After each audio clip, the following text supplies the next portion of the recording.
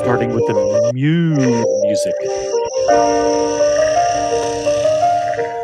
Oh yeah, let's just play the new one. I love it. Yeah. Just wanna. It's just everything is hard. You know what I'm saying? Yeah. Just everything is difficult. Give me a second. I need to transfer the image over to the computer. Okay. Ow! Holy Ow! shit! What the fuck? Yeah, I know, right? You know what it is? It's the drama. It's the drama episode.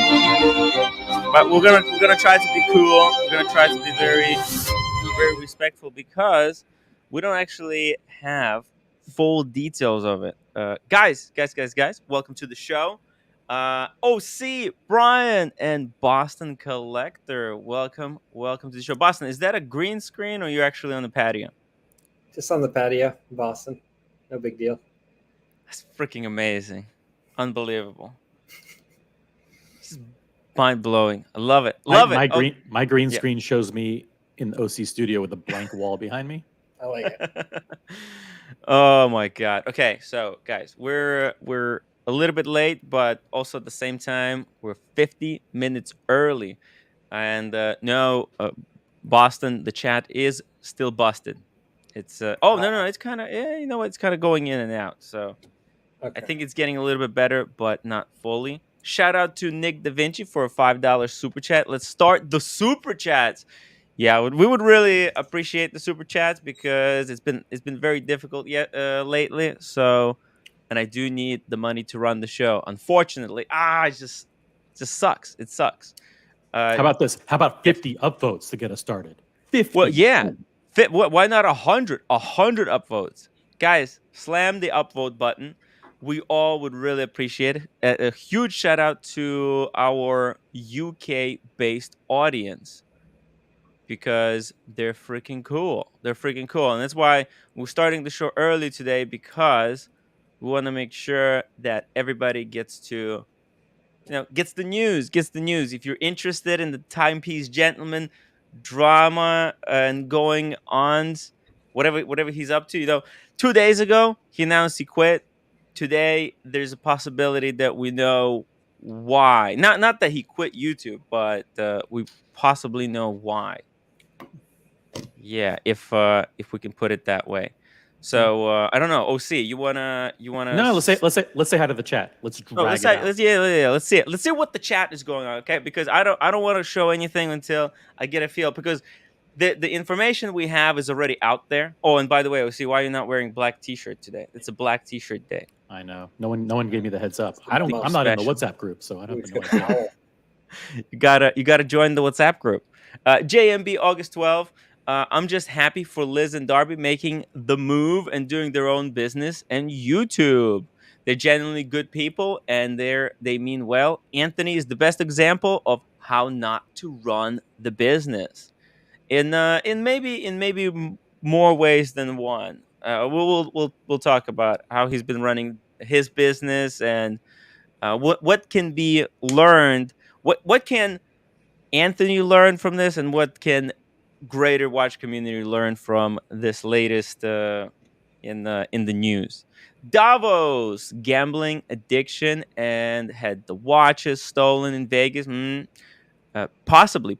No, it's hard to tell whether it's true. Shout out to Rolly Mania. Parm and Andy show is #1. I love Parm and Andy. In fact, look, they don't want to. They want to talk watches. We're gonna have them for some future watch shows. Don't forget to download. No, we don't do downloads here. Master of Time. In fact, I'm just gonna go ahead and block you. Thank you. See you later. Jonathan Pitcher, Liz and Darby has a video out on Rebelux, I think. Yeah, I haven't had a chance to watch it yet, but I'm gonna try to in the next few days when I have a little bit of free time. Whole Milk, Tim too busy holding TPG's camera to start the stream on time. Yo, I scheduled it an hour in advance just to give you guys a little bit more time. So come on, you gotta give me props for that. Davey, welcome to the show. Matt H, David H. GP Golden Lux coach needs to get back into. No, come on. Did you Relax. say Relax. Did you say Goldilocks? I thought that's what it says. Oh. Oh, go. Oh, okay. I get it. Okay. Hey, look, it is what it is. Brian, have you heard any of these news that kind of came out? I've heard some, but not all Yeah. of it. All I can say is, yeah, okay, yeah, it was a coming, but Okay. And what but about I Boston? need to go over it in detail to form a real, true, Yeah. educated, honest opinion of how much shit he's full of. But yeah, Yeah, it's we don't know. So here's what happened. I don't know if OC wants to describe it or I can describe it, but basically there was a letter that TPG supposedly sent to his insiders, and this letter is like a little bit of a confession, a TPG confessional. However, we don't know if it's true or not because I mean this is a leaked information. But what I can assure you of is that one of our friends in the watch community has reached out to TPG. He had a phone call earlier with him this day. However, TPG uh, declined to say confirm or deny whether this thing is true. So it is very unfortunate, but again, he didn't know that he was talking to one of our friends. So it's a very peculiar situation there. By the way, for everyone who's watching, the chat unfortunately is broken. Busted. So the comments that Tim pulled up earlier are probably the last comments that will be able to be pulled up, unless it's a super chat. Even the super chats aren't coming through. So, for example, Vedron Sinclair, thank you very much for your super chat. Yeah, £2 super chat. Long live Tim Show, my small contribution. Thank you very much. But unfortunately, can't pull it up. If the chat fixes itself, we'll do our best to pull up the comments. Yeah, and just so you know, it's on our end, not on your end. It's busted because YouTube, I don't know, they're doing a lot of changes there, and it keeps breaking apart. So I'm gonna show the letter. Let me show something else first. Okay, sure. Because people in the audience are aware that Liz and Darby are no longer with Timepiece Gentlemen. We had a show about that. Tim, you talked about that maybe a week ago or 3 or 4 days ago. They've broken out. They've started their own company selling watches. They've started Watches their own YouTube and channel. Yeah, watches and jewelry, their own YouTube channel, their own Instagram, social media, and they're called Rebelux. Rebelux. Can we maybe bring up their channel on the Go ahead. Yeah, on the screen? Let me see it. Dragging it out as long as possible, Tim. Yeah, I mean, there's nothing wrong with dragging this thing out. We got unlimited time here. Unlimited. Yeah. That's I mean, I have all the time in the world. Okay. I started early, so yeah. That's why we did it. Tim, you better hurry up. Your hair's starting to fall down. Hey. My hair is a mess. I was just running around. It's a really bad day for them to do this drama today because I was actually very, very busy. See here. Doing nothing. I can't find their channel for some reason. It's so hard. Rebelux LA. I haven't I followed the channel, but I think they changed the icon and wait. I got it. Okay. Here we go. Okay, let me drop the link. So the link to Liz and Darby's new channel is in the chat. And let me pull up their channel here on the right. Liz was the salesperson who was she was brought on. She was the boyfriend of Darby, who's like the videographer, who's the guy who does all those. He's the mastermind behind all of those like reality show concept day in the life videos with the drones and the B-roll, the slow-mo. I mean, he's the Tim Wright of the Timepiece Gentlemen team. Except he actually does videos. Except he's actually making videos. Yeah, and this first video is kind of it's a little boring, but the most exciting parts about it are the beginning and the end when she's talking to the camera, and you can tell she's really out of her comfort zone. But she has She has star quality to her. You know, It's hard. It's it's very tough, very man. tough. Yeah. Um, YouTube That's not a good look. is not easy. That was People think that you could just do it, and it takes a while to get comfortable with the camera in your face. Even though she was on the Timepiece Gentleman kind of stuff, but because she wasn't the main focus, it's much easier to kind of be on camera when you're not the person that's gonna be judged or whatever. yeah. Now she is the main focus, but Yeah. luckily for her, she has personality. Mhm. She has a physical appearance that's interesting, right? And then she's in an industry where people You mean already she's she already beautiful? no, I'm just Well, she's she's good looking. She's good looking. yeah. She's not like me. She doesn't look like her face was hit by a truck. She's not ugly, and she's whether you like her type or not, you can still appreciate. Yeah, You know, and her. Darby's got a very unique look as well Indeed, he about him. He's does. got Very that unique. hipster look, kind of With the cool. Ray-Bans and the Yeah, long beard and the kind of I love lift. the beard. Yo, I'm trying my best to grow the beard as well. I'm gonna try to grow it out, get that nice hipster look. I don't know, Yeah, but they but have to. It's tough because like whenever they do anything, they mhm. have to set up cameras. Like so, they have a camera in the car here. They're going out to eat. He's got to have a camera to film. It's like, can you It's imagine pain that, in the Tone? ass. I did it. What do you think? In Man, Australia, people around talk to Bondage. Ask Bondage how annoying it is because I was recording everything. Yeah. And look, man, oh man. they're trying their. I mean, this whole letter coming out, right? Stuff like this kind of gives it a little bit more validity, right? Because maybe Anthony is totally screwed, and he said like Liz. Uh, Darby, love you guys, but let me solve this by myself. Just I fuck. Maybe he wants to admit that he probably. Well, if you read that post on Instagram, right when Anthony quit, let me see if I can bring it up. Where is it? That's not it. How tall is your monitor? I mean, it looks It's like you're like looking to the Yeah, ceiling. it is. It's like it's one of those vertical monitors that's huge.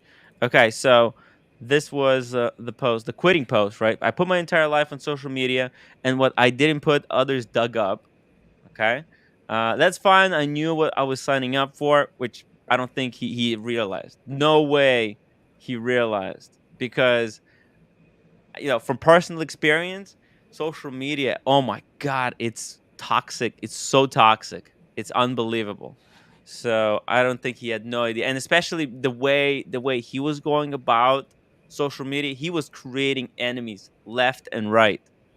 Like everyone has turned on him. Like even his partners. Think about it.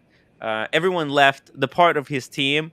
These guys were the last of the last. He's probably totally alone right now, completely isolated from. Think about it. He was kicked off the WhatsApp groups, right? The dealer groups early on. Hmm. Then he broke up his relationship with people like Roman, right? Then other dealers, right? He did stuff like that video, right, where he attacked the gray market dealer on the Facebook, right, because they tried to band together, right? Right. That isolated him even further. He has totally cornered himself because I mean, in a way, he was doing it all for the viewers. Like he wanted to create exciting episodes, and in a way, he was shooting himself in the foot as he was doing it. The more he was talking, like to keep people engaged, he had to keep pushing the boundaries. And unfortunately, and then he was also on top of that, he was trying to prove all the haters wrong. He created the haters, and then he tried to prove them wrong. It was totally wrong way to go about the whole social media thing. Yes, it Yeah. was bringing in the views, but it was so short lived, and it was really not planned for long term growth. And so he said here he's going to go into ghost mode. Probably that's why. And by the way, I tried calling him to find out whether the letter in question that we're talking about has any, if it's real. But his mailbox was full, and he hasn't called me back. If he wants to join us, We should probably drop the link in the chat, right? So if Anthony wants to join us and talk about the letter that he written, because otherwise we're gonna treat it like this. It's either true, which I think is like the sad that will be really sad if the letter is true. If it's fake, and if it's another one of these scandals that maybe because he refused to confirm like whether it's real or not. So maybe he's trying to play some of his haters by releasing this letter, right? Maybe he released it, or maybe one of his haters released it, and he wants public to go kind of crazy, go into rage mode, and start thinking about like how, look at this, he fucked up again, right? In the meantime, a few days later, he's gonna come out and say, "What are you talking about? I have all everything is fine. That was a fake letter. Why would you bite such stupidity?" Okay, so Yeah. there's two possibilities. Something else that happened also, and I'll just pull up my screen real quick. Mm-hmm. Can you see it? No, you can't. Well, okay, wait. No, hold on a you second. have to just click here. Bam. This is a gentleman named Luis Morzone, and he is this is his Instagram. He says he's a watch dealer and lawyer. He worked for the Timepiece Gentlemen. As you can see here, he is on the phone negotiating deals. Richard Mill. Nice. Here's his post, his Instagram. It says right here, as of yesterday, close of business, I resigned from the Timepiece Gentlemen. Also, This was 23 hours ago. I mean, it doesn't really mean anything, right? It No, could just be another small layer in this this. well, that's two employees leaving it. Well, three employees Three. leaving in a short period of time. So it's Could not, this- it's not insignificant. It would lay some credence to something happening, but right. All of this all of these things, they suggest that maybe this story is true, but none of these things are 100% proof, right? This is not a proof that this letter that was leaked, we'll show the letter shortly, that this letter that leaked is true. It just makes it more possible, I think, because if these customers decide to sue Anthony, these people maybe they don't want to have anything to do with it. They don't want to be associated with what's going to go down. But like, it's such a crazy situation. Like, if they sue, nobody's going to get anything out of him anyways, right? Because I don't think he has any money. So it's all like, this whole business is fucked. Combined with social media, you got a recipe for a disaster. Yeah. Absolute disaster. And we were talking about this just the other day. We were talking about how he's quitting social media, and it's probably a good thing for him because he gets to focus on the business and without all the distractions of the haters and all that stuff. Little did we know that if this letter is true, which frankly I'm pretty skeptical. To be honest with you, I'm really skeptical. I am extremely skeptical of this letter because I think it could be another one. Now, if the letter, speaking of sad people, Daniel, I'm very sad. This is where Daniel apologizes and says, "Can you explain from the very beginning what you guys are talking about over again?" No, we need Daniel on the panel to bring some levity to this whole situation because it's so sideways. I'm very sad because I know Boston's interested to know that I lost some weight. I shaved more of myself off today. Anyways, by the way, shout out to Will Charlesworth, who donated £2 super chat. Says, "Evening, Tim. Great content as ever." UK says hello. Hey, we're doing this especially early for our UK audience, and I want to make sure that everybody understands that if the content of this letter is true, then I feel really, really bad for Anthony, though, because it's pretty terrible. People are going to be absolutely shocked, absolutely floored when they see the contents of this message. So it's going to be. I Okay, don't let's think get to anybody- 100 upvotes, and then we'll show the letter. Okay, well, I agree. that's going to be our countdown. By the way, Daniel, have you seen the letter? No, That- I that know was- nothing about it. I'm just like the audience, completely ignorant, like usual. Daniel, it's written in American, so you may not understand it. Thanks, Brian. You're welcome. Okay. Lux report in the chat says, "Why would you feel bad for Anthony?" Oh, I feel bad. I feel bad Well- for Anthony because he's a human, and I know that. I'll tell you a story. When I went to Vegas the first time I was here, right? First time I was flat broke. Oh my god, I was so broke, and I lost about $1,500 in total on that one trip. Mhm. And when I was coming back, I was feeling like absolute shit. Like it was such a setback, that the trip for me, like such a financial disaster, that I felt like like, you know, I was so like overwhelmed. I felt like absolute shit. I didn't want to live. Okay, it was awful. Okay, now Anthony is just like you or me or the rest of the people. You know, he feels just like the rest of you guys. So if the contents of the letter is true, then I think he probably feels terrible. So, you know, it's we want. I would want him to get out of this thing and learn some type of, you know, lesson, because, you know, he's done so many mistakes, and, you know, eventually everybody kind of learns from their mistakes and fixes things, but it's just or they don't, and it you know what happens, it ends their life. And we want I want what's best for everyone. I want the people that may have lost money to get their money back, and I want Anthony to eventually, you know, take the lessons he learned from here, figure something out, and run business in a better way. So I mean, but maybe that's just me. Maybe I'm too positive about this whole situation.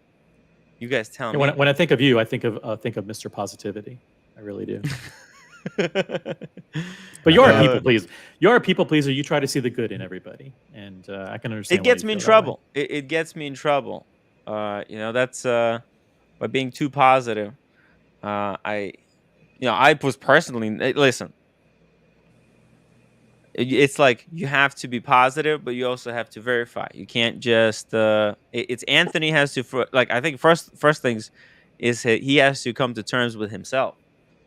You know, because he's his biggest enemy, and in more ways than I think any of us can understand. I think in a way, he has, but the old imprint of addiction to certain things is that's what it is, an old imprint. Brings him back to those old faults again.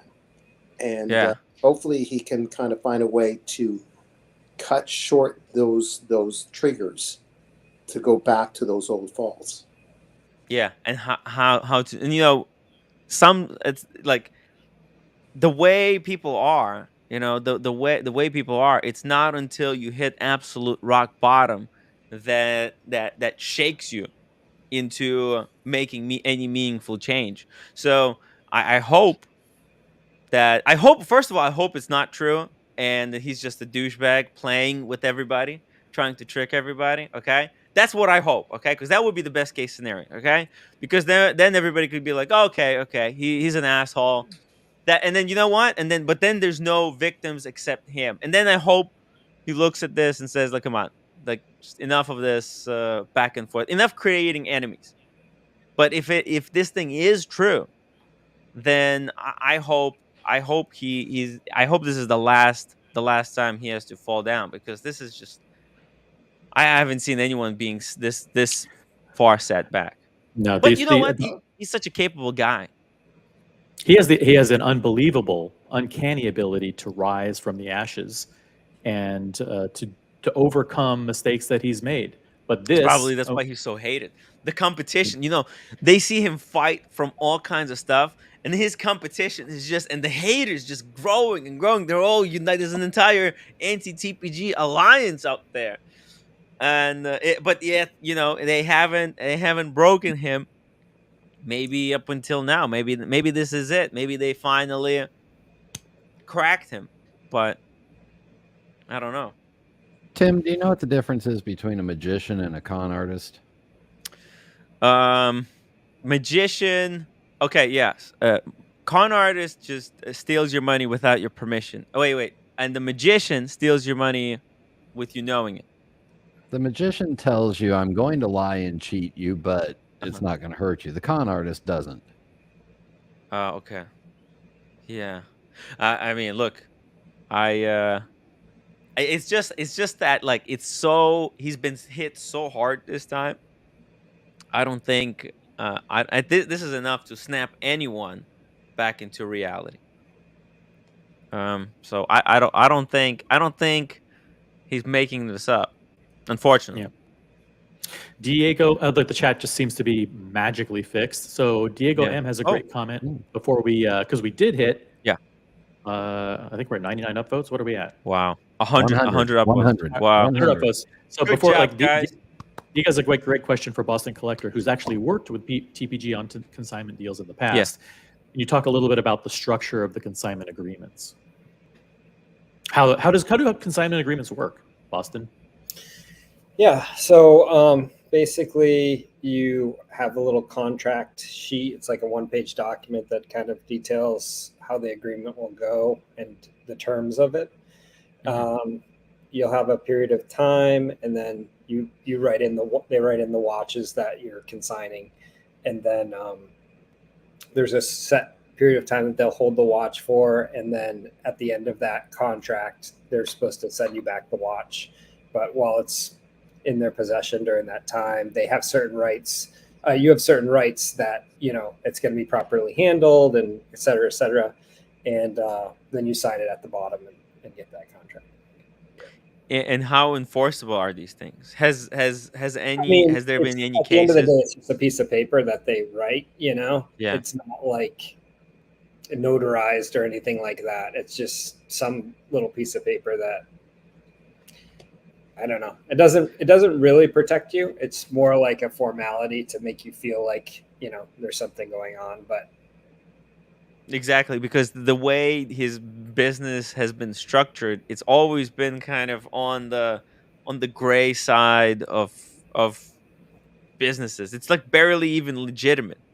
You know what I mean? Yeah, it's got certain rules, certain setups. It's an LLC, but it's not like, for example, David SW, right? That's a fully kind of legitimate business with structure, right? Where everything is done by the book. Right, everything is systematic and standardized. His, it's kind of on the fly. It's just he's hustling, and that's it. And he's just using a business bank account to do the transactions. And the entire thing is just all based on trust. And a lot of dealers like that. It's all like, it's all mazal. Like I give you a promise. You tell me this, and I confirm. I confirm that. So it's just the, and then. Because it's not enforceable, usually this is why a lot of dealers, they work with others, and they get into financial problems. They need help from this guy, from that guy. It's just all so random. All right, cool. Before we show the letter, I just sent you something on WhatsApp. Thank you, people who sent it to me. Okay. What's this? It's a comment on, just a general comment on the day's activities from one of the leading. Do we pull this up first? Yeah, pull it up first. Okay, let's pull up the comment on, and then we'll pull up the letter in question. Here we go. So this is a comment that was released about an hour ago. Vadim? From Vadim Moda. Vadim Is he Moda, who Russian? runs.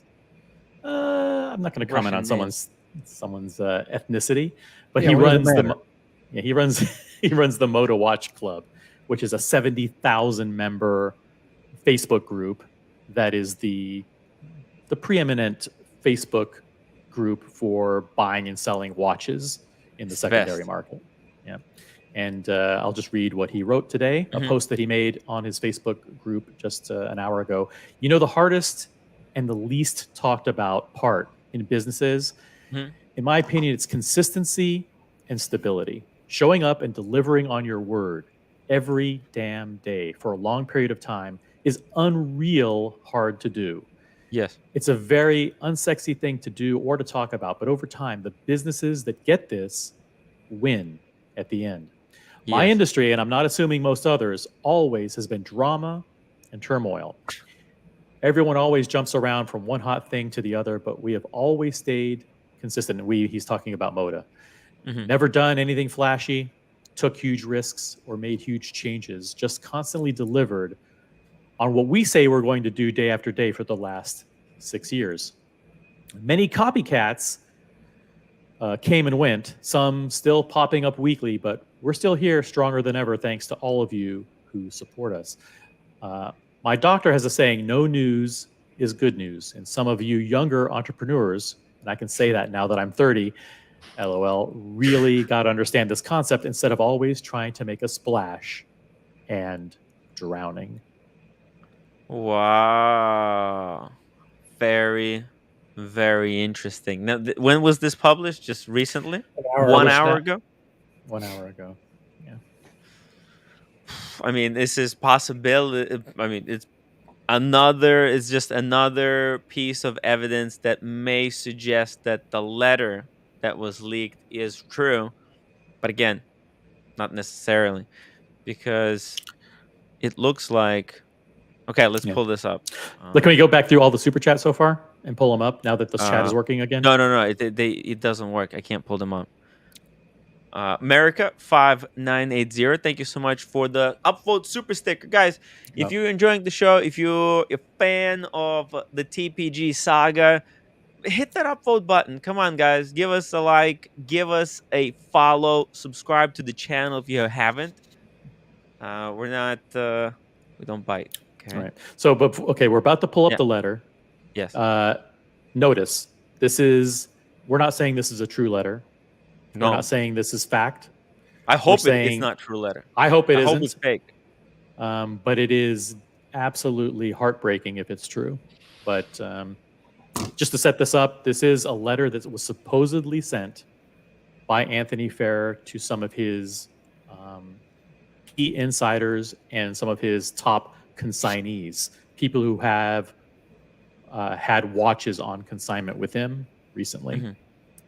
I'll just read it and maybe I'll stop at each paragraph because there's a lot of content here. There's a lot of incredible There's drama. a lot to go through and dissect. There's a lot to go through, and I can assure you, you're going to be flabbergasted at the contents of this message.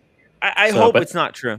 I hope think it's he's not just true. fucking with us, man. I think I'm going to go on record in saying that this is some kind of ruse. This is some kind of elaborate social experiment, and I Yeah, hope it's yeah. not true. Oh, please let it be just a social experiment.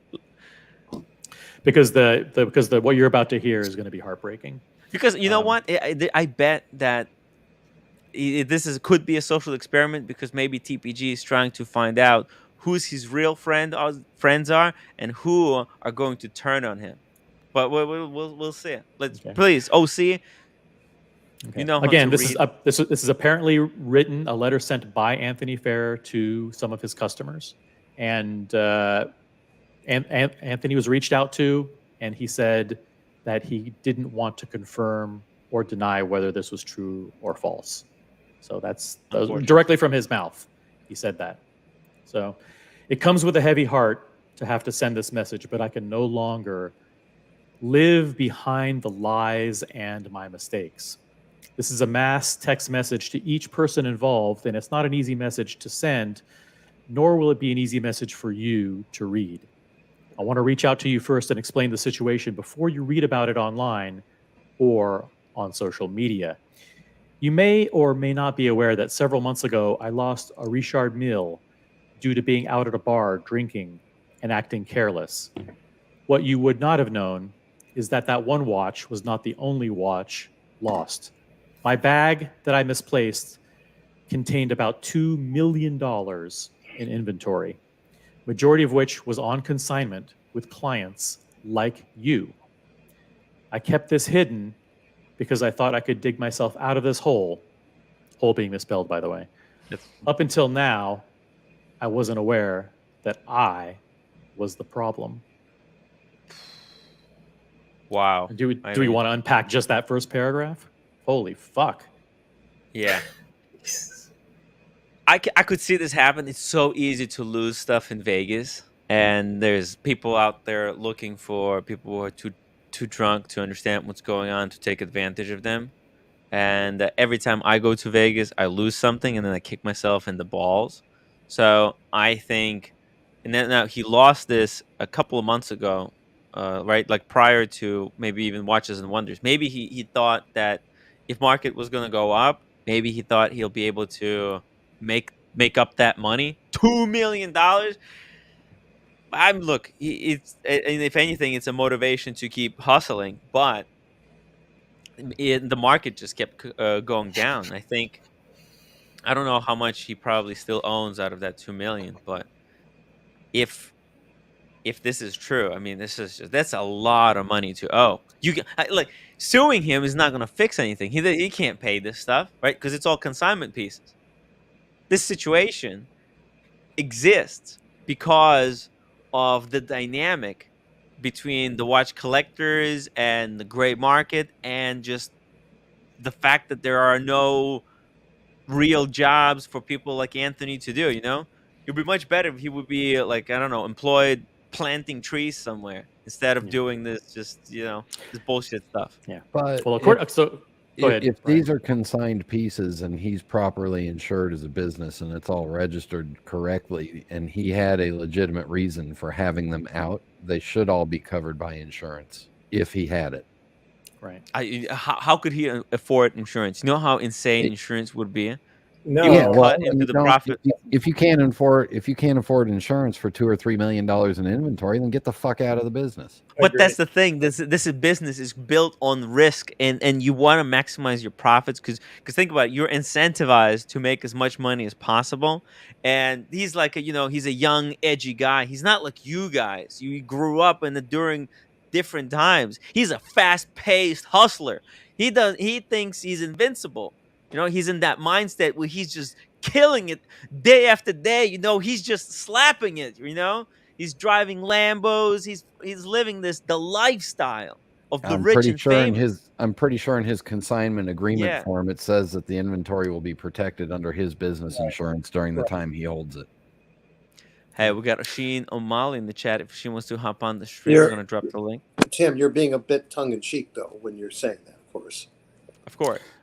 Let's continue on. So basically, the first paragraph says, "Listen, I made public that I lost a Richard Mille. Actually, it was a lot more than one Richard Mille. It was $2 million worth of watches. If this is true, that's so far what he's kind of recounting for his customers. Over the last year, I've let my demons get the best of me. I'm an alcoholic. I have a gambling problem. I have a spending problem. I let a little success and a little money go to my head. I think he says invisible, but I think he meant invincible. Yeah. But maybe he is invisible too. I think I'm invincible and the rules don't apply to me. I would not listen to people when they tried to help me. I think I know everything. Over the last 24 hours, I've finally. Well, let's just Okay. just comment on this one, right? That's Like, a lot of self admissions here. a lot of reflecting back, right? How people now we don't necessarily know if he was like this because he's like that as a person, or because he let himself, his like inner self, to play up for the camera, like, because he was recording all of these videos, right? And people, the viewers, they need action, right? So maybe because he was on camera all the time, that he had to be a little bit more outgoing and doing crazier things. I know this kind of happens to me all the time, but yeah. But it's a lot to put in an email, and it's a lot to admit. But Anthony, if this is true, it seems that Anthony would be the kind of guy that would just fucking blurt out this shit, you know, and say it. But it's a lot, you know, if he has lawyers and he has smart people around him, there's no way anybody who reviewed this would let this actually go out to anybody. But the lawyer quit, remember? This is a text message, right? It was either an email or a An text IM. message or something like that. Yeah. I think it's It like says an this is a mass text message in the second line there. Correct. Yeah. Over the last 24 hours, I've finally realized I was wrong. I'm my own worst enemy, and I need help.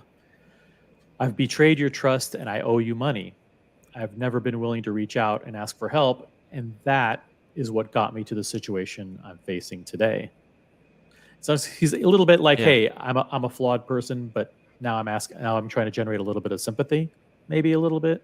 Well, because there's two ways this is going to go down. Either people are going to understand him that he fucked up and you know, say, okay, you fucked up, you realize that, but as long as you realize it, right, and as long as you're going to work to fix this issue, then no problem. Because he doesn't want people to all these people to like get a lawyer and attack him, because then guess what? No one's getting any money. So either the people who put his trust in him gonna give him this final opportunity, the last opportunity, or everyone's gonna be screwed with him. Yeah. It gets worse. The next paragraph. I understand the feelings or thoughts that may be going through your head right now. And the only thing I have to say is I sincerely apologize for doing what I did. When I made that mistake, I did not admit it, and I kept trying to cover it up by selling more inventory to pay people slowly. Today, I finally realize I'm only creating a bigger hole. Until I put a stop to it and admit my fault, it's just going to get worse. Today, I want to admit to you that I owe you money for a piece or more you've had on consignment with me, but at this current moment, I do not have the money to repay it. I'm not going to run and hide like a coward. I'm not going to file for bankruptcy and screw anyone over. I will pay you in full what I owe. Yeah, because that's what I'm saying. Like, the nature of this business is like this. Either these guys are gonna believe him, or everybody's gonna go down. Hey, Oshun, welcome to the show. Hey guys. Hey, I don't want to interrupt. Just no. This is a bombshell. This. If true, this is quite a bombshell. And then finally, last paragraph. If I could ask for one favor, that would be to give me time to call each and every one of you and talk to you personally before making any decisions or putting this message or situation out online. Well, that didn't last long. It was one day, 24 hours. I mean, someone, if this is real, and he did send it to people, someone betrayed his trust pretty quickly and leaked it. I understand everyone is going to immediately want to call me and get answers or a quick resolution. Please give me time to reach out to you and start the process of fixing the mess I'm in. Again, I apologize sincerely from the bottom of my heart and understand this has ruined all the trust you had in me. I will call you and we can talk, and I will do my best to fix this. My first step is in starting is clearing my head. I'm on the way to an AA meeting for the next couple of hours. Please give me time to reach out to you, Anthony Ferrer. Hey, what if this is not a mass message, but a message that was sent to all the people with different mistakes, and he was looking to see who betrays him and who leaks the letter? That would have been smart to do. Yeah, that would have been. Maybe that's the spelling mistakes. He made a little spelling mistake, in different places of each one. Yeah. Mm-hmm. Because earlier it was whole, WHOLE, right? And maybe it's whole HOLE in all the other messages, but then there's a different mistake, like instead of PICE, piece, it's PEACE. You know, That would have been a very elaborate, genius. a very elaborate and devious thing to do, to send it to like 5 or 6 people and see Yeah. who leaked it. Because why say that this is a massive message that goes out to everyone? You know, like this is like that's why I like the watch community, because when my friend called Anthony to ask him about this letter and to confirm whether it was real or not, Anthony didn't say, "Unfortunately, it's real. I'm sorry, and please don't tell anyone," or something like that. But no, he said, "I don't know. You decide. You decide who you think I am." What the fuck is that? It's Just say twisted, yes or man. no. It's games. It's games. Fucking say yes We're or being no. played. Well, now that- Again, he plays childish games. A fucking man-child. Stop that nonsense. You just got serious for a minute with a lot of people. You owe a lot of money. Stop your fucking covert. But maybe it's true, shadow and he just feels shadow like shit. games. Let's and hope. let's not be so serious for a moment, because if he's talking like an alcoholic, we've got an expert on the panel right now. Oh yeah.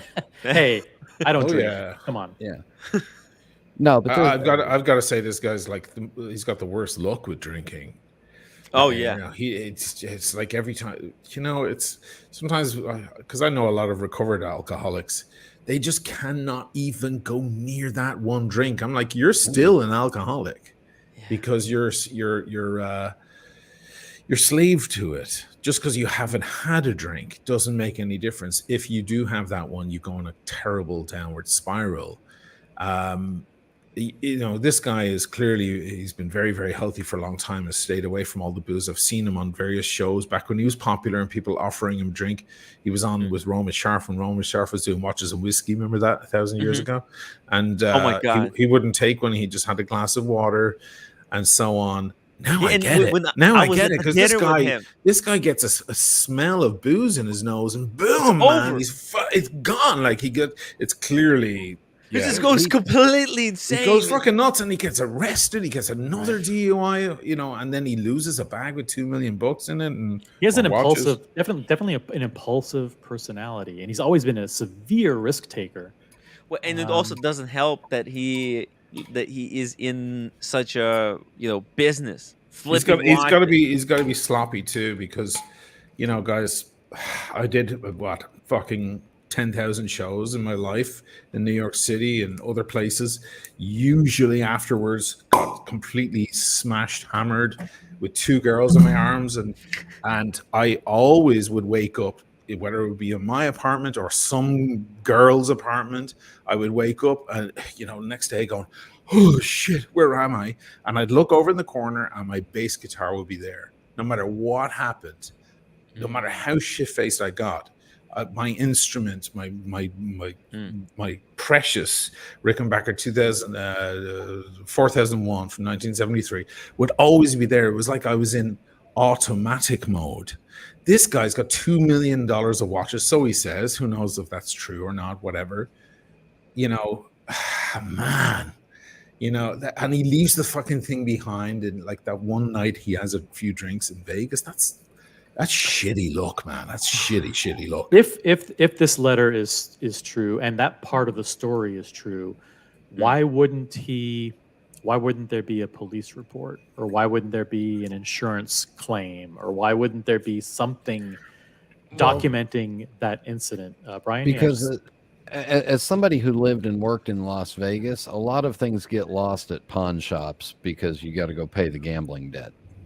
Yeah, fuck. Okay, so what you're saying is, okay, let's go there. Let's just go It's there. still lost. It doesn't. Even if he lost it by gambling, I don't think it still changes anything. What do you think, guys? Like, why would he lost it either way? It's still lost. It's lost because he's addicted to gambling, or he lost because he drank and passed out. It's lost, but he mentioned he's addicted to gambling. None of us knew that. We all knew he had a drinking problem. We all knew he got tons of DUIs. I've never heard. I think we've seen in one of his episodes where he put like $100,000 on black or something in one of. Yeah, for sure. Okay. I missed that was his thing in Vegas, was to go up to the roulette table and do a 50-50 bet on a roulette wheel that's actually 92%. Yeah, because it's 00. Yeah. Zero.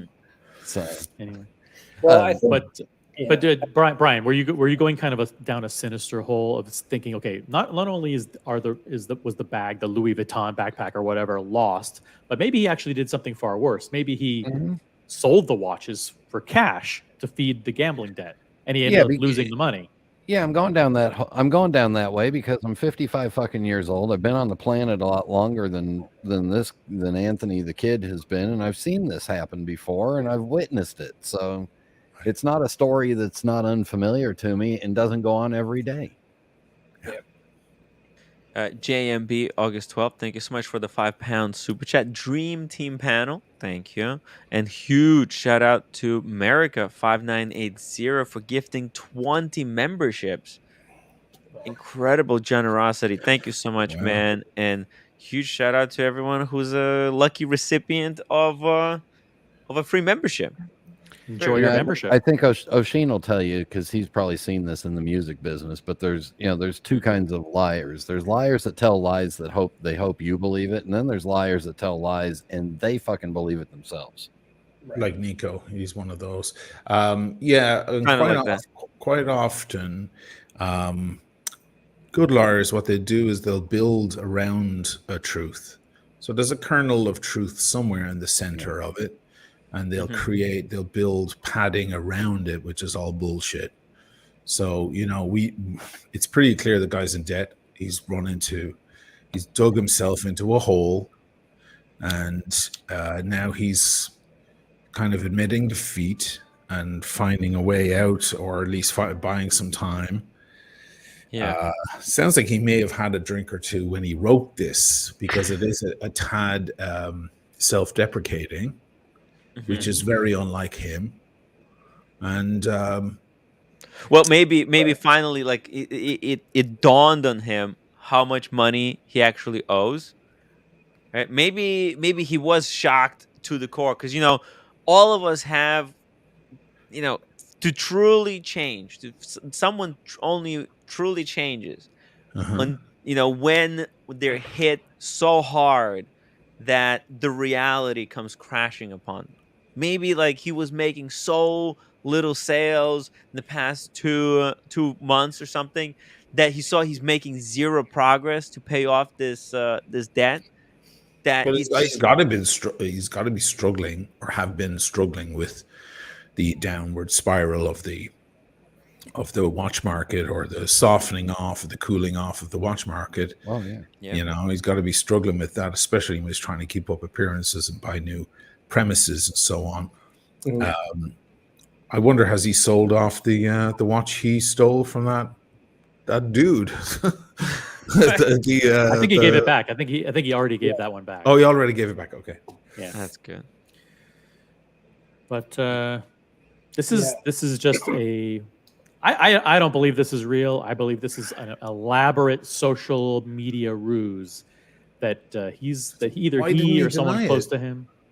Well, because he wants to see who covers this and how they cover it, and I think he wants to examine the whole psychology of around how this message gets covered and analyzed. I think he's probably watching this. He's probably watching this right now, wondering what. But Tim that's thinks. dark. That's a sociopath. That's almost psychopathic. I know, but assuming this is true, he's done irreparable damage to his business and his reputation. Basically, he's inviting a rush of people calling him saying, "Where's my watch? Where's my watch?" A run on the bank, if you will. Yeah. And that's going to be irreversible. Yeah, but so I'm reading this, and there's some details in there that I didn't know, and there's shit, and I don't know everything. But you combine this with the key people that have announced that they're leaving or that they quit, and they've done it publicly, and there's traces of 12-step program stuff in here. Oh yeah, where are you seeing that? Yeah, so I think this is absolutely real. Wow. Hello, Cased in Time. We have Cased in Time joining us. Oh my, look what a nerd. How's everybody doing? Hey, Good to have you with us. Thanks so much for having me on. This is the first time actually being on a live with you all. You so it's great to have you. picked a hell of a day to join. Yeah, I certainly did. I've been listening to everybody and hearing the comments. It's it's quite the drama at the minute, this one, isn't it? it's quite. Yes, it is. I mean, we have to thank Timepiece Gentlemen for providing us with this entertainment. I mean, he does it. Only he can do stuff like this. Okay, the guy is just an attention what do you call it? Madman. Yeah, I mean, whenever you think people are gonna stop talking about him, boom, he finds a way to steal the spotlight. I hope that he just played us all for idiots, just to just make us talk about him again. Because if it is true, then I actually feel really bad, and I want to see how could this be resolved so that all the parties win. I don't know what I hope. I mean, imagine hoping that this is just a ploy or some sort of charade. Like, what? I don't know. I mean, do you remember Lie to Me with Tim Roth? That show years ago where he would analyze people's micro expressions, and he'd find these killers and so on. And he just happens to be in a school, and some guy, he shows him a photo, and the guy's expressions were different, and he figures out basically the guy looked at a photo of someone murdered and another photo of a pretty girl in a valley surrounded with flowers, and from the expressions he then he goes to the teachers afterwards and he goes, I want to follow that guy because the expressions he gave for those two different photos make me worried. In the end, he knocks the lid off the fact the guy's a bloody serial killer just by accident. Like, if somebody shows this, I'm not saying, okay, I just gave a funny example. I'm full of examples. That's all I do, right? I just give examples. There's a difference between a metaphor and a comparison. What I'm saying is, if this dude is capable of writing this and not truly meaning it, forget the watches, forget the money. The FBI should be following this guy. And seeing, like, if he's putting bags in his trash in the middle of the night with body parts, like, come on. How fucking psychotic do you need to be to play an experiment on the rest of us? Yeah, like, is this a joke? Saying that, I actually, Tim, I'm going to go against your thoughts on this, and I'm not saying you're wrong, but I hope, OC, regardless, I understand what you're saying, that he actually meant this. I hope so too. I hope he meant this. In a way, like, hold on. Let Daniel make his thought. Hold on a second. Jeez, that he meant this. It is rock bottom, so to speak. But he meant this. But he's not what Oshin says if he's playing this game. You see the problem, Daniel. You know where the problem is, Daniel, is that it's like, for him to realize this sincerely. If this is sincere, right? That's good. If this is sincere, it's good.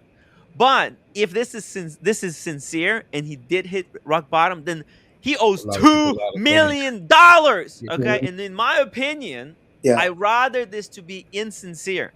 Okay, I rather him not have, because I don't want him to have that insane debt. Okay? I think so. That's why I hope that he's playing us, because I think playing us is a much better result for everyone involved in this situation. If he owes $2 million, I mean, come back, Wizard. All is forgiven. Wizard, come back. He's small potatoes now. Small potatoes. We'll let TPG in the WhatsApp group for free. Yes, TPG. Go back to the WhatsApp group. Case in time, what do you think about this whole situation? Have you been following Timepiece Gentlemen throughout this whole insane adventure, or are you new to this saga? I think it's all a stunt. I really do. I think with an awful lot of it, I think there's an awful lot of drama around this. There is. The things that are coming out and being said, I'd like to think that it's just a ploy for a publicity stunt, but you just never know with them, do you? You just never know. Speaking of publicity stunts, for a quick product placement, please go to casedintime.com for the We're gonna best put the watch link rolls in in the the chat. business. Here's one In the right chat. here. Here's one right Promo here. code Oh. Tim Wright. Daniel on Just the that. spot.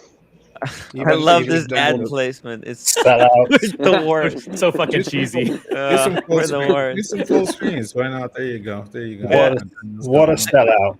What a right there, sellout. right there. It's just all stuff. I love my case. I've just in time. taken over Timepiece, haven't I? Now with this. No, but hey, actually, case in time, I have a serious question. How were you Yeah, go guys able to come up with straps, amazing quality rubber straps for only 30 pounds? How is this real? Well, the thing is if you look at Horace and everybody else and stuff, Yeah. the price that we're just trying to get the prices to a point of where it's achievable for everybody. You look at some of these straps you do, and some of them are just so beyond realistic with the prices. Yeah. I mean, if anybody's had $200, $300 for a strap? What? Where did they come up with the justification? No, they're coming to $1,000 now. Forget It's about insane. 300. But look at this, cased in time, 30 pounds. I feel like I'm ripping you off. I feel like maybe you guys put a wrong, there's no zero at the end. And I feel like, oh man, I really don't want to take advantage How much is the Horace equivalent? 200.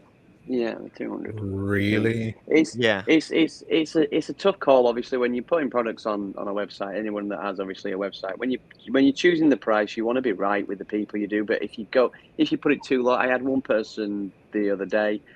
He compared it to another strap. I obviously don't want to call out the brands, but Yes. they compared the two straps they did, and when they realised it is pretty much almost the equivalent. When you put the price up expensive, people think, oh yeah, it's going to be amazing. But then if you put the price too low, people are going to start thinking, oh, is it actually good quality? Yeah, it's amazing quality. Right, because We just- everybody else is selling these for 200. That's simple marketing, man. It's simple marketing. You're going through the supermarket and there's shampoo for $1.99 and then there's one for $14.99. You just assume it's better than the other shampoos. Yeah. I mean, it's just old-fashioned marketing, man. You just make a fancier box or wrapping or label or whatever, and then push up the price, and you'll catch a certain part of the market who just want the finer shit, you know. Yeah, look at this official Omega rubber strap with the deployment clasp was $785. Jesus. Yo, it's That's insane. more than the AP ones. The AP ones are It is more $650. than- That's more than the Aquanaut strap. Hey Tim, just a Yes. couple of things. America just gifted 50 memberships. I was just gonna say that. Insane. Wow. You're a psycho, man. You're a psycho. Okay. But you're not and- the only one. yeah, and huge shout out to all the recipients, including Teen Tickers, and including everybody else who got the free one. And if you didn't get the free one, make sure you subscribe to my channel and hit the upvote button, guys. We got 332 people watching, 134 upvotes. Come on, upvote that. Let's get to 250 upvotes. Let's go with the Hello, upvote. Marcelo. Oh, and Alex. Alex, what's your read on this situation? What I think that just like a lot of other people that get caught out in some Ponzi scheme or whatever, like the FTX guy, like any of these guys, the first thing they say is, "Woe is me! I had extenuating circumstances. I have this habit. I have that habit. I don't. I'm sure there's a kernel of truth to some of what it is, if this is indeed genuine, but I think that it's just an excuse." Alex makes a good point in the sense that if this is true, a lot of these elements are right out of the scammer's playbook. Exactly. Hey, Well- listen, generate sympathy for me. Oh, by the way, I need time. Don't tell anybody else. Okay, Yeah. but hold on. Let me stop you right there. What would if this was genuine, how should have he presented this letter for it not to sound like something that's coming from a scammer? Actions speak louder than words. Words. Well, I mean, Right. then he shouldn't have said anything, or should he have just called every individual donor or individual person whose watch was stolen and like confessed to him without sending the email to everyone? This is the problem that we have as decent. Well, I like to think we're all decent human beings, but when you're dealing with a sociopath or a psychopath, no matter what type of category or narcissist, You can't understand what is their thought process, just as they can't sympathize or empathize with their victims.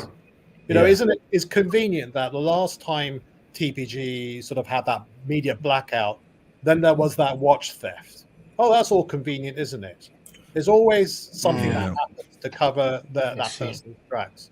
So, well, I mean, when you I personally don't have a problem with Anthony. I hope he gets the help he wants, but you've got to be accountable for your actions. And we don't know if this is true either. Right. You know, you're right. Like, actions do speak. Like, let's say he is in the bind, the exact bind that he's saying, which we don't know, right? He may be in a bind, but he may be not revealing all the details, or he may be exaggerating. Maybe there wasn't $2 million worth. Maybe there was 900 grand's worth, but it becomes 2 million, right? Or whatever.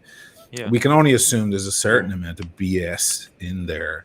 But, you know, if the letter said, I've just taken a big loan and deposited 2,000 in each of your accounts to show you that I'm not playing games. I'm going to get your money back.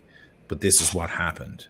You know, some kind of move like that, where there's an action tied to it, rather than just like, oh, I'm in the shits and everybody feel bad. You have to remember as well that when you have fans of your channel, which he certainly does, and fans of him, some of the guys out there, you don't know how much money people have. Some people have money kind of not to burn, but certainly extraneous money that they don't really care about. Some of these people might say, you know what, Anthony, I'm so sorry you went through that. Don't worry about it.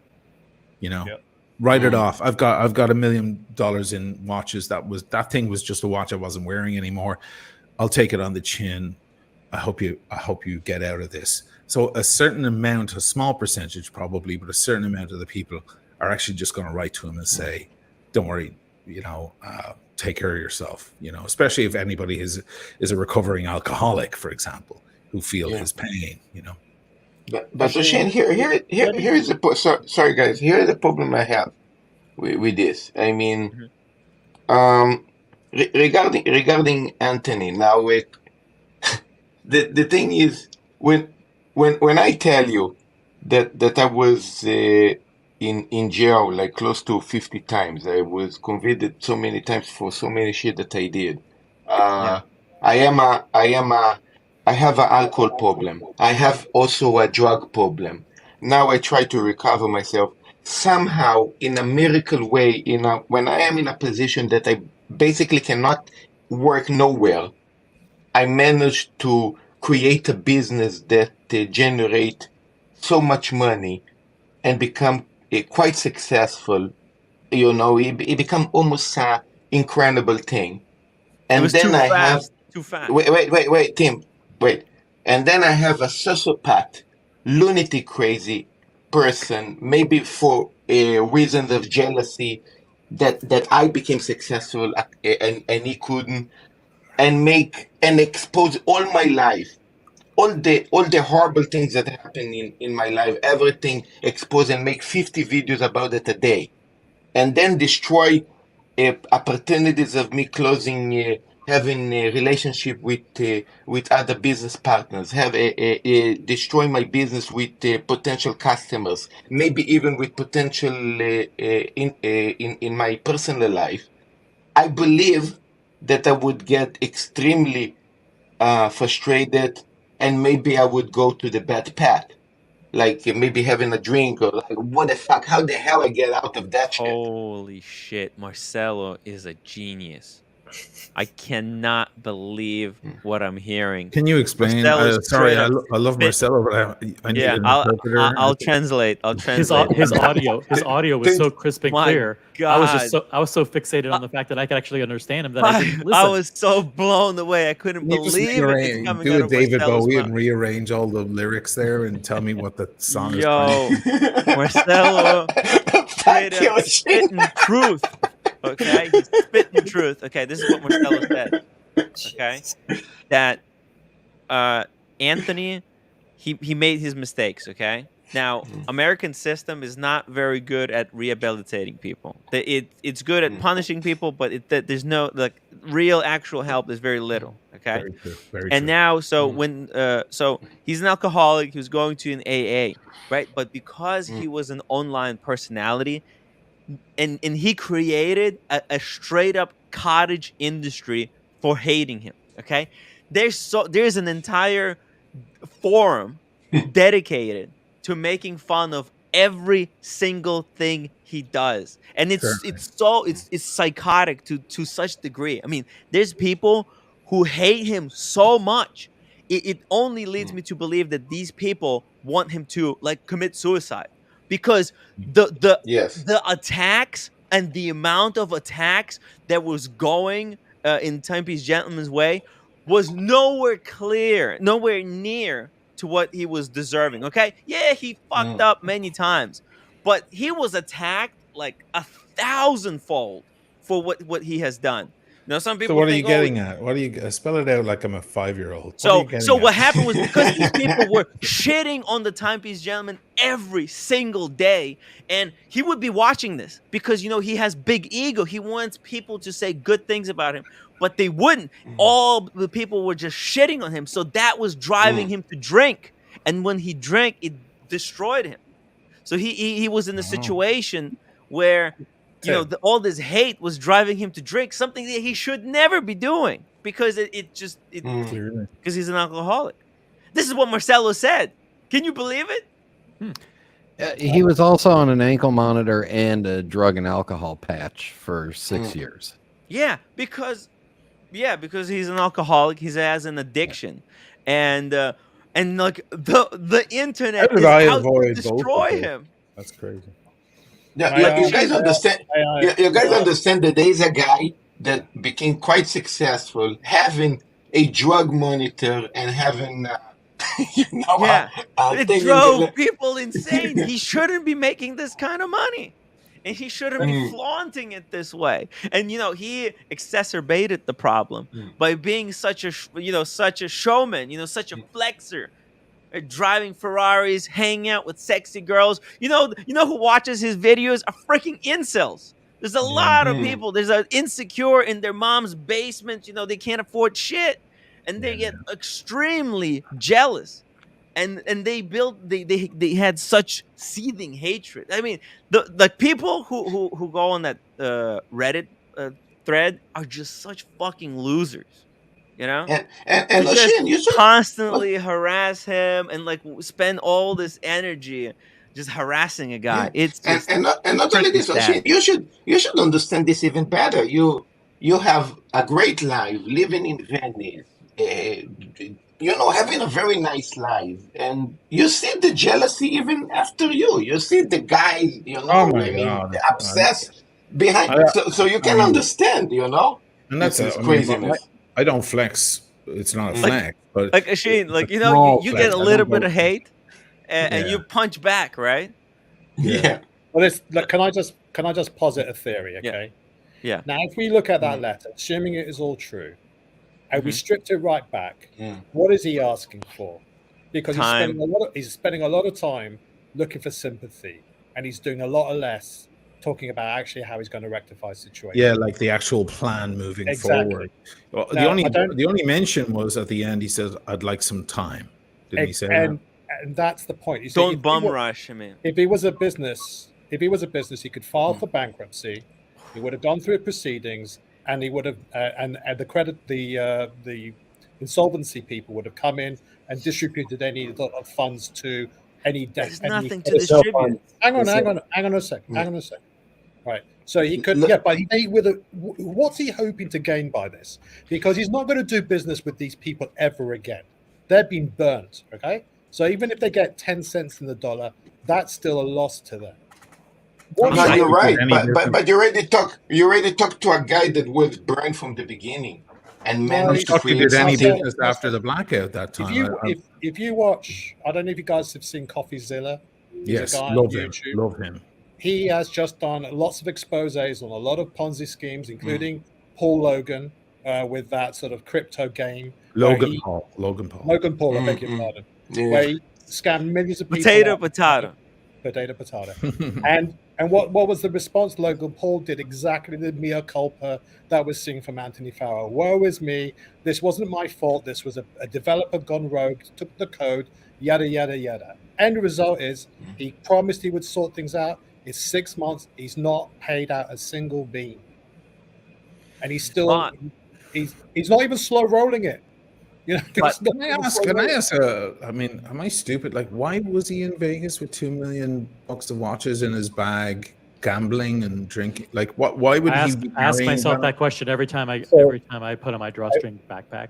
Yeah, I believe it might have been IWJG in Las Vegas. Oh, I see. Oh. Well, there was an event, so you had to bring the watches. I see. Okay, Yeah. I was just wondering. Or from an addict's mindset, you can find a reason. You know, there's a client that wants to see Or me. showing a client, yeah. something. Oh, right. I see. Or there's a massage I mean, there's another thing that I can look into. I think, like we said, he went there.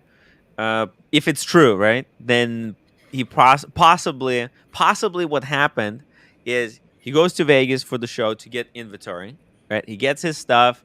He goes and he thinks, let me sit down. Let me have one drink. And then he has one drink. Maybe he opens the phone. He gets a message like, "Oh, did you see this latest post? Somebody dug up your police record from kind of 2 years ago or something. And they're talking shit about you." And then he's like, he starts watching that, gets angry, drinks more to kind of calm himself down. And the next thing you know, he's 5-10 drinks down. The backpack is off, and it's gone. I could see it going down like that. MJ, thank you so much for $10 super chat. Not a fan of the Schadenfreude. Schadenfreude, excellent word. Schadenfreude. Very good. Schadenfreude. It's the word on the street kind of thing. That's it's a model by Volkswagen. It's only available in Germany. I thought it was it's a flavor from Haagen-Dazs. And I think you guys are so smart.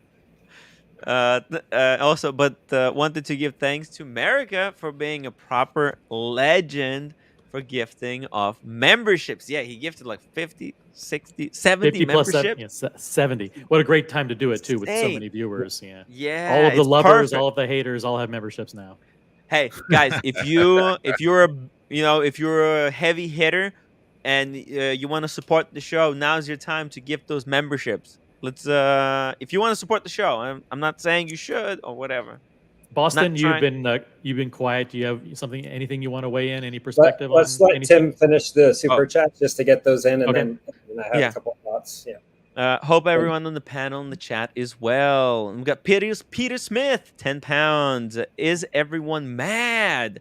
What person who needs people to trust them with future consignment watches businesses fake a post like this? Like, why would he fake something like this? Because he's done shit like this before. He faked the whole disappearing trick that right. that he left, but actually they were doing a thing. And I hope he faked it. I hope it's April 1st, and he's like, "I got you guys." Remember when that blackout happened? Everyone was reached out to, all the YouTubers, including me, and I was forced to make. I didn't want to react to it, but I had to make a reaction. And my whole thing, if you go back to those videos, I don't know if they're still on there. My thing was like, maybe the guy got in trouble. I don't think he stole anyone's watches. Maybe he's just something caught up on him. He's had some difficulty with the law, and maybe there's a little bit of stuff, or maybe it's an argument with Marco. I was kind of apologizing for him. Then I got the call from Paul Thorpe going, "It ain't any of that. He's putting on a charade." Paul was fucking furious, by the way. Furious. Huh. Interesting. Luchabetic Mark, Marcelo making sense is a worth of a super chat any It's day. rare. Thank you. It's rare, but It's rare. once in a while. Makes sense. Yeah. It's rare. Marcelo blew my mind. I shattered it. Peter Smith, again, thank you so much. 5 pounds. There was only one channel calling out his con man whilst everyone else was clout chasing. I think it's not like they weren't really calling him out. They were viciously attacking him more than he deserved. Like, Mainly for his personal life, more than anything like else. personal life. Yeah, exactly. How does revealing that he was doing massages in any way constructive to showing that he's a con man? He wasn't jerking watches off, right? He was doing massages on the side. That has nothing to do with his watch business. Okay, so these channels, they weren't calling him out. They were trying to just rile him up and make him do stupid things like They drink. drove him to drink. They drove him Yep. to drink. Is what That was their goal. Dave Knoll, excellent. You're right. Schadenfreude is more. It's mixed in, enjoying others people's pain by talking about it, like it's the gossip on the street and how much joy that brings you. Yeah. You're right. That's more accurate. You're right. Where is the outrage? He owes over $2 million. That's if it's because true. the son of a bitch. We asked him. Okay, well, no. We asked him whether it's true or not, and he said no comment. So that's so weird that he would say no comment. But again, yeah, it's like you're playing with people. Can you stop lying? I want to see this guy being interrogated by officers after a DUI and how much they put up with his shenanigans then. Because don't fucking play with people like that. Oh, it may or may not be true. No comment. Who the fuck do you think you are? Just fucking say yes or no. It's already out. Yeah, it's already out. He should have. The verbatim was, "Is this true or is it not true?" And he said, "I don't want to answer." There you go. Billy Piccolo, $5 super chat. Tim, I have thought about you. You are defending him, and he is no different from the Wizard. You pick and choose who you like. No, it's different. It's different between TPG and the Wizard. But I'm not really defending him. I don't even know. I said we don't know. No, so I mean, how can I attack if I'm attacking the ambiguity? So in a way, what I'm critical on here is his lack of transparency. When he got the call, Billy, he's not defending him. Sorry, Tim. He's playing devil's advocate. At the moment, we're still trying to figure out whether it's fucking real or not. We don't even know. And also, he's also saying, I hope it's not true because that means $2 million is owed. I'd rather the guy be a sociopath than the other, because the other between two terribles, one is worse. Yeah, we have to be very careful here, Billy, about what we say, because at the end of the day, words matter. I'm not gonna be here just spewing hatred against him and bringing up his police record, or let's play a video here how he was running away from a police officer. What the hell does that have to do with anything? See, the problem is, Tim, is that a lot of people confuse what you're saying because you come from it with a socialist. Raging. I come from a socialist angle. Yeah, and you've got your Chernobyl eye leaking in your brain. So, but yeah, Tim's playing counterpoint. All right, let's let Boston Collector in here. Yeah. The thing is with TPG, I've certainly spoken out about it because I think people should know that it's dangerous when you're working with a dealer that doesn't care about their reputation. He doesn't have anything from his past or, anything. He's comfortable restarting again. He's comfortable burning all of his clients and restarting a new business if it's not in watches. He has nothing like these other guys that have been in business for 20 years building a reputation to stand on at the end of the day. And this is what, if this isn't real, then great. People didn't get, lose $2 million in watches that are a consignment. But if it's not real, it's a wake-up call that this thing can happen, okay, for people. Because at the end of the day, you write a piece of paper, consignment note, you don't know if he has proper insurance. You got to ask questions. You have to do the due diligence to work with somebody like this, because it's really easy to lose your watch. It's really easy for him to even scratch up your watch. It's really easy for a business to go under. Like, if we know at least that 3 of his closest employees have quit in the last 48 hours. Okay. That's a red flag right there. Could it be due to this information? He couldn't pay them. Probably. I think that this is either probably somebody making it up at a time that's vulnerable where they see people quitting to kind of put pressure on him to quit, or to, bring up some news about it, or this is genuine. And to me, Vadim Moda, who's the head of Moda Group, putting out a post, somewhat related to this situation is kind of telling a little bit that he might have heard, something through dealers. And, it's a really sad situation for people that are trusting in him with their consignment pieces. And it's not worth the extra money that you might get in that situation going through somebody. And you have to think about that at the end of the day. When you're choosing to consign with somebody, who do you really trust that person with the watch? And it's a scam.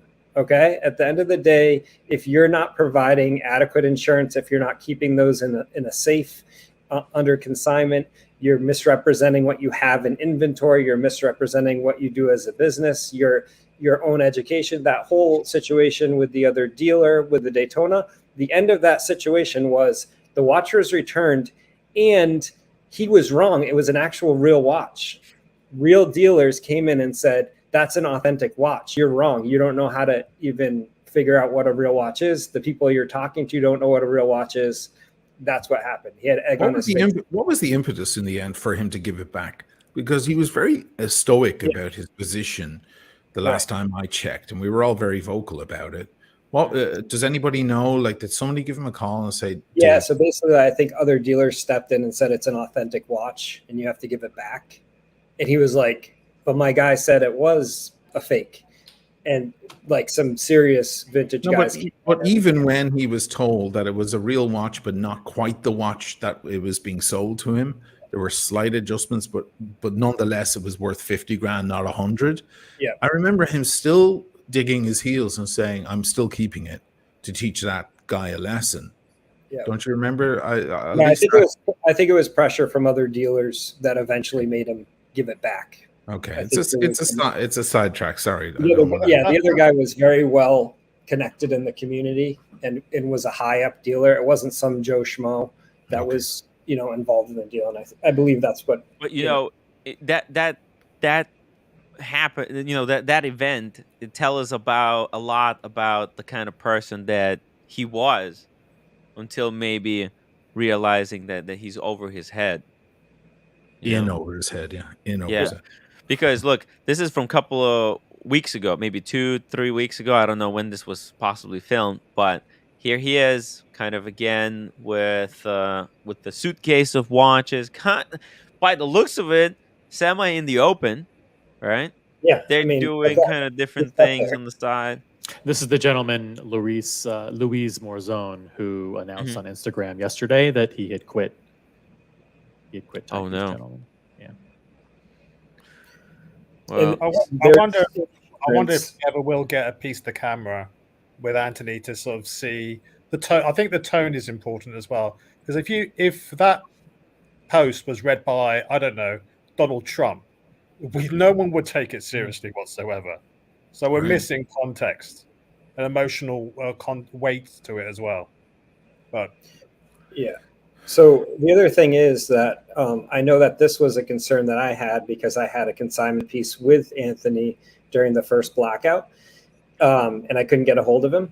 The concern is that if you, a lot of the insurances for these watch dealers is that the watches are in a secure location at their office or in the safe when they're not there under the kind of insurance agreements. You can't just take the watches out willy-nilly, or maybe when you turn, you have to have certain precautions as a dealer.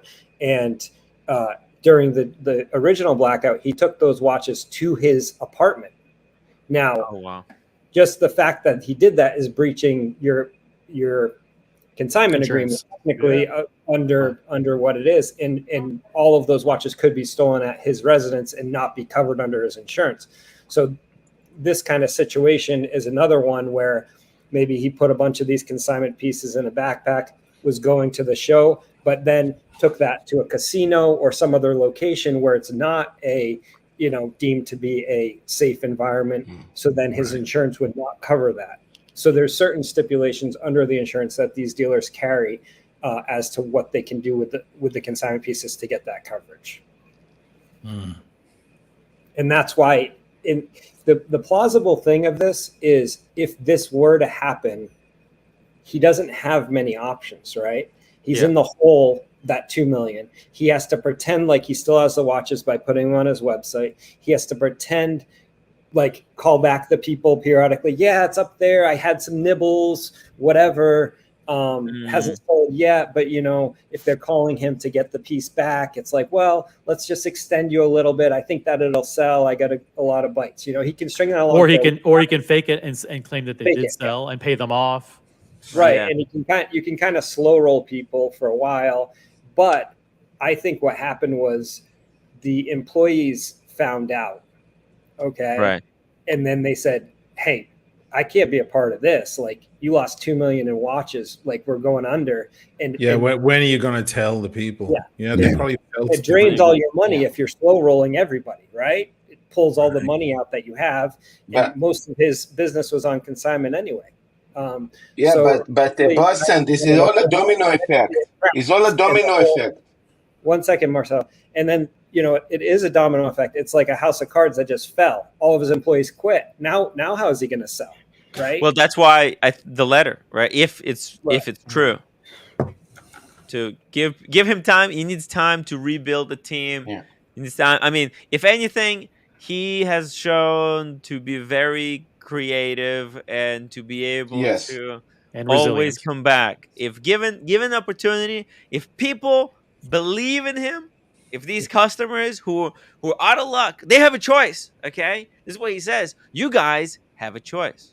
You can all team up, Yeah. make this legal, and then all of us are screwed.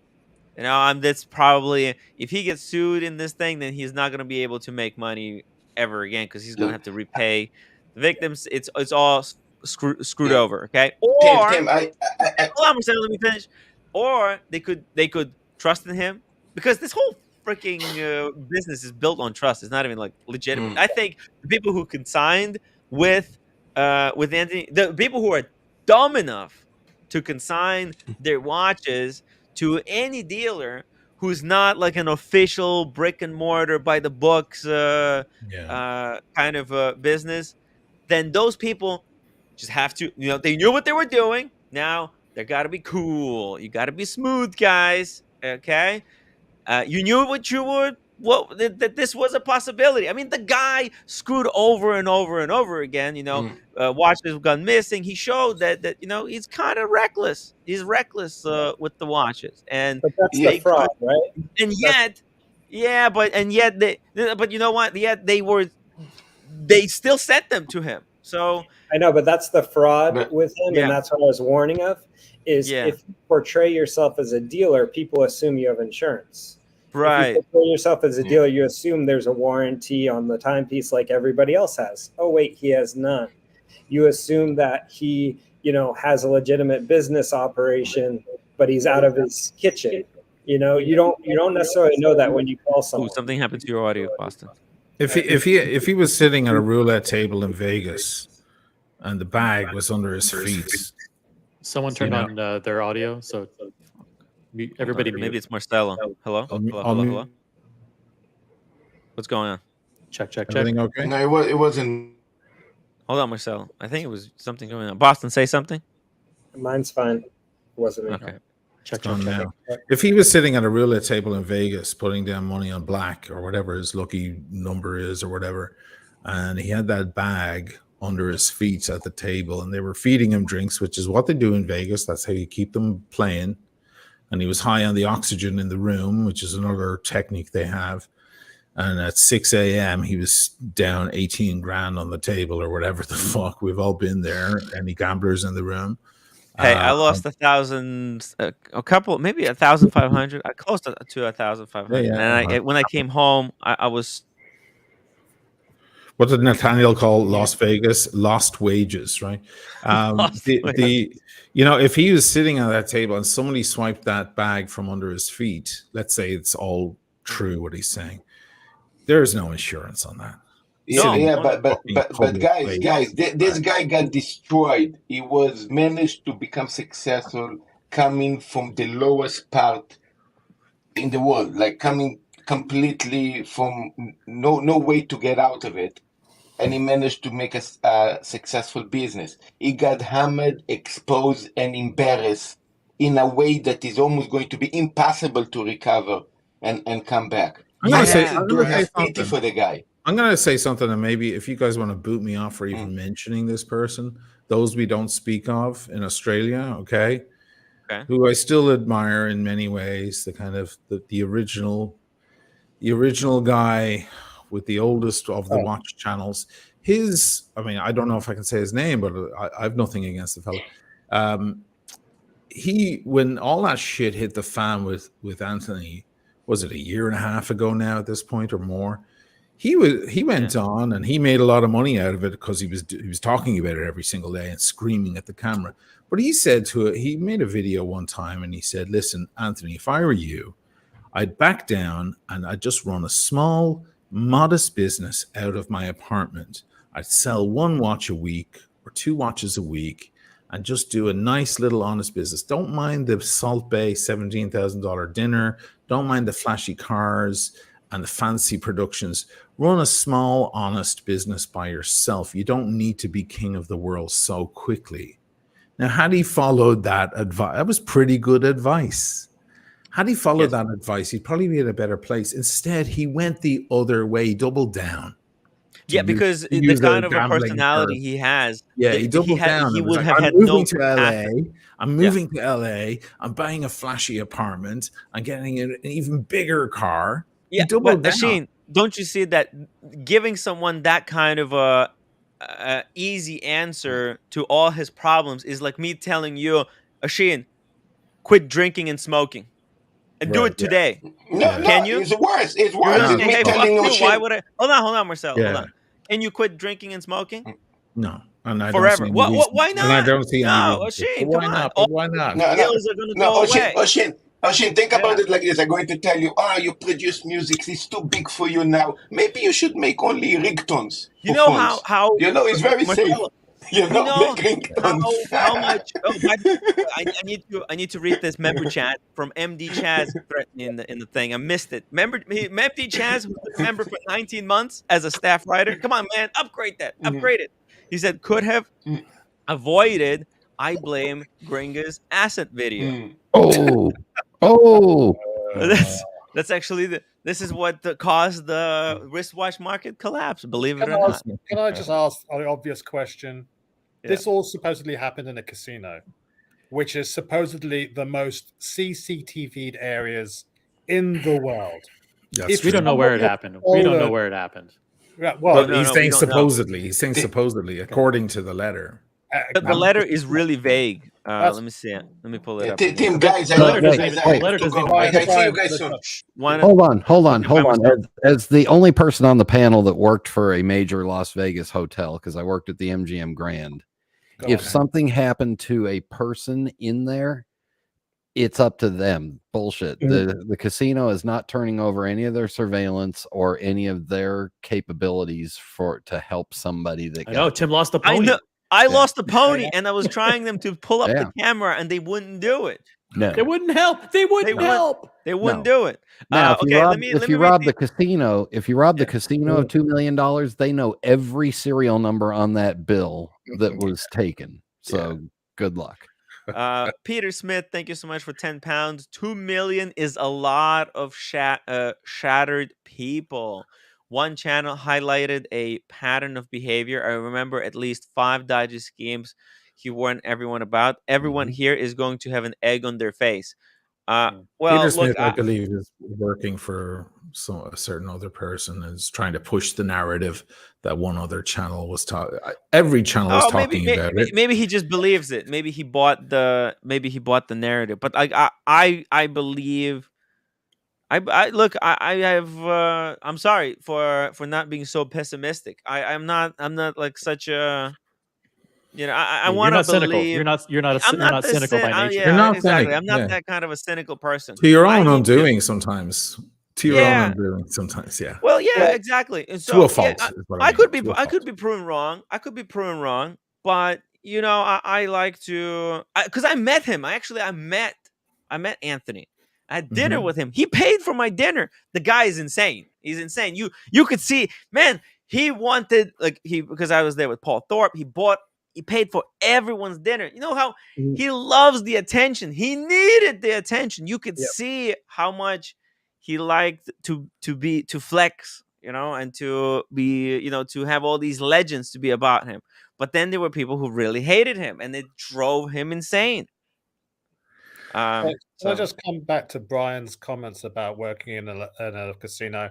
I'm not doubting what you're saying, but if Anthony Farrow had been a victim of theft at a premises, and wouldn't he have called the police to report it? Would the police have not come down to sort of take the notes? You know what? Let's do this. Let's read this thing again. Yeah, I'm going to read it again. Before we do that, because there are 200 people who've joined since we last read it. If you're new to the channel, take this opportunity to subscribe and turn on notifications. 99% of the time, when you tune in, you'll watch great content. This just happens to be super newsworthy.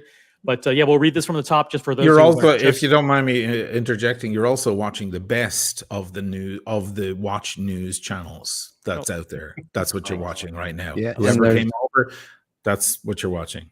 And there's a member chat that Timmy missed from a guy named the Original OC. It's okay. It doesn't have to read that. I'm on the payroll, so it's okay. But for those of you just tuning in, this is a letter that was supposedly sent by Anthony Farrow to some of his customers who've consigned watches with him. We're not vouching for the authenticity of this. We're not saying it's true. We're not saying it's accurate. We're saying this is what's being widely reported. Again, could be fake. It could be false. It could be a variety of things. But if true, here's what it said. And this is coming from Anthony Farrow. It comes with a heavy heart. I have to send this message, but I can no longer live behind the lies and my mistakes. This is a mass text message to each person involved, and it's not an easy message to send, nor will it be an easy message for you to read. I wanted to reach out to you first and explain the situation before you read about it online or in social media. You may or may not be aware that several months ago, I lost my Richard Mille due to being out at a bar, drinking and acting careless. What you would not have known is that one watch was not the only watch lost. My bag that I misplaced contained about $2 million in inventory, majority of which was on consignment with clients like you. I kept this hidden because I thought I could dig myself out of this hole being misspelled. Up until now, I wasn't aware that I was the problem. Over the last year, I've let my demons get the best of me. I'm an alcoholic. I have a gambling problem. I have a spending problem. I let a little success and a little money go to my head. I think I'm invincible and the rules don't apply to me. I would not listen to people when they tried to help me. I think I know everything. Over the last 24 hours, I've finally realized I was wrong. I'm my own worst enemy and I need help. I've betrayed your trust and I owe you money. I've never been willing to reach out and ask for help, and that's what got me into the situation I'm facing today. I understand the feelings or thoughts that may be going through your head right now, and the only thing I have to say is I sincerely apologize for doing what I did. When I made that mistake, I did not admit it, and I kept trying to cover it up by selling more inventory to pay people slowly. Today, I finally realize I'm only creating a bigger hole. Until I put a stop to it and admit my fault, it's just going to get worse. Today, I want to admit to you that I owe you money for a piece or more that you have had on consignment with me. But at this current moment, I do not have the money to repay it. I'm not going to run and hide like a coward. I'm not going to file bankruptcy and screw anyone over. I will pay you in full what I owe. If I could ask for one favor, that would be to give me time to call each and every one of you and to talk to you personally before making any decisions or putting this message or situation out online. I understand everyone is going to immediately want to call me and get answers or a quick resolution. Please give me time to reach out to you and start the process of fixing the mess I'm in. Again, I apologize sincerely from the bottom of my heart and understand this has ruined all trust you have had in me. I will call you and we can talk, and I will do my best to fix this. My first step in starting is clearing my head, and I'm on my way to an AA meeting for the next couple hours. Please give me the time to reach out to you. Anthony Farrow. You know, if this is a troll, if this is somebody messing with him, the smoking gun is, I think I know everything. That's very on him and very much something that a hater would say. Maybe someone he does owe money to, maybe somebody who he isn't answering their calls. You know, but then why on earth wouldn't he deny it when asked? Yeah, that whole paragraph is very suspect to me. It sounds like a narrative that a hater would write. Yeah, but that's also step 2 in the 12 steps. Yeah. Oh, really? Yeah, I think I where know everything. step 2 is come to believe that a power greater than ours could restore us to sanity. Which is God, That's normally. yeah, that's admitting that you don't know, that you don't have complete control. Right. They're big on that. Yeah. And I just want to say it's important for people to, whether this is real or not, if somebody fabricated this and sent it out or whatever, it's important to cover this, that Tim's doing it, because awareness is important with these type of situations, and just do the extra due diligence. And I've said from day one that this guy is dangerous, and he still is dangerous, even if this is false, because of some of these reasons. They don't have repercussions. He could be taking these watches and selling them out the back door, gambling away the money he gets from them, and then be in this situation. We don't know. If he has you're so right, Boston. If he has a gambling issue, you're borrowing from Peter to pay Paul all the time. He could be taking the watches and actually selling them and telling the person who dropped the watch off that it's still in his inventory. Meanwhile, he's gambling the money, trying to double it up. Yeah, and as RL says here in this super chat that Tim will read shortly, he's also got legal problems including Bob's watches and including the most recent arrest and other stuff. So yeah, they're coming down on him pretty hard. RL says you guys missed out the fact that he's a racist and a domestic abuser. I mean, that doesn't really have anything to do completely with irrelevant. The fact that he wrote racist in capitals, I can't listen to. Yeah, I mean, nothing racist in this letter, but you know what? It's United States. A lot of people are racist. Or a lot of people have been brought up. And it's a very racist country. So he wrote if it. He in drinks. Capitals, we're out. We're done. Yeah. It's a moron. Question just to add to all this. I mean, there's enough already. Marco, who's been doing fines, I think, since he's been going. Marco Nicolini. Yes, that's right. Grand Caliber. Yes. When he was partnering with Anthony, we all remember that he was subject to a robbery, carrying $1 million worth of stuff in a bag, and then he was robbed by gunpoint. I'm just wondering if Anthony had anything to do with that. We don't know where that went. It did go away very quickly, didn't it? Yeah, all of these things go away quite quickly. It is kind of funny, yeah. It did go away, and there wasn't all the police reports that I thought would be available online for it. Really? Okay. Yeah. Well, maybe they borrowed money from somebody and then just focused on. Yeah. It could have been the reason why he couldn't get insurance anymore, because they got robbed. But that's also the reason that he should have, learned the lesson. But I mean, it's very tough. It's very, very tough. OC is right. It could have happened at any point. There are YouTube channels dedicated to life in Vegas. If you go look for them, they're all over the place, and TikTok and so on. People advising people, if you come to Vegas, and you're interested in getting an escort to your room, you better watch out for certain things, because they have it down to a fine art, guys, a fine art. And they will rip you off of whatever you've got. She comes to your room or she invites you to her room. Ooh, you better know what you're getting into, because they, next thing she's like, hey, baby, you want a drink? The next thing you wake up the next morning and everything is gone. Vegas, it's Sin City. Right. I have a strategy if a woman comes to my room. I leave the room. You're going to say play dead again. I thought you were going to come out of the closet and just admit it finally. Daniel, the reason she's coming to your room is to check your pulse and clean the sheets. That's right. Oh, no. Brian, good comeback, Brian. Thank you. Brutal. Oh, my God. I just want Oshin to know that I'm equal opportunity. I pick on everybody. Oh yeah, dude, you're very, very witty and sharp. I mean, shit. I don't stand the chats. And my daughter just had a book sent to me by Amazon. Oh wait, what's this? Oh. Superman. is Jewish. Man is Jewish. Well, if he does exist, he definitely is Jewish. Yes. Nice.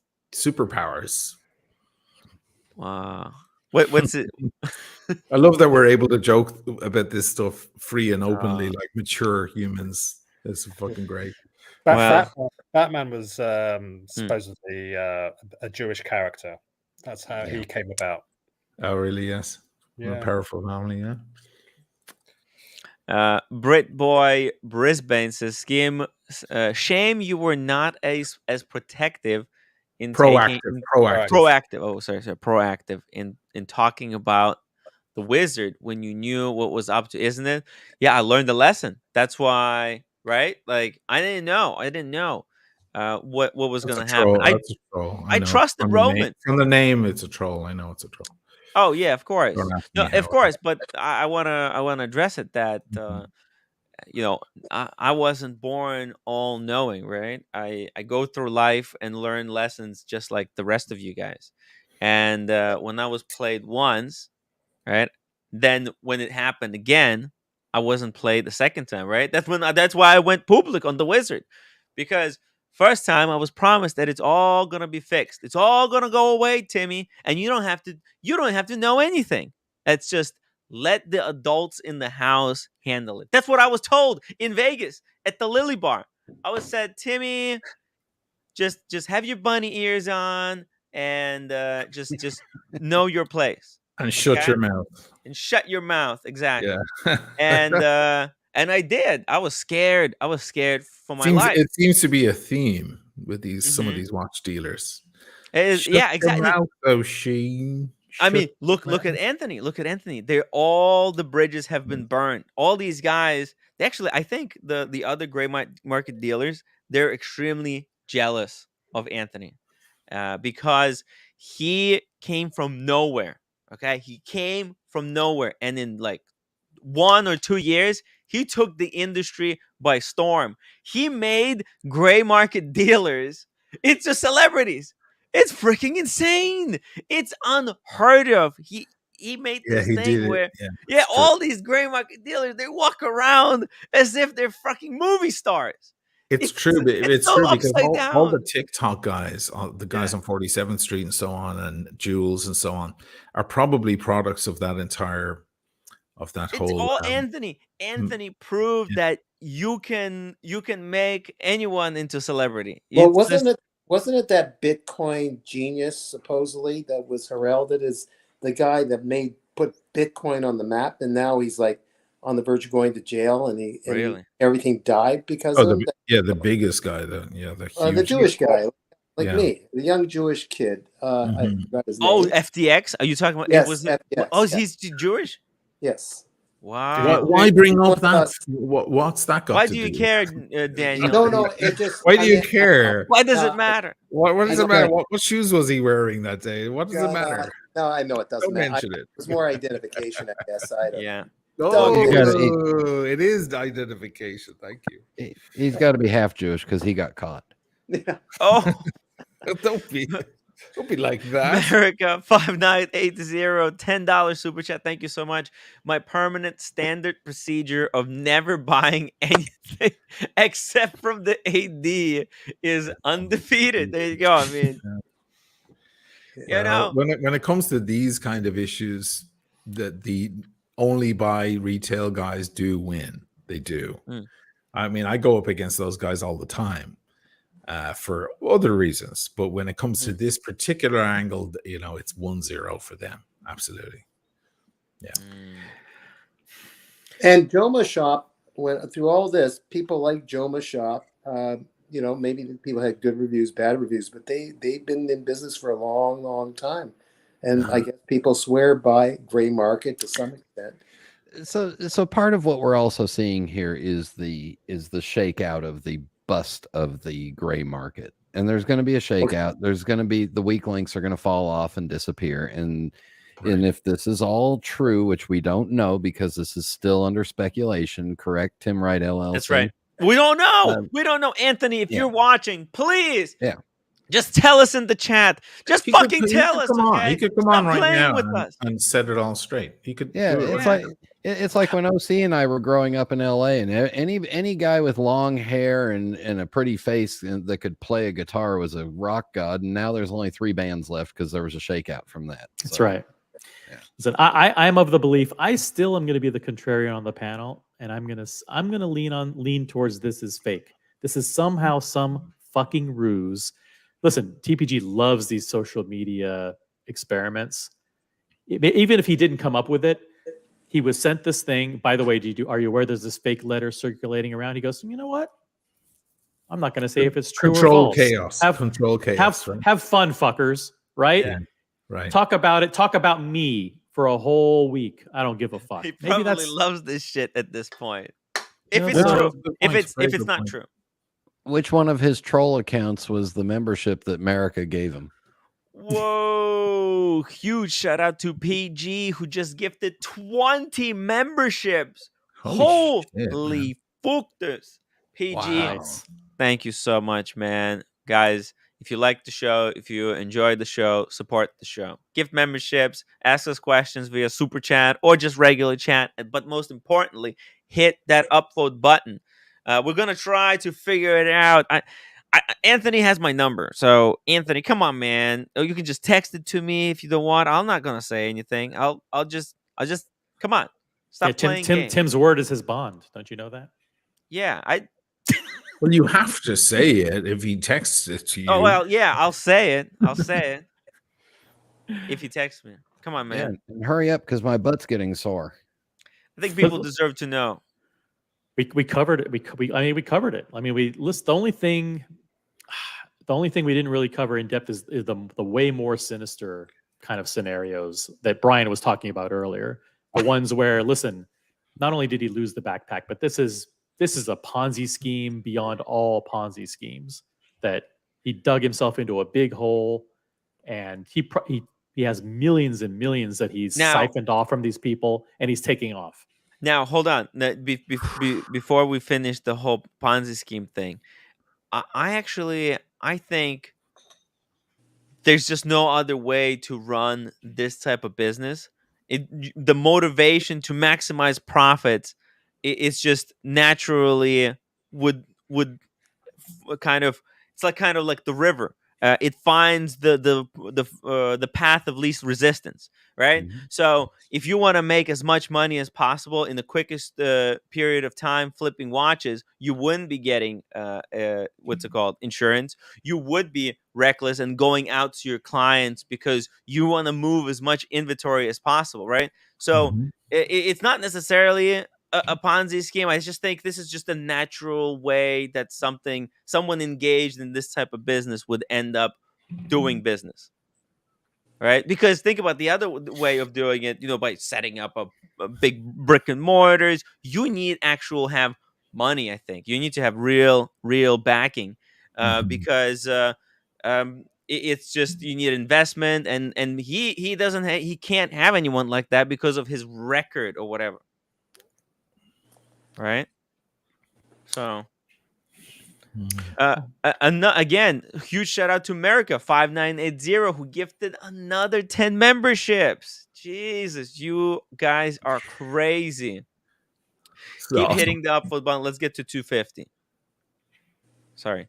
Yeah, Alex, what do you think? What do you think? Have you changed your mind? What do you think? Has your opinion changed? No, not. I mean, no. The thing is, it's all conjecture. We just really don't know. That it doesn't. The story doesn't really stick together. There are holes in everything. Yes, it could be someone posting, faking it, as OC was saying, and just trying to just to create drama. And look at us tonight. We've got almost 400 people watching. Yes, right.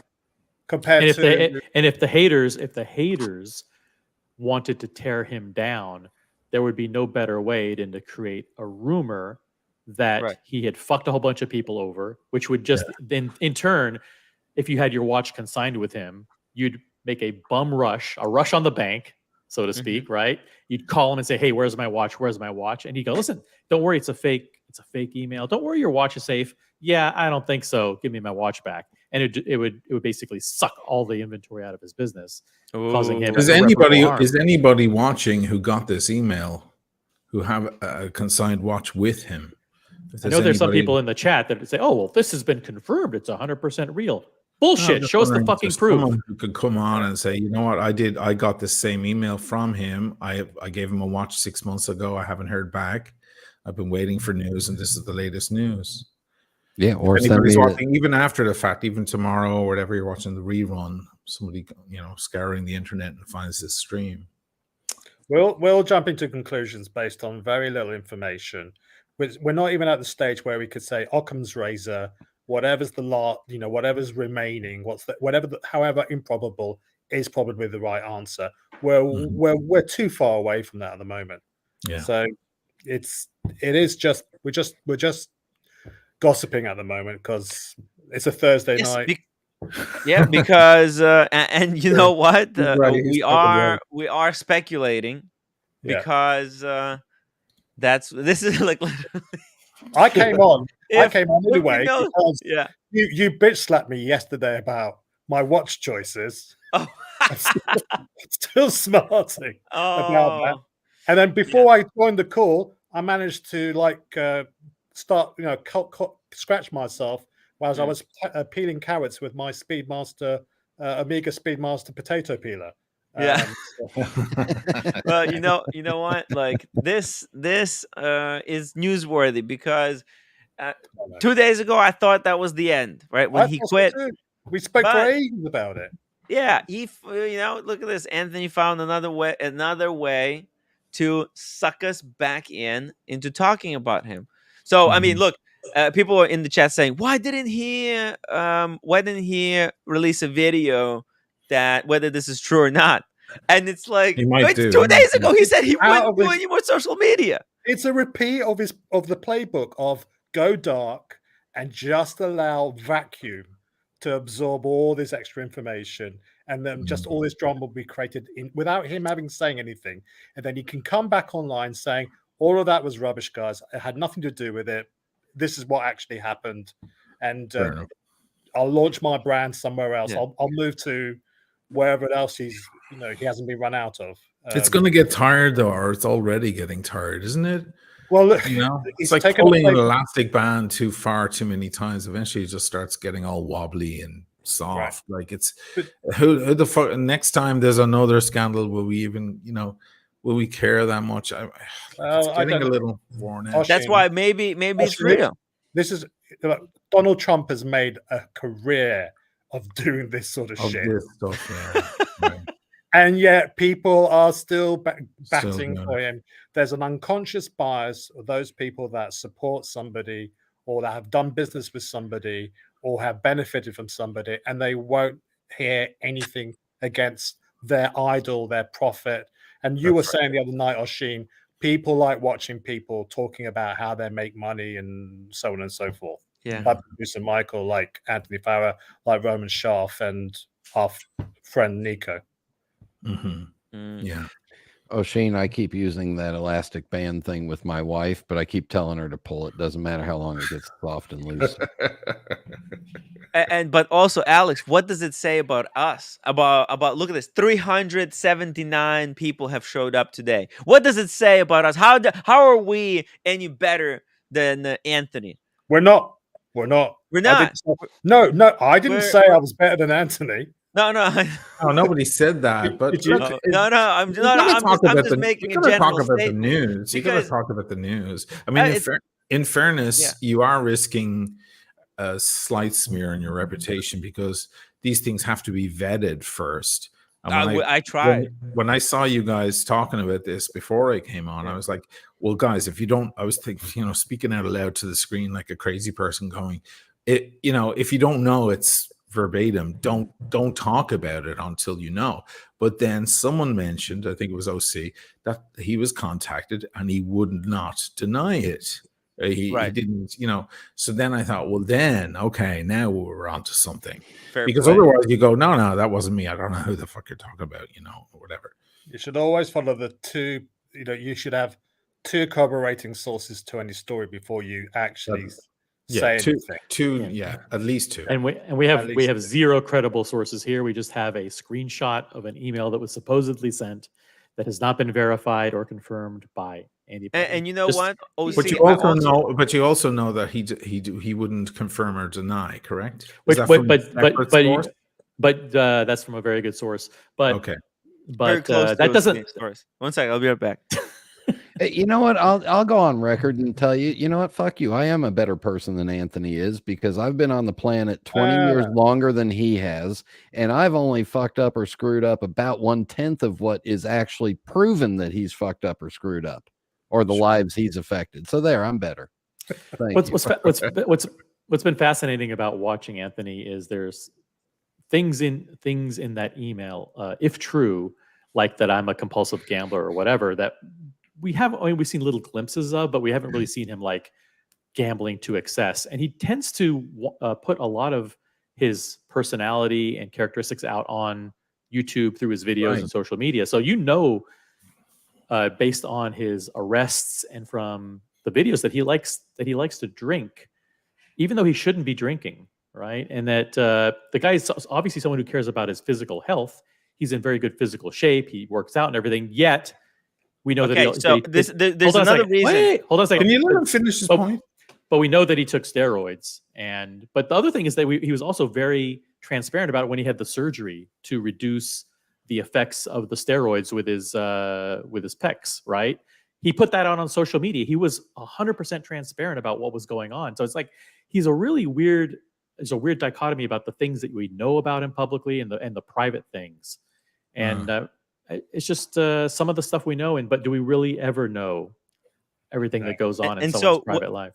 What's important here today, and why I wanted to do this stream today, because I thought, okay, people are going to talk about this anyways. So I better take this opportunity and actually raise a little bit of awareness about online bullying. I think he was unfairly targeted and molested for, there were things that he has done, fair enough, nobody's perfect, but he was a pariah. He was turned into an absolute pariah. Okay. Yes. The amount of hate, just pure hate. There were people who were like, attacking him for things that he has already kind of apologized a million times for. So we have to take in consideration of what role did the viewers, especially the ones that kept pushing the hate against him, played in all of this.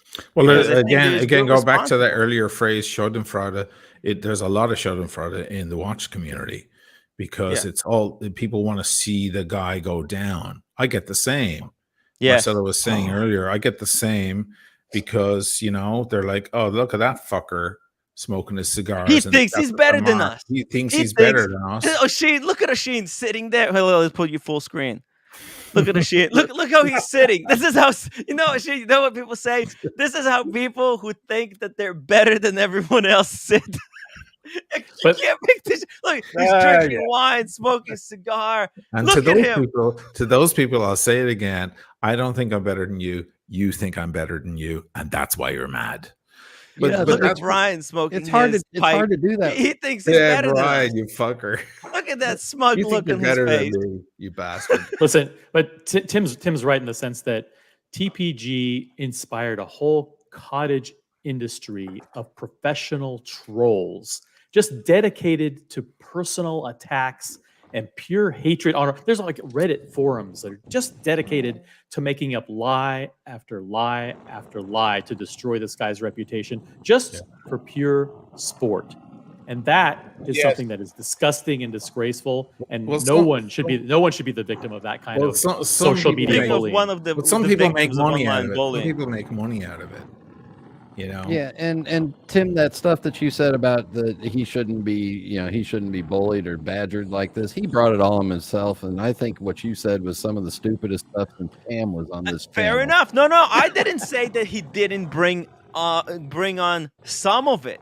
I don't think he brought all of it on himself. I don't think he said, there is look. Let me bring this up again. Wait. Screenshot over here. Where? Is that? Come on. While you're looking for it, I mean, I think that first of all, you put yourself out there. I've been talking about this because a lot of the haters, are after me too, and it's how am I going to complain? It's like when these superstars complain that the paparazzi are chasing them through the airport. It's like, didn't you want all that attention? Didn't you want to be famous? Why did you take the part in the big movie if you didn't know? Yeah. And the sad day is when they stop chasing you. The sad day is when they don't care anymore. Then you'll really be sad because now you're no one again. You have to be prepared for that sort of attention. And some people they can't make real content. They're not going to do real content. All they can do is do the gossip stuff. And that's their bread and butter. They can make a few bucks off of that, talking about the other person, how terrible he is. And you just better be ready for it and just take it. But Oshin destroying you from all the way around, including making friends of you, starting to be afraid talking to you. Yeah, I'm sorry, Marcelo. It's impossible to hear you. I have to mute you. Bad audio. No, Marcelo, your audio is absolute garbage. We can't hear anything. Is he in the we heard him say like that they destroy his reputation way too much. Like I don't think it was like some of it was well deserved. But hold on. They push really hard. So like 60% of it is true or 40% of it is true, but they push really hard. Yeah. And these kind of guys, they say about me, they say all sorts of crazy shit about me that I can't enter the United States and shit like that. Yeah, and just spreading anything and everything. Horse shit that just, they'll just throw it out. And the other guy will go, probably, probably, and then it becomes a thing. And then next thing, everybody's regurgitating it again. And next thing I got a message from somebody going, so I heard you're, actually a lizard from outer space. Like it gets pretty wild. And they if they say it over and over again, it becomes true. And they push really hard. A lot of it is true about Anthony and a lot of it's not true, but it doesn't really matter because they just get to go ahead and say and a lot of it is completely off point. It's not even like relevant to what today. Like they keep bringing up the past, okay, he was in jail, he served his time supposedly. I heard that's what you did your time.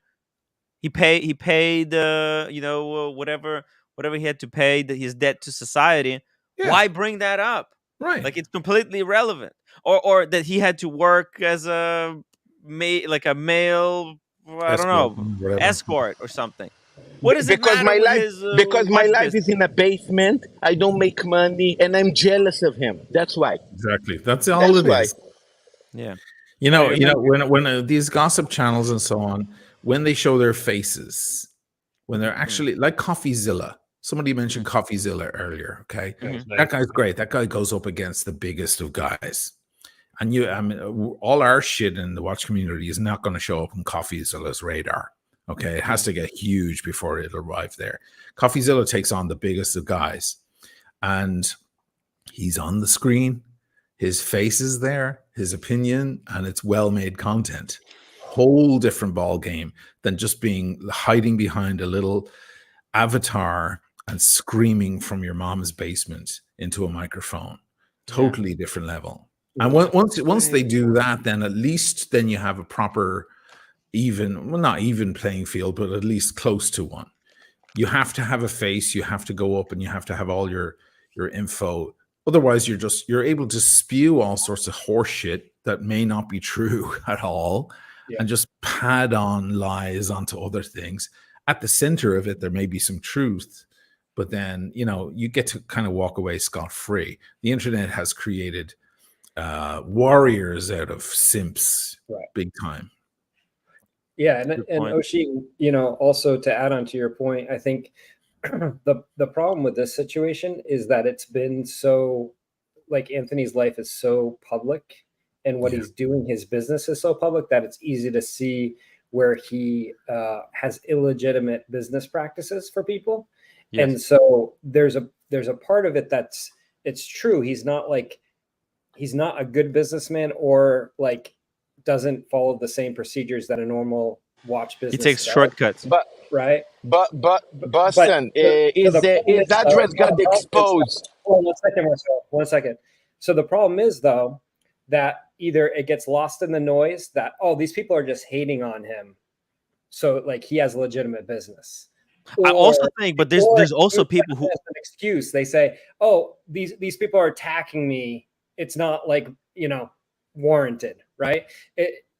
He could play the victim card with that, but there's a truth to it that people have to know. Hey, you can lose your watches, you can lose your money with the practices that he's doing, and it's hard to see through the noise sometimes. It's either oh, he's getting trolled too much, or that goes overboard, so you lose the message, or Anthony or Paul in the past has defended him and said, oh, he's being attacked unfairly. That could lose the noise, or it could be, he was defended. He was defended, and he felt, when he was defended by some of these guys, in the way that he was defended, he felt that the practices he was using were legitimate. It's just the people who were criticizing him were wrong. Because remember, he believed, he says, he admits that he believes he was always right. So just really quickly here, PG, thank you so much for being a member of this channel for 24 months. That's right, guys. We've been on air for longer than 2 years. And only now we're starting to hit 400 viewers. Come on, guys. Give us a sub. Watch us daily. Come on. It's just, if you don't watch it for we're here for Watch Talk. You were getting 400 viewers back during all of my shit. You're welcome. You're welcome. You're welcome. And we're still hating you, but that's okay. Yeah. PG says, everyone renew your memberships that you were gifted today. This keeps Timmy able to come here with us every day to talk about the world of watches. He does it all with one eye. He's the real hero. Thank you. Actually, I was telling everyone that you have almost an obligation to cover these things when they happen, because you set yourself up. I know you love to just talk watches and avoid the drama when it's unnecessary, but when something does happen, you have to come out and speak. You have to, because I felt I had an important message, because you're the watch news channels where people come to make a comment. When Britney's watch was stolen in Paris, she came on to make comments about it. When Paul felt attacked, he came on to. It's like people. It's a safe space, and everybody's let know that. If Anthony were to come on now, everybody would be dignified and about it, and we would talk about it in a mature manner, I would hope. So you do have kind of, if something like this hits the news and you don't talk about it, that's a little weird, So you do have to do it whether it pleases you or not. Yeah, I would say. Exactly. No, and it's also, as much as I like to talk about watches, I also like to look at a deeper message that we can get out of this hobby. And I think, and I wanted to share. The fact that I thought he was bullied a little bit too much. I believe, I seriously believe it was taken away, because I when this broke, I started going through all the posts, and I've been checking like that Reddit forum. It's just awful, that they're just the sheer amount of nonsense that's out there, and it's got to be weighing on him. It's got to be very, very tough. He's very resilient. He's got to get credit for his resilience. He has been trolled mercilessly. I don't think anyone has I don't know anyone else who has been trolled this much by this amount of people. It's true. Tim, I want you to be my witness, and everyone here to be my witness. I'm going to stop bullying Anthony. Thank you, Daniel. I would really appreciate that. And the sad part is that he's responsible. He created these haters. He didn't know the kind of effect that he was having. Even though he says over here in this post is I put my entire life on social media, and what I didn't put, others dug up. That's fine. I knew what I was signing up for. No, this is a lie. There's no chance in hell he could have predicted the amount of hate. Timmy, first of all, check your WhatsApp, but it was actually Daniel's bullying that forced Moses to leave Egypt and look for the promised land. So That's because I'm descendant of Aaron, Moses' brother. Well, when you can part the seas, why not? Just fucking split. Yeah, I think that unfortunately Anthony also was the type of personality that in a way got scammed by like the Grant Cardones and the self-help books and the entrepreneur books, and he in his own mind felt like, hey, I can do this, I can be an entrepreneur, and just kept feeding. He talked about reading these books and going to the Grant Cardone conference and felt like, hey, I can be an entrepreneur. I can just keep working at it. I can just keep doing it. And at the root of everything, he wasn't a good businessman, and he didn't understand finances. And he's getting pumped with $2 million worth of consignment watches, which is a disaster. Was awful businessman. Doesn't know how to like control his own spending, doesn't like has that kind of manic personality at times, drinks, like all those things. Like if you pump somebody with money and he felt like, hey, I am an entrepreneur. Hey, I am building a business. Hey, look, I'm successful. Hey, look at the views on YouTube. And it pumped him up to a point where it's like a house of cards that's ready to fall, because he had to keep this persona up, but at the same time he had poor business practices. So he's like losing money, but then he feels like he has to so then he's coming up with these like essential scams to keep his business going, to keep his image up. And it was just like a disaster. And that's why he's failed successfully. Every so often he fails. And it's like an avalanche that started with like a little trickle. Also, no foundation of like, hey, this is the base business practice. This is how you do accounting. You don't take on 2 million in watches, right? Maybe that's a bad idea. Maybe you have insurance. Maybe you know what I mean? Like slowly build it instead of getting a $75,000 a month penthouse. Right? Yeah, but that's not what the society says he has to do. He's probably watching Grant Cardone. He's watching all these fast-paced, fast-moving entrepreneurs changing the world.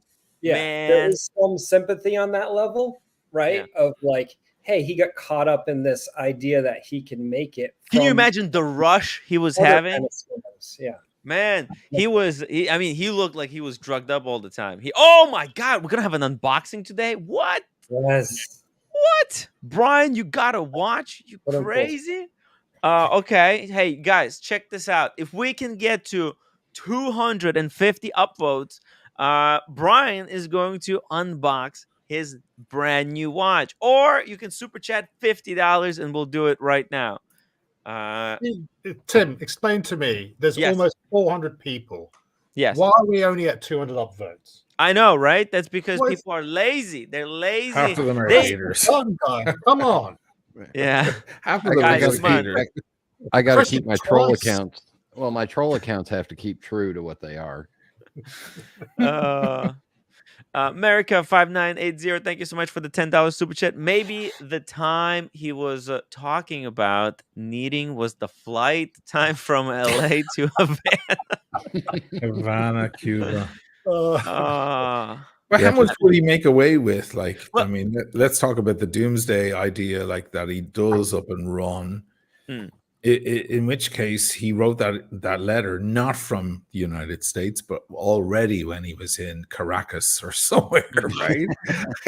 That's when you do it. You don't give people time to find you. You tell them after the fact. You pump out some success video about how you're so full of watches. Because I follow him on Instagram, and it's full of all these stacks of hype pieces and so on. Is it worth it for 2 million? Like, you don't disappear for... Do you do it for 2 million? You do it for 50 million or something like that. Isn't that? Are we in the age of that?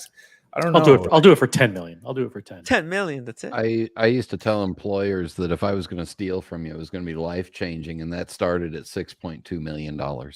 See? Yeah, then you get plastic surgery and you dye your hair and you Yeah, become a new I don't person. think Anthony's the kind of a guy who would have, because he already did it, right? Like he already fake ran, and Mhm. now running for He real. I does- guess he already had practice. he's the Kaiser Soze. So Yeah. sick. God, it's so How about- sick. Yo.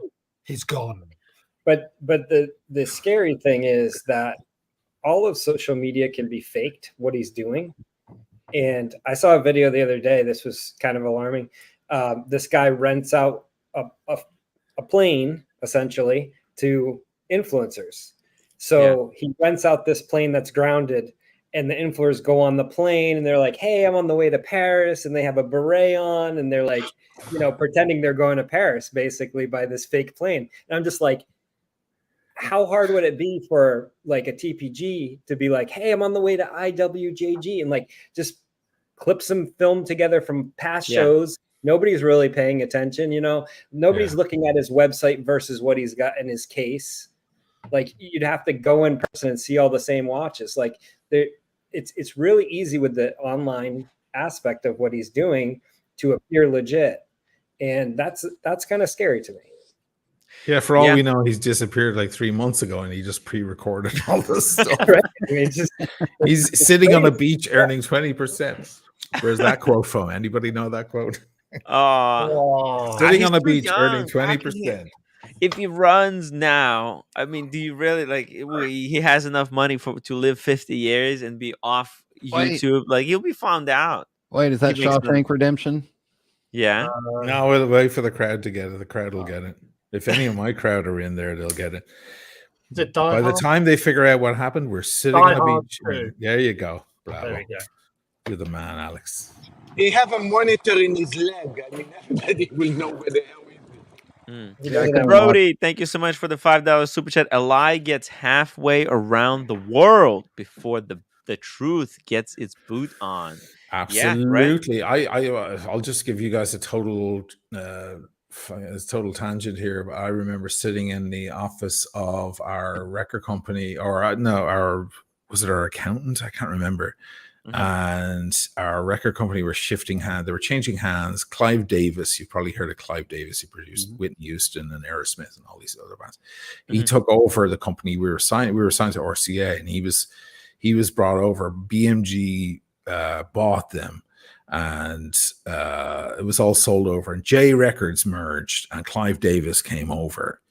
And it was a very worrying moment for a lot of bands. And Maroon 5 were in there too, and the Strokes.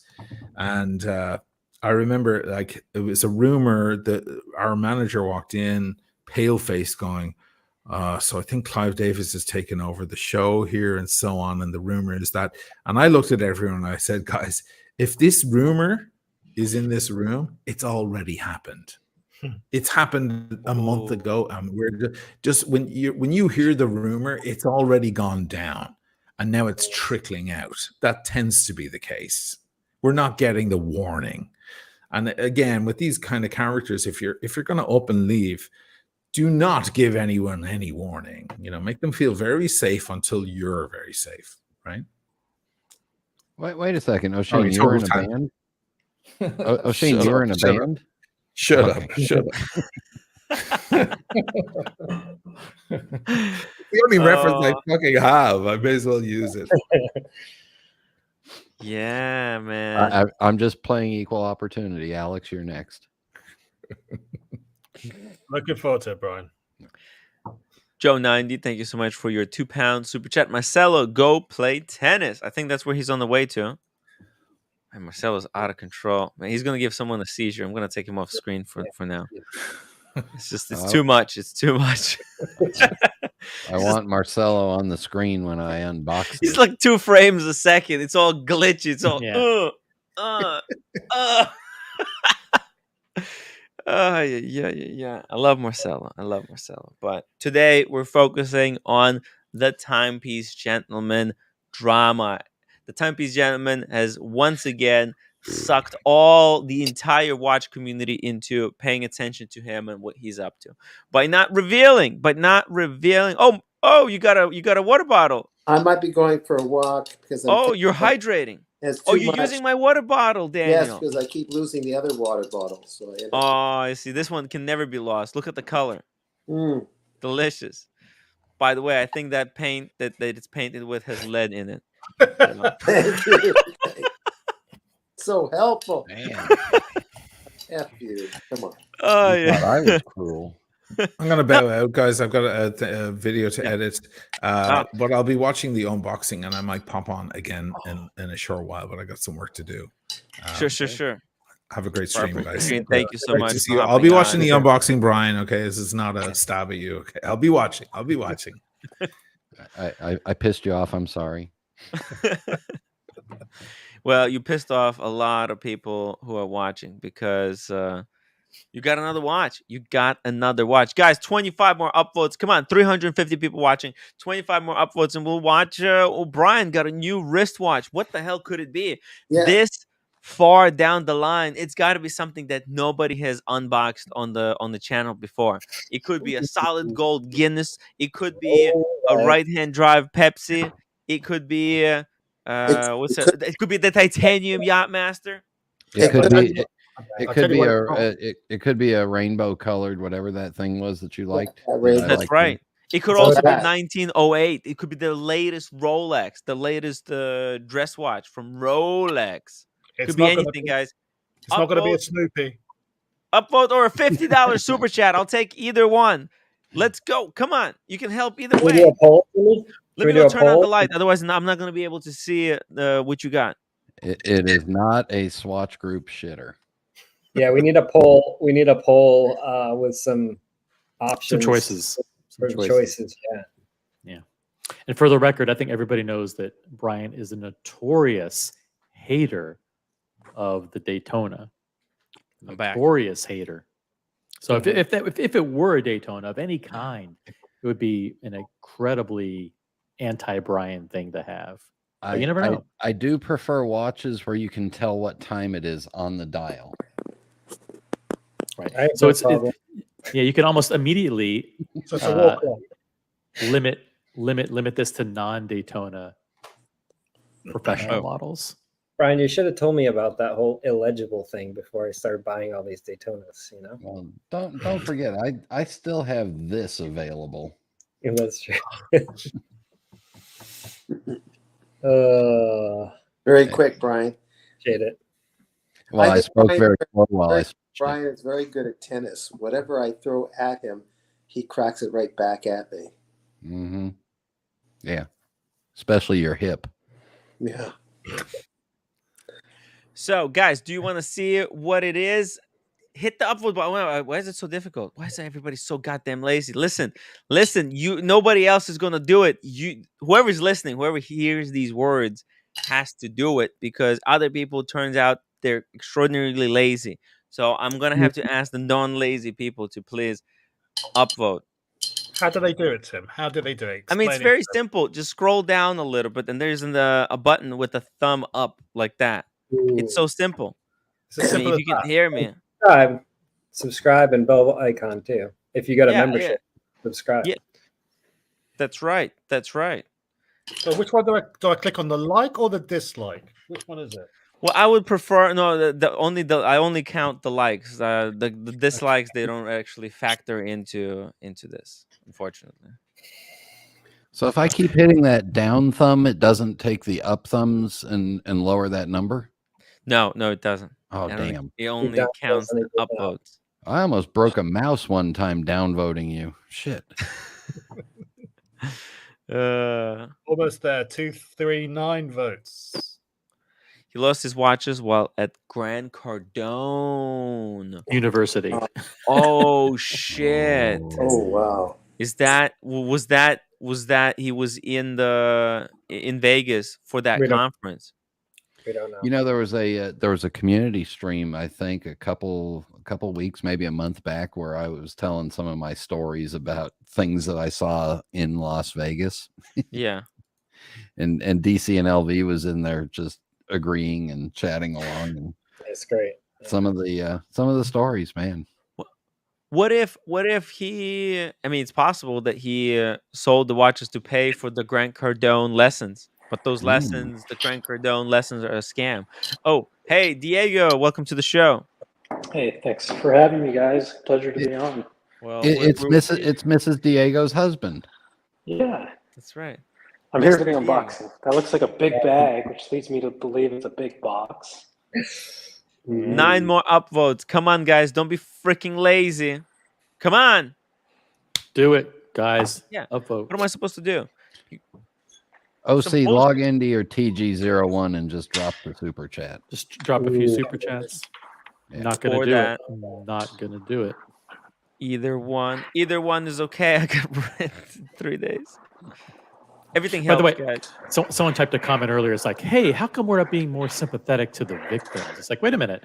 We don't know there are any victims of this consignment scam as of right now. It could be a fake email, a fake message, and someone is just trolling us. So out of an abundance of caution, it's not that we're not sympathetic. It's just that we don't know. We don't even know whether to sympathize or not. That's the problem, because there's a little bit of games going on here. See, I don't know. This is because Timepiece Gentlemen didn't just say, yeah, it's true, unfortunately, but please don't roast me or something like that, right? Then we could have been more sympathetic to everyone. The victims lost what? Each victim probably lost 15, maybe 20, maybe up to 100,000 each. Anthony lost 2 million, right? He has lost because he lost their watches, right? So he's gonna have to replace. It was actually, I heard it was one watch that he lost. Oh, but in the letter he changes. He said that he yeah, admitted to RM, losing one. It was the RM, and then it was one of those diamond Laureatos. I think that's a joke because that watch isn't worth more than like 100 grand. One thing we do know for certain, to Tim's point earlier, is that Anthony has been the victim of a vicious hate campaign targeting him through social media with vicious personal attacks. I mean, it leads me to believe they either wanted him to drive. They wanted to drive him to alcoholism, and there's a lot of people they were hate watching, and they wanted him to fail. Like they hated this guy because he's a very easy guy to hate. You know what I mean? Like that's so easy. Anyone can hate the TPG because the way he presents himself like an absolute douchebag. It's easy. It's easy pickings. It's like going to McDonald's and ordering a burger. It's easy. Right? On the on the sheriff's video that came out today, he was at something out in the Hamptons, and they showed the chandelier. He still has that fucking piece of shit. Yeah. So that is not what I'm unboxing here. Did you guys see Nicole Leonard's video? He was talking about the tracks fight again. He said it's still up. When was this? Early on today. Today? Yeah, early on today, yeah. Oh, we may talk about that as well. Yeah. Because guys, four more upvotes. Nico and Timepiece Gentlemen, they were buddies back in the day, right? They were on the same live streams. They were all working together. Mr. Tudor, to you, thank you so much for the $5 super chat. I thought Brian was done with ADs. Did crying and whining to your AD after Boston Collector meteorite help. I recall you visited every AD the next day. If it's another Pepsi with the meteorite dial, it's perma banned. Somebody's getting perma banned. Mike K, £4.99. Chipping in for the Brian's unboxings. Get the super chats flowing. Let's go. Come on, guys. Support the show either via super chats or anonymously via PayPal, and I'll read the message. Speaking of legends, Mark. So what? We got it. We got it. Yeah. Woo! Ding, Let's see. Do I have any celebration music? Maybe one of these. No, that doesn't sound right. It's a wrong music. Wrong music. You have to say that for when he unboxes. Music. All right, let's hear the story. Let's hear the build up. Yes. A little foreplay. Yeah. You want the foreplay? Yeah. Yes, Yeah, please. suck my nipples. Yeah.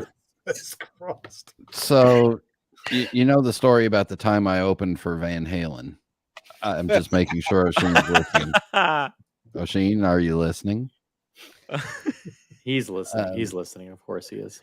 No, so I did refine my Just move your want phone list. out of the way, just so you don't dox yourself. Yeah. Oh yeah, what's it doing? Yeah. That's Oisin telling you to get on with it. he was telling me I'm being long-winded. So I did refine my I had a couple of experiences with the AD. I refined with the ADs here, and I refined my list. And then after a certain donut tossing Boston collector opened up a certain watch, I did have a bit of a tizzy and a fit, and I went back around to the local ADs here and just kind of had heart-to-heart discussions with them. Heartfelt discussions. How come you guys are not selling me anything anymore? You fell out of love? What's going on? Heartfelt. I told them, I Yeah. said, look, the hype freaks are gone, and now you're stuck with us real watch collectors. And here's what I really want on my list. And remember, I've been waiting for some of these, for ever. And I decided that, okay. So we took a very long weekend last weekend and went down to Orlando. And on last Thursday, so almost a week ago now, a week ago today, in fact, I got a text from one of my ADs, and it was a white gold black dial Sky Dweller on Oyster Flex. Okay. And Love I thought that about that.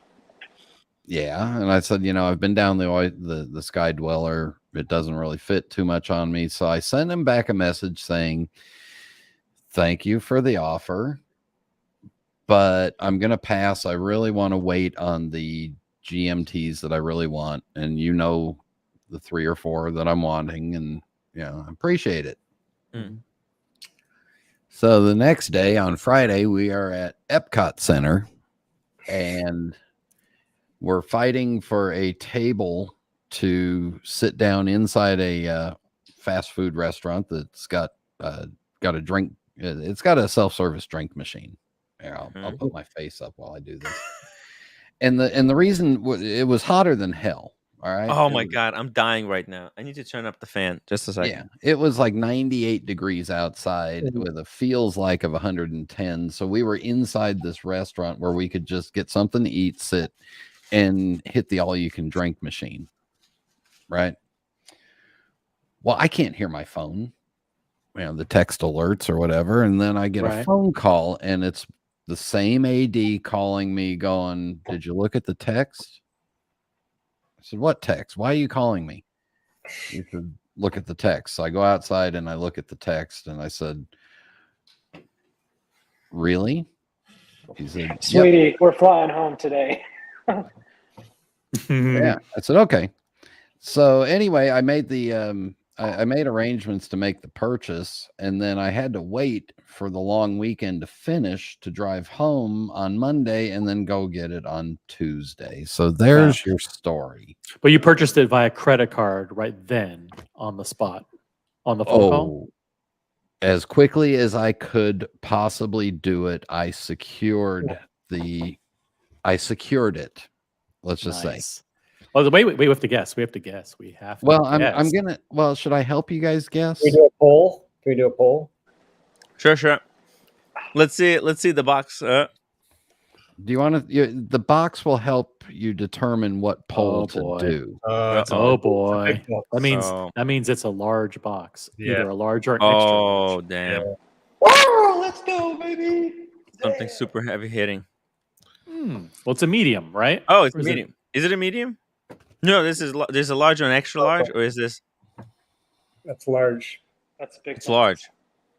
There's extra It's large. just the perspective makes it look like it's small. Large. But no, it's large. Holy. Which is slightly bigger than medium, by the way. Mm-hmm. I could It's like get it's more a than medium. extra large. I could get a medium box so you could compare it if you'd like. Yeah, please, because we want to know. Let's drag it Yeah. out as long as possible. Yeah, drag. We'll drag it out a little bit because I know that shit. First Yeah. of all, I The more poured a people drink. super chat, the faster that he'll go. Yeah, we can hurry it along. Hurry it along. Master 2, solid gold, maybe? Yeah, $50, and we're just gonna open it right the fuck now and Yeah. get back But- to the Timepiece Gentlemen stuff. Every But I think- dollar equals 1 minute faster. We Okay, have a- $100. $50 is too little. This is a heavy hitting piece. I think do we have- I have a suspicion. Oh, there's shit, a big look at- difference. This Holy is shit. the box. This is the box that my left-hand drive came in because I wrote Wow. VTNR on it. See? Ah. Oh, you Okay. There damaged the you go. box. Yeah. Oh, that's it. It's worthless now. It's like- You put some ink on it. That's it. That box is might as well throw it out. Forget about it. It's worth more because I wrote it. That's true. Listen, this could be only he gave it away. Great This job. could be one of two watches because he said that he was inspired by Boston Collector. So Boston Collector recently purchased an incredible meteorite dial white gold Pepsi GMT Master 2. And he also purchased recently an incredible the Diego, the steel dial with black subdial, white Silver. gold Daytona on Oyster Flex. Yeah, silver dial. Have you also The white- been inspired by Marcelo? Marcelo, the only thing he inspires me to do is to get my ears plugged. Okay, it's John Mayer Daytona. Oh, shit. Could be a John Mayer Daytona. Yeah. What else could it be? It could Or also guess be it's all gold Guinness as well. That's a good guess. all gold Guinness, Yeah. full gold Air King. Those don't exist. Come on. That'd be something. Great guesses. Keep the guesses coming in the chat, guys. These are really good. I'm What the hell gonna could it say, be? What do you think? I hope it's the meteorite. It's good to see the little guys win. Does Brian have a regular Pepsi steel? That'd be a medium box. No, he has left-hand drive. It'll be a medium box. That's true. Mhm. What else? What about a is- meteorite dial Daytona? Those would come in the big box. That's a possibility. Brian is That a would be heavy, insane. heavy hitter. I did get a quick glimpse of it today on the after show. What about a day date? Would Brian do a day date? Olive rose or the green Nah, this is a GMT. rose? Right? Because that would be the same size box. A day date, green dial, golds. The guesses are getting more and more watered down. This Yeah, is, white this is a gold, good angle. This is a autism, good angle day-date. because I can scratch my nose at this camera angle without. You can poke your, Anybody you can pick your nose and eat it for all we care. Yeah. All right, here's a question, Brian. Did your AD send you a photo of the dial? And you Yes. said, sounds good. Sent me. Well, the AD sent me a photo of the. He sent me the stock photo of the Rolex Website. listing. Okay. Standard procedure. So it's not meteorite then. Well, because Brian has said if it's a meteorite, I only want to buy it if I like the cut of the stone. Yeah. Exactly. It could it be full gold roll up tin? Not sure what that even is. That Full being gold- said, listen, this whole idea of the cut of the meteorite, if anybody's offered a white gold Pepsi meteorite dial, I'm not gonna Yeah, fucking you take it. complain about. Yeah, I'm not gonna go. Oh well, look, I love the design, but it doesn't have this striation at this angle. Going, it'd be like they'd be like, "Fuck you." It's like, Yeah, I think it's a meteorite dial Daytona. Final answer. ho, ho, ho. I gotta That go would, press that would be a good payback for me. Yeah, Yeah. because he was inspired by Boston Collector to outflex him, so he needed Yeah. something even better. Outdo him. Do it, Brian. Before he opens it, I love the whole backstory of him getting. Listen, the guy's a big collector and getting fed up with being strung along while other people Yeah. are getting to watch it. So he goes to AD, he says, "Listen, guys, the market's getting softer. I've been a loyal customer. Time for me to get something I want. I have And to I'm go like, talk to my AD. I want Right, my apply the pressure. paddock. Ooh. It's now the time to start applying the pressure on the 80s. Like, hey, remember who was there for you? Yeah. Squeeze the AD. Remember the guys. You watch gotta collectors, squeeze. not the hype freak beasts that have dropped out and disappeared on you. That's right. Look at the paddock. That looks nice, Brian. Yeah, it's beautiful. Ooh. Wait, I have a microphone in the way. Ooh. Wow. Thick. That Thick and juicy. freaking beautiful. Big chunk of platinum. Patek Philippe. Now that's what I'm talking about, man. So this could be a shitter compared to what you got on the wrist. Could be. Be honest. This could be my new yard work watch. Can you do this, Brian? Flip the box around and then just show us the operating booklet, so we at least know what model it is. Do what? Okay. I mean, do you guys want to do that, or do you just want to see the watch? Let's just see the watch. Oh, I got a surprise for you when I open the box. There's nothing in it. Music. Get the music going. Oh. Whoa. Son of a bitch. You're going to introduce micro squirrels. Cliffhangers. Oh, we got zoom. We got zoom here. Here we go. Okay, that's even better. Man, Brian's got that showmanship. Here we go. The showmanship. Cadabra. Like a burlesque. Oh, wait, I'm sorry. I got to itch It's a my nose. Daytona. Again. It's a full gold Daytona with the meteorite dial. Sorry, my nose is itching. Oh, you bastard. Do it, man. I'm going to literally die right now. He's Oh, this is like burlesque. Ah! Come on. Kill this guy. Oh, wait. Oh, white gold Pepsi. Oh shit, man! This is how good this watch community is. They can Could tell be a what watch it Daytona. is Still based could- on the still- no, slice of still a could be- bracelet. Still could It's be a not a Daytona. Daytona, You no. never know. It doesn't look like a Daytona. Maybe. No, the bracelet is too wide. I think. No, it's an oyster. Yeah. Oh, yeah. Hey, you got the meteorite. There's a Hold little. on. What if it's the blue? What if it's the blueberry, the Cookie Monster? It's possible. Or It could be just the blue dial Pepsi also. Mm-mm. I don't think he would buy the Cookie Monster from the 80. I know that was the joke. Yeah. All right, are you ready? No. Yeah. Sprite Ready. number 3. I only have one. All right. All right. Okay. Oh! Yes. Holy What the shit. fuck? Seriously.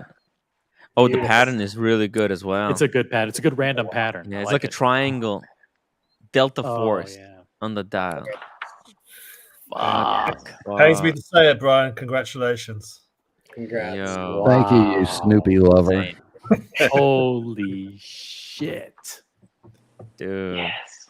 What the That's fuck? beautiful. Nice as ice. See, that's the cool thing about the meteorite dial ones is that they're all different. It's the same watch, but it doesn't get bored. You don't get bored by because you can compare them. They're different. Yeah. What I like about this one is that it is kind of random. It's not. Yeah. There's no Brian, distinct go pattern up. to it. Draw. With it. Go up with it because we can see it Yeah. Look at that. a little more. Up a little more. It almost has like a fish scale effect A going on. little more. Yeah. Look at that. Fucking Wow. That's awesome. incredible. Unbelievable. I like it a lot. That's good. Brian. Muhammad Ali, 20 pound super chats. Nice. Thank you so much, Congratulations, Muhammad. Congratulations, Brian. Wear it Thanks, in Muhammad. great health. Thank you, Muhammad. And No, America, $10. I quit. I am never coming back. Goodbye. This is insane. I have one more meteordile brother. Wonderful. The only thing that made me hesitate for about 30 seconds was now I'm going to have the same fucking watch Marcelo's got. I know. Yeah. Yeah. There's But it's- 5 of you now, right? Or 6? There's 6 meteorite dials. We are You, Marcelo, we all Boston, brothers now. Hop, Cars and Chrono, and Boston. who's the guy? Artist at Boston. Who's Mark McLaughlin. Mark, exactly. Yep. I think time is a human construct has one too, right? Oh, that's right. Yeah, on That's native right. tracks. That's right. 7. It's an exclusive club for sure. Wow. Yep. So it's here. You know, it's a great club. It's a great And club look, to be a part I of. got the tags and the bezel protector. Ooh, Nice. That's good for resale value when you flip it. beautiful. That's a No, good. don't sell. Like, this is one of those watches you should never sell. No. This isn't going anywhere for a Marcelo while. said that if he has to go down to one watch eventually, it's gonna be the last one he keeps Mhm. before he sells it all. Yep. Yeah. David H, thank you so much for being a movie star for 28 months. Holy The amount of shit. support that this guy has provided to me, like, this channel wouldn't exist without his like incredible loyalty and belief in what we're doing here. So thank you so much, David. I really appreciate it. He says, well deserved, Brian. Happy for you. Wow. It's I'm is Put it on the incredible. wrist. flabbergasted, OC. Put it on the wrist, Brian. Oh yeah, let's see it on the wrist. Did you have to take out links? Yeah, 2 links. Nice. Look, they're right there. Huh. Very neat. I told the AD he could keep them if he wanted them. He said no. Those links are like $1,000 each because it's pure white gold.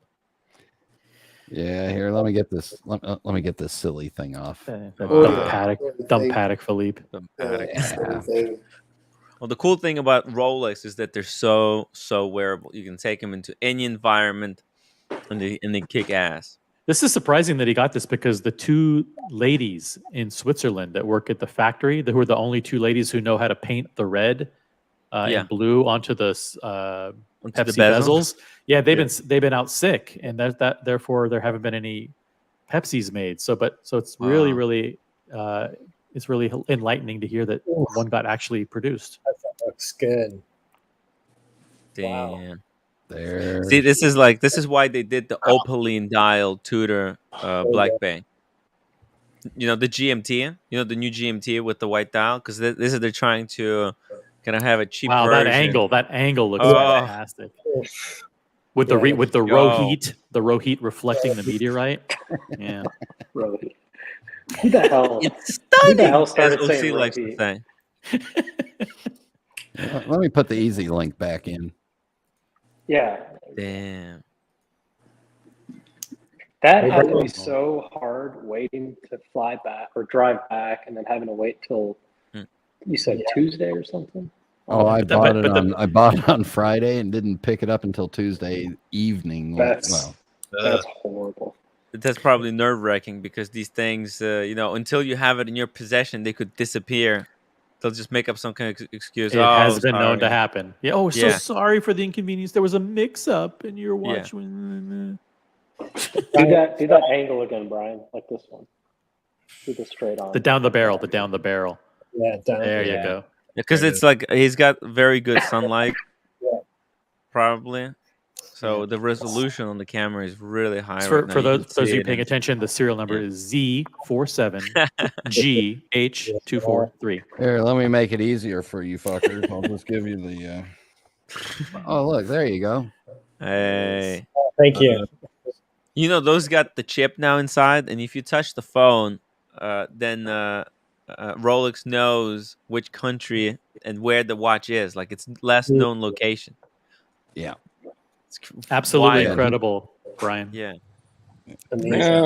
Horrible thing happened to me now. Fuck. What?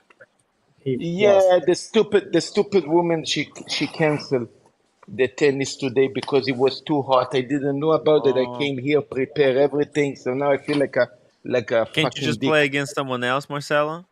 Yeah. Marcelo, it's like you're married. Just play with yourself.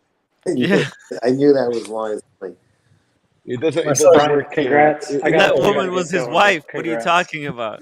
Amazing. It was mommy who canceled. See you, Boston. Thanks for everything today. Enough of looking at my box. I'm not leaving. But okay. By cool. the way, Brian, wear it with health, and don't ever sell that piece. This piece is super, super unique. And What watch are you wearing, Marcelo?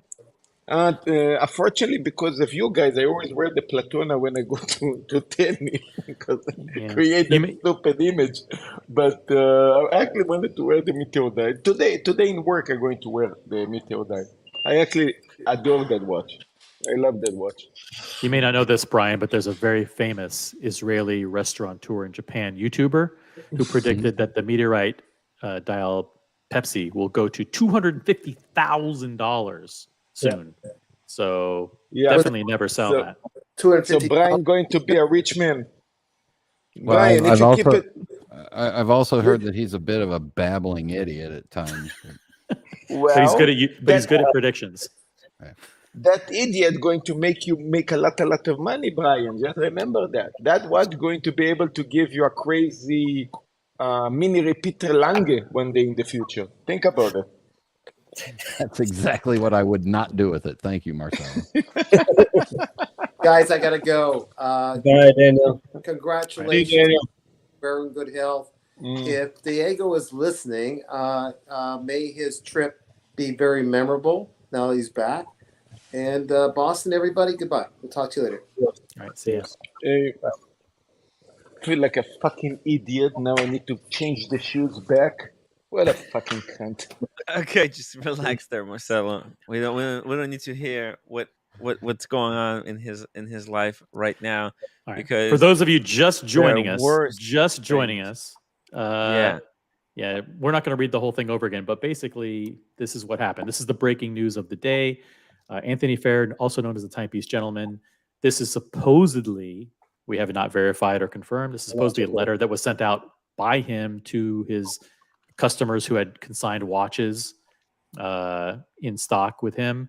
And it basically outlines the fact that he's very sorry, but he doesn't have money to cover for the watches that he lost.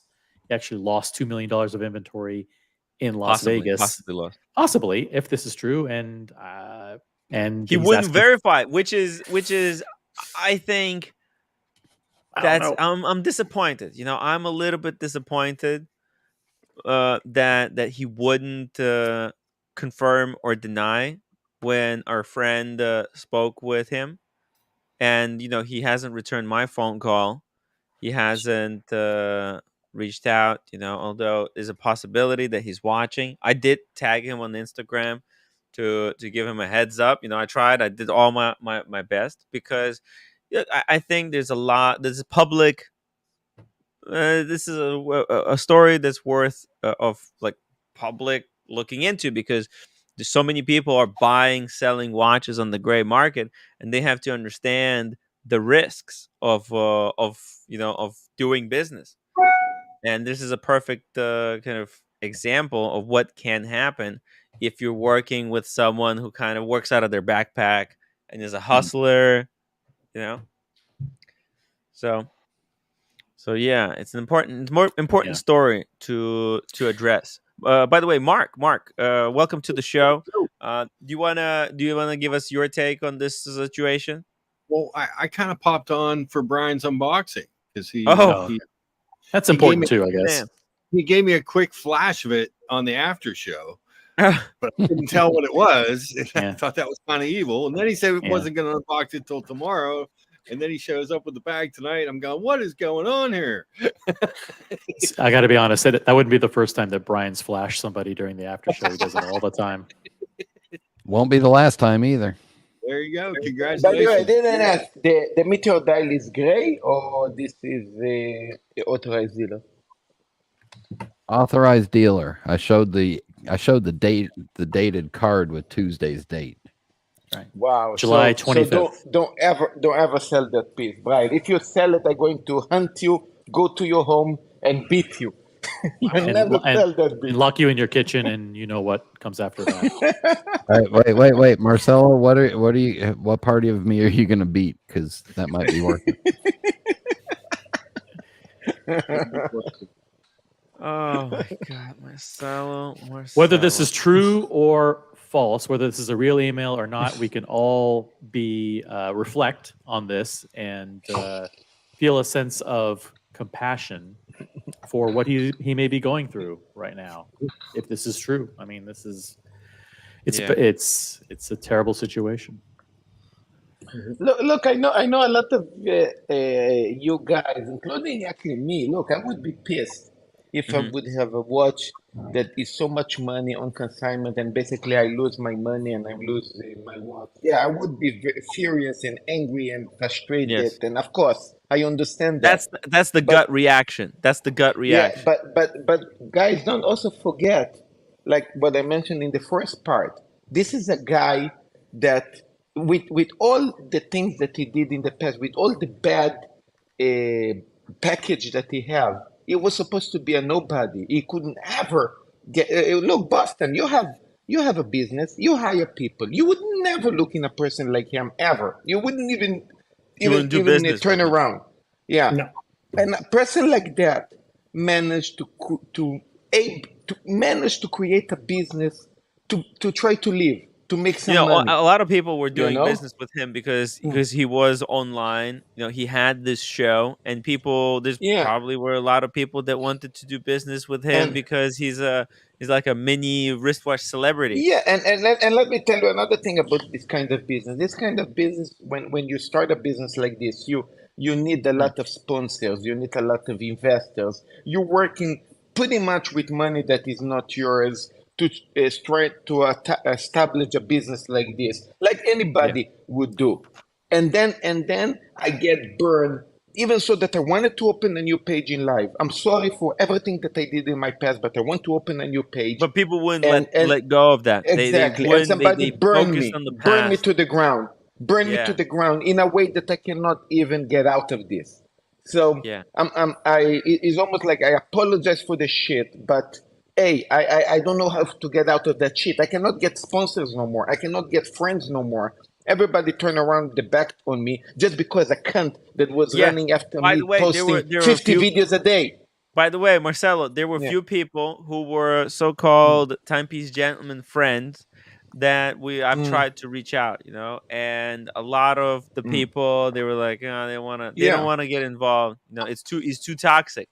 He's so the haters have made him so toxic that even his friends even their friends' businesses get affected if they're associate themselves with him.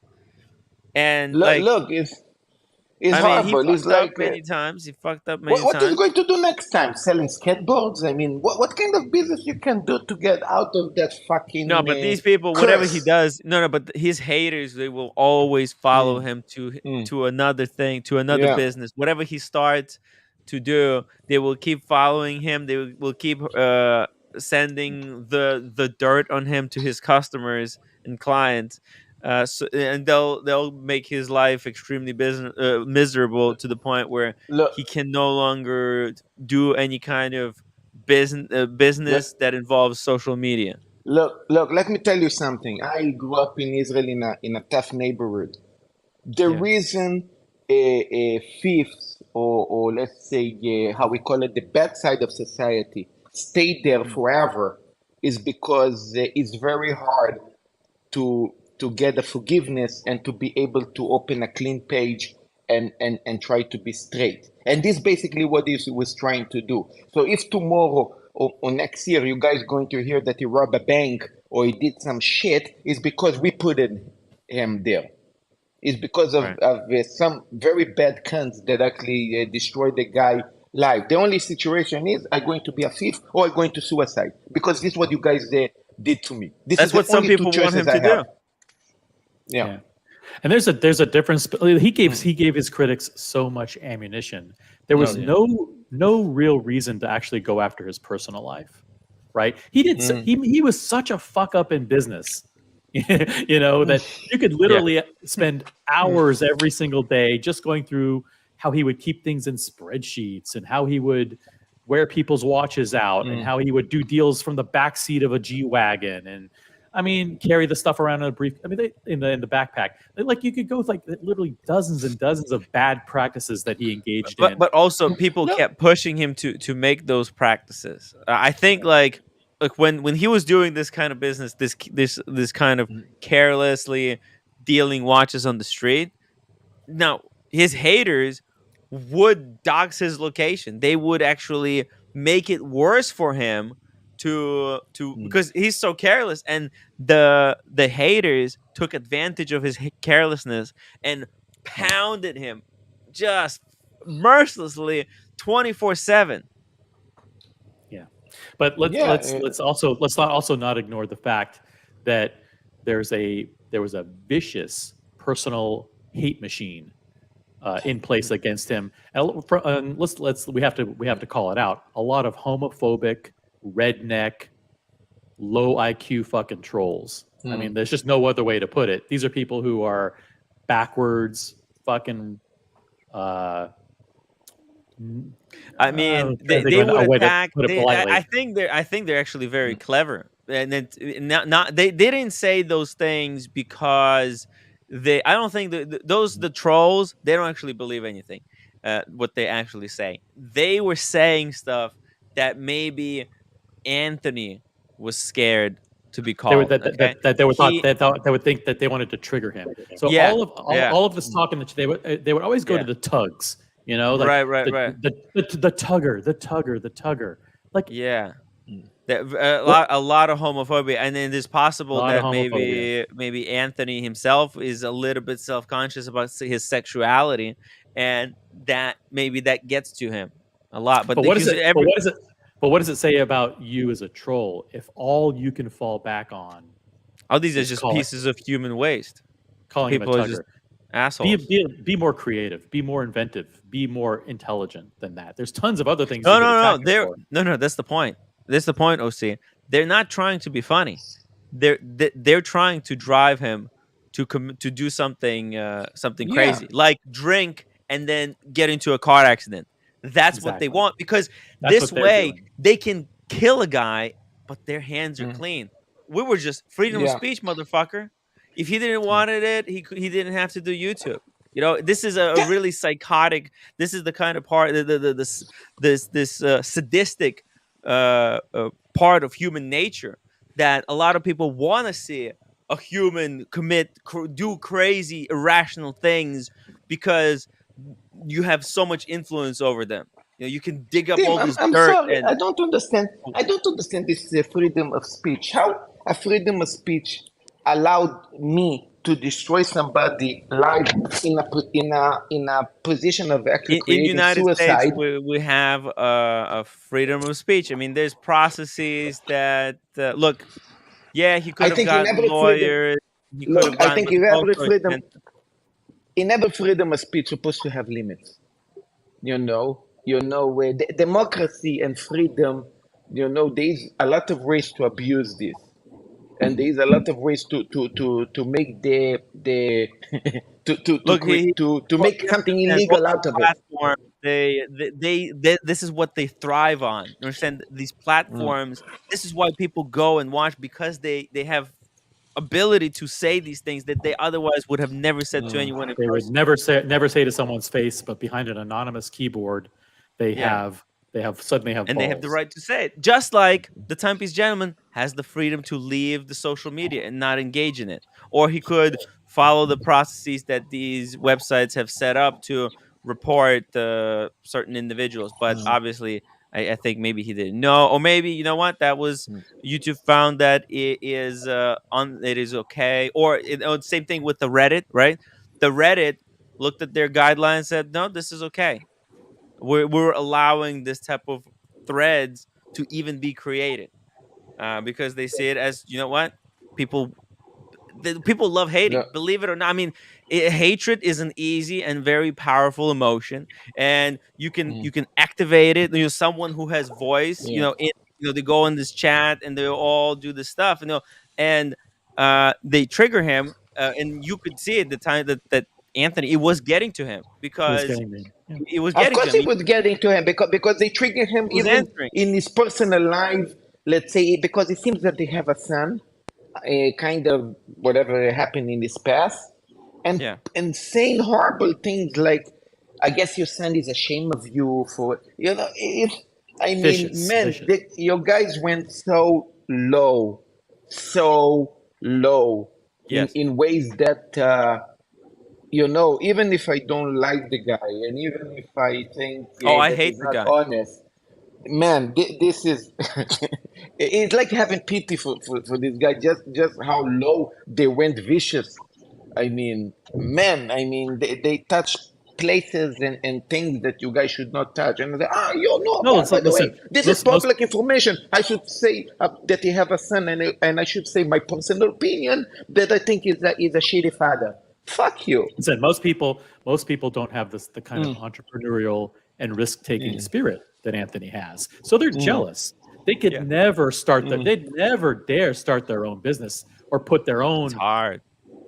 put their own livelihood on the line to be an entrepreneur and to risk everything that they have to start their own business. So did he go out and do whatever it took to raise the capital to start his businesses or to get investors? Sure. But you know what? You didn't. You know, who should he listen to? The people What I don't understand, the people who are the critics who failed, or the people, or he did it on his own terms, right? So And you also- can criticize, but he raised it by by schmoozing investors or whatever. Well, fuck you. You didn't do jack shit. You know, you didn't start a business. Yeah.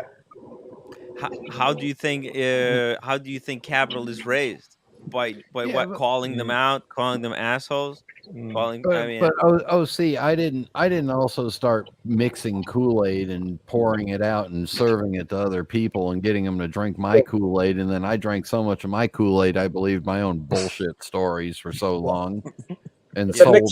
Here, I'll give you a lesson for free. Here's a $50 lesson for free on how to buy a Rolex at an AD. Bullshit. Right. Pansier Ribeye, $2 super chat. I think he misplaced the bag with $2 million. We don't know, and we don't. We'll know when he tells us whether the story is true or not. But we don't know. But does he say that he left it in a bar? What exactly did he say? So in the letter he says my bag that I misplaced contained about $2 million in inventory. So he was. What you would not have known is that one watch was not the only one lost. My bag that I misplaced.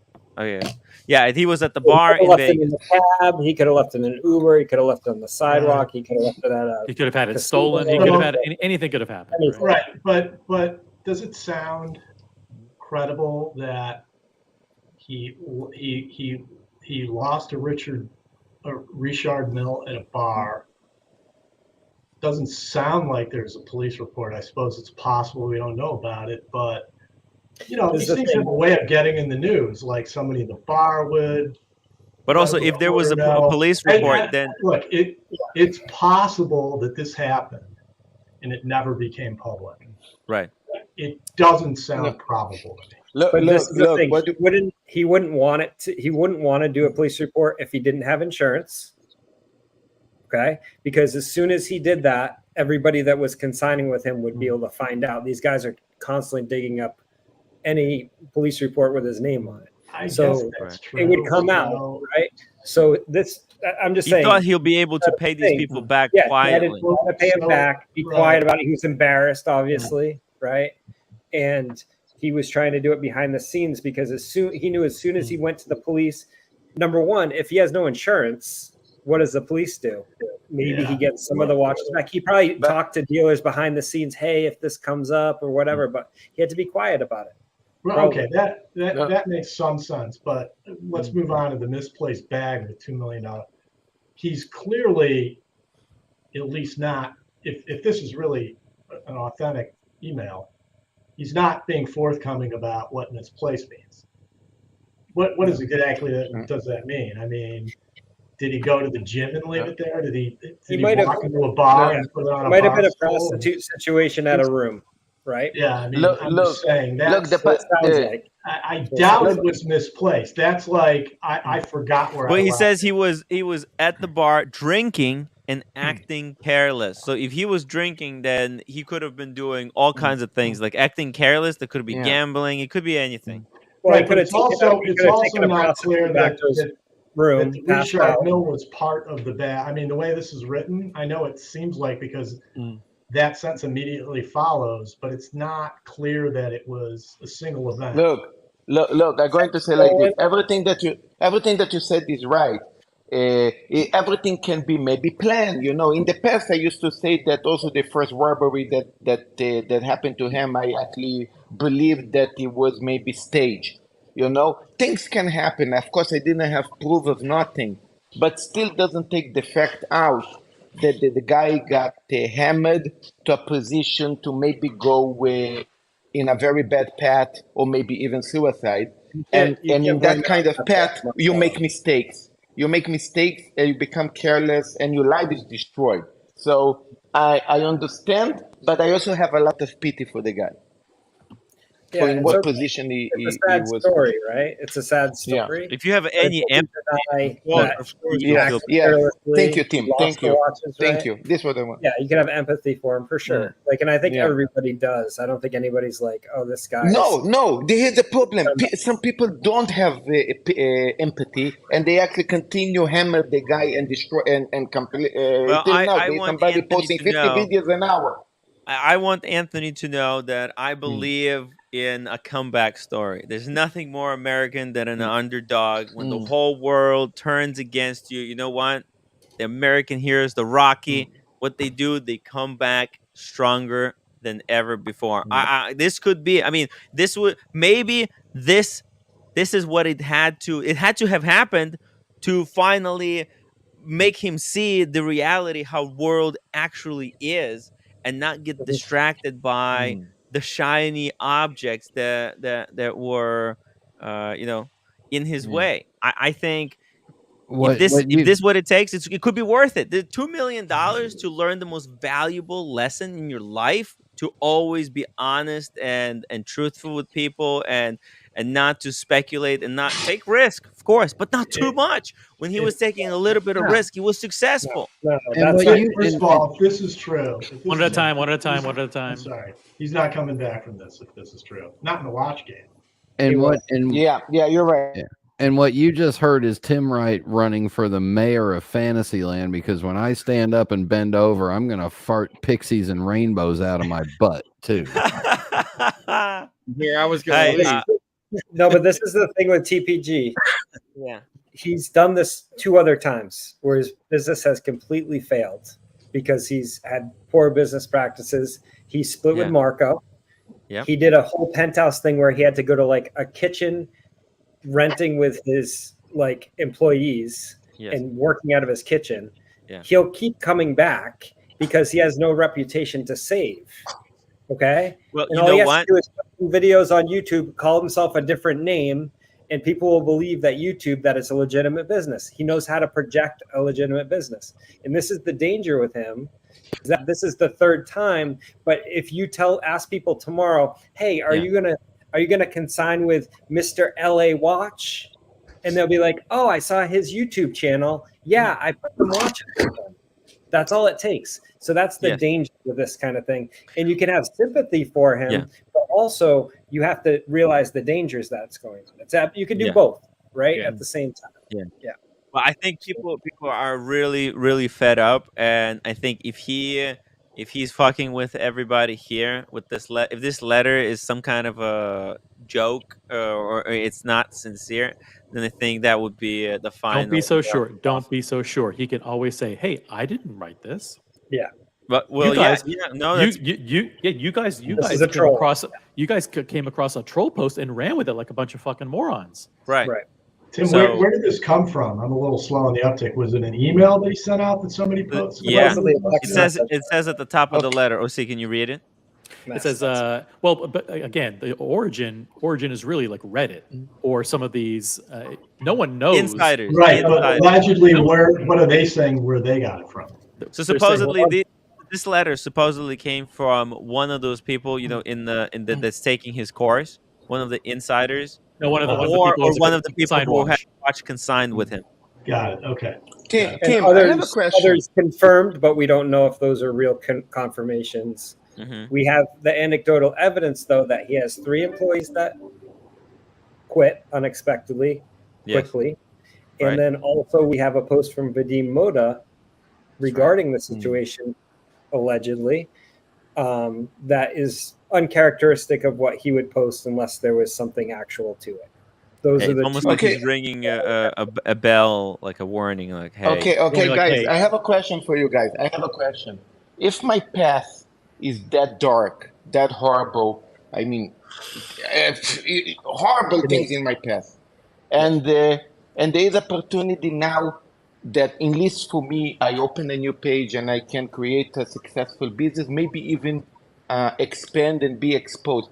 From this lesson now, how you guys? You know, the What is amazing the thing, lesson from Marcelo, this? the amazing thing is Because I'm that afraid to be successful, okay, no, right? but wait. Mm, You just mm, assumed he has a terrible past. Like, you know, there's mm. people with past that are a lot worse. Like, in greater scheme of things, his past is not even that bad. And What did he you was okay? very transparent in the fact from the very beginning. He said, "Listen, I went to prison for something. Yeah. No one even remembers what it was. You know how Really. many people go to prison in United States? It's like 10% of the United States population is in prison. So, 'Cause like I went this. to prison. Yeah, I went to prison for 6 months. When I Yeah. came out, I didn't know what to do. So I bought a Breitling and I was able He's to not a sell it perfect for guy. yeah. Yeah, he's And not a this, perfect guy. He's extremely, right. extremely flawed. But And it this is didn't the like. thing that is hard about him. Everybody likes the story of somebody turning their life around. Everybody likes Yeah. the story of an entrepreneur pulling himself up by it, working hard, working out, showing a lifestyle. And I think it fed into him, but it also, pushed people towards him to idolize him in Yes. a dangerous way. He got so high on his own supply. Right. And Okay, other people somebody The listen to fame. Boston. Somebody listen to you guys. Say, hey, maybe I'm afraid to be successful like Anthony was. Maybe I want to be humble because look what happened. I don't want to be destroyed. What is the lesson from this? Like, don't be super famous. Well, no. How about don't be a crook if it's Yeah, how true about that don't this be a is what crook? happened? Yeah. Here's the thing. I don't hold anything against him that he did prior to getting into the watch business. Yes. But the problem is he fell down once or twice in his prior life, and now he's fallen down about 5 or 6 times in this watch life. He hasn't gotten his shit together. He hasn't gotten it fixed. He hasn't gotten it figured out, and he's going to fall down again. You know So what I good. think happened is that when he was such a failure, right? And then he picked himself up and kind of succeeded, and he felt invincible. Like he felt, oh, if I could overcome this, if I could come from jail and make $1 million, then I'm the smartest guy. You see, he went from one thing. I mean, that's just human nature. He's a victim of human nature. This is and he's also alcoholic, right? He's got that addiction that he's battling, and it's the whole thing is just so fucked. So clue me in. What were his post prison, like? What were his prior watch business failures? I mean, I know he split from Marco, but was that a failure or just a difference in philosophy? No, I think what happened was he wanted to prove to Marco that this is the right way. The way he's doing business is the right way. But after him and Marco split, he kept falling and keep getting in trouble while Marco is succeeding. And I think he finally realized that, you know what, Marco was right this whole time. His way of doing business by not being all outrageous, maybe it's not generating as much income, but that's the right strategy to do it. I hate to press Yeah, for details, but Marco was a watch dealer that he wasn't into social media and YouTube at all, and he actually, in a way, create Marco. He actually make Marco that's right. become a YouTuber. Marco wasn't a business person at all. No. He didn't know other than restoring vintage watches and being able to sell one at a time, buy low, cobble together the parts, sell high. He never knew how to put together an operation, right? With a shipping department and a buying department and a website and salespeople. It took He learned Anthony that to do all all from of that. Anthony is marketing genius. But he was too full of himself. Hey, Buckley, thank you for hopping on the stream. What's your opinion on this whole situation? Are we being too lenient or are we being fair? You're being too lenient. You're being way too But lenient. we also don't know whether it's true or not. So it's quite a conundrum. We don't know if it's real, but if it's I think real, I think we're being way too lenient. I don't like I don't like Brian's watch at all. Yeah. I And you don't guys like offend- it either. You guys offend me. I have the same one. That's the whole fucking reason I don't like mine. Show that fucking watch, Brian. Show the watch. Full screen on Brian. One Please. second, you son of a bitch. Boom! Look at that. You Man. know, Wow. one day we need to meet Brian, Boston, and me, and all three of us with the meteor dial. It would be awesome. Sorry for interrupting, Buckley. Go ahead. Sorry. And cars also have one, by the way. He Cars does. also have one. I'm fine with that, except for the meeting Marcelo part.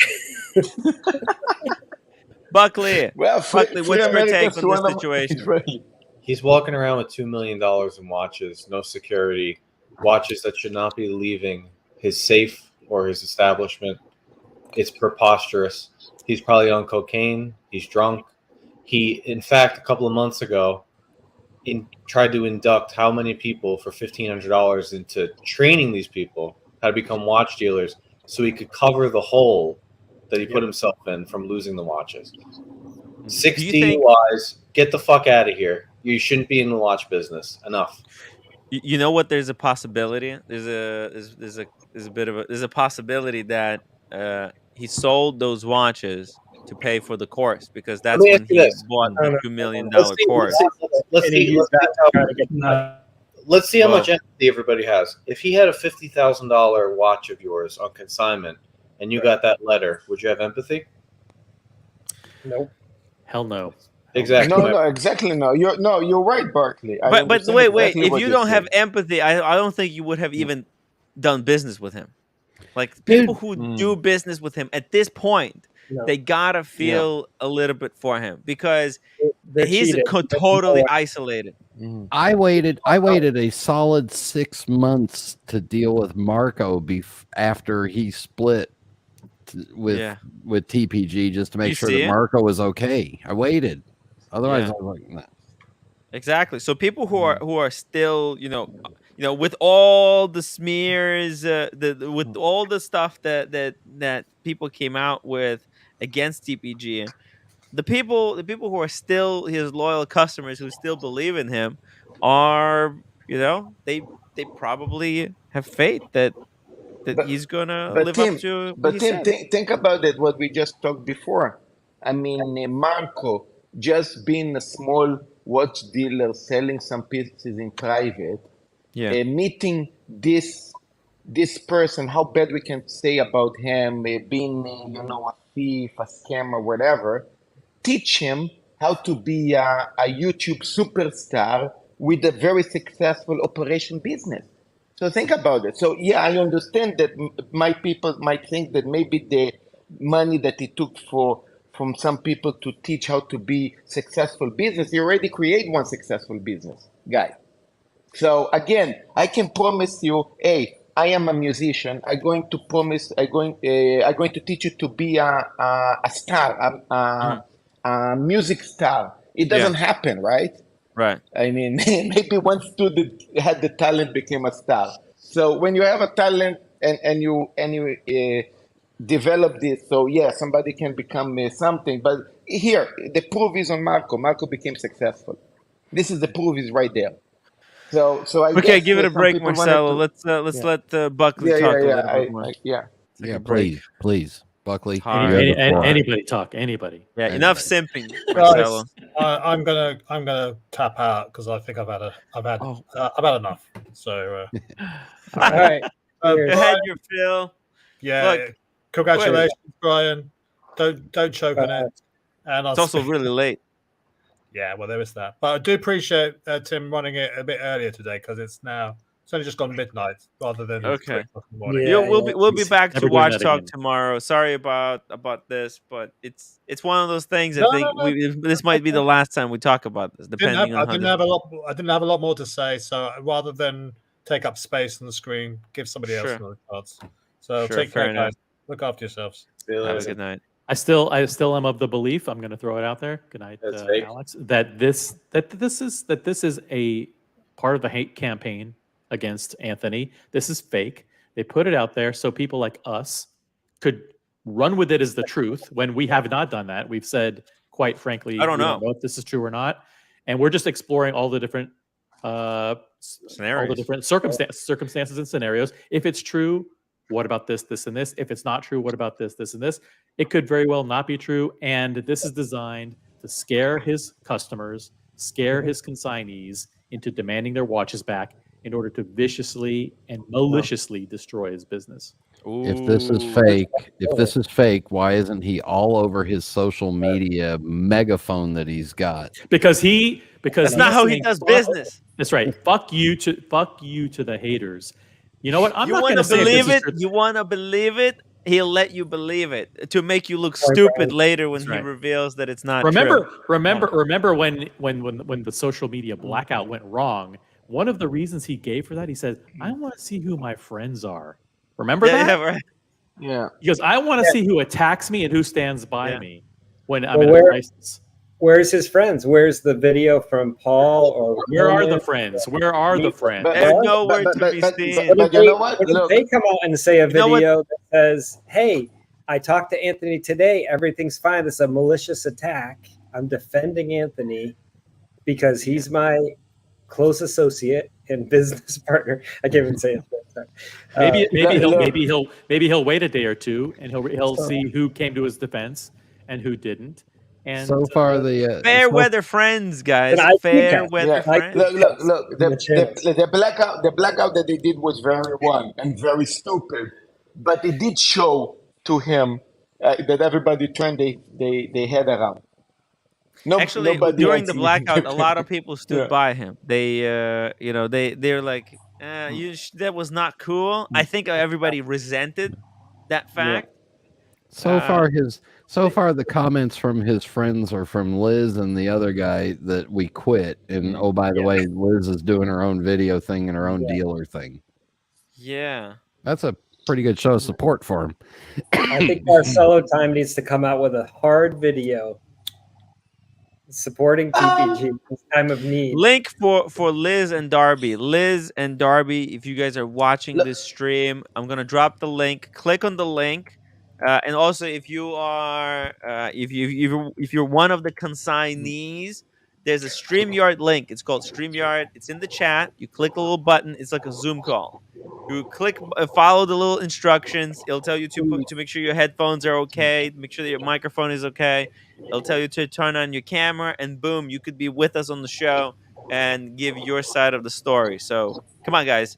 Link is in the chat. Liz, Darby, if anybody wants to hop on and give their side of the story, would love to hear your opinion. Nobody's here to judge or to accuse or anyone or point finger. We're just trying to find out what is happening, whether it's true or not. And I'm just trying to I would like to help diffuse the situation. I don't want anyone to be freaking out. Because you know what's gonna happen? Okay, let's say he lost the $2 million. Everyone's just gonna start freaking out. Yeah. And you know what? The people whose watches have been lost, they're going to be under a lot of stress as well. They're going to be like, this guy's never going to be because people are going to start pumping.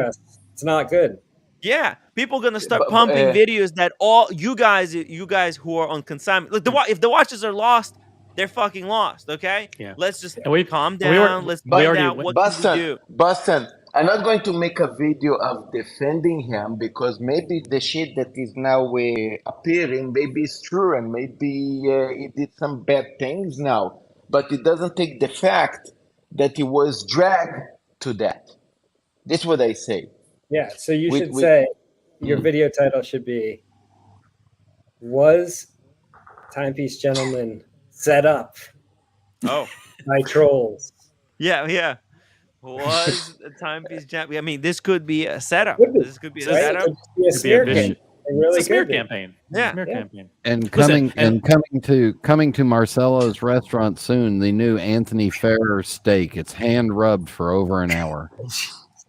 Listen, and I know where Tim is coming from with the sympathy for the people who may be affected, the potential victims, if this is true, because we had to live through this with the Wizard, and we spent so much time and energy fighting for the victims and fighting for the people who were impacted by his that situation. So it was something we took very, very personally because the guy scammed people that were close to us, our friends, our Yeah. colleagues. And so we went through that firsthand. So I probably don't know any of the people who had watches consigned with TPG, but I don't know that. Like I know Boston and he had a watch there. So maybe I do know people. So it's a terrible situation. I don't want anybody to people in the lose. community that have a watch on consignment with them right now and are reaching out and don't want to say anything until they, learn the truth. But it's not just TPG. It's all of these shoddy characters. You know, we tend to see people on social media or they have YouTube channels and think, oh, well, they're a reputable dealer. Right. And you give your watches to them and you never know where they end up. We do a lot of that these days, and there's a lot of reputable ones. But what makes one reputable and the other one not reputable is Boston, I have a question. Did the consignment in the business you had with TPG at the time, did you get the full paid? Did you get is the fact that we know that one person is reputable and one person isn't. So European Watch Company, you may think this of them, but do we really know? I do, but I've been there before. I do. So there we go. David SW, do we really know? This is the scary thing with the online thing. You could do a deal with Anthony and it goes fine. So then you're recommending other people. Well, that's what happened with the Wizard, right? Yeah, exactly. Only a percentage of the deals have to be scams or flawed or whatever.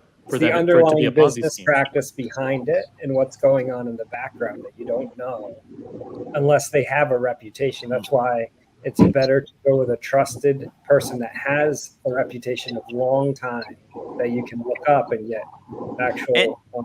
Every Ponzi scheme starts with early on, everybody's getting paid and everybody's happy. But right? Look, but then it's later you find out. Exactly. You get turned. That's how Madoff got all his clients. Everybody was happy, right, for a long time. What fascinates me is that with all the smears against Timepiece Gentlemen, there has never been any solid, concrete evidence that he actually ripped anyone off. And right now, he's in a really deep hole, right? That he says, I promise you, if you give me enough time, I'll return everybody. I'll make everybody square. And actually, I believe he has the capacity to do it. If he just cuts out the Ferraris, the G-Wagons, and just lives humbly by flipping watches, he can pay that money back. I'm sure some people to whom he owed money kind of gave up and never asked for their money or never pressed it. But why because there's so many contexts. Why did nobody reach out to me and said, no, I'm actually a victim? I know people who have been strung along, but at the end, everyone that I know, everyone who was wronged, I think at the end of the day, they were squared. But I never got the impression that people didn't like him because they actually thought he was just brazenly ripping people off. It was just really more the showmanship and the whole kind of lifestyle stuff that just kind of didn't add up. Are you if you're doing what he's doing, that's not a business that can substantiate a $95,000 a month penthouse, $300,000 cars, exactly, all of that stuff. But this is the point that add up. That just looks like bullshit. But I never got the impression that anybody actually thought, at least they certainly didn't articulate it, that he was literally ripping people off. There's actually a lot of comments calling him. Well, actually, let me bring up his channel and we'll look into the comment section. Marcelo, you can have your reply. No, the thing is that this kind of American image of I am super successful. I'm a super look at me. I have 3 Ferraris. My business. By the way, I'm making $150 million a year. I think it was a kind of a reflection for you to trust me even more. Look how amazing I am. Look how successful I am, or whatever. I think a part of it is pretty fake, just as a kind of a projection of advertisement.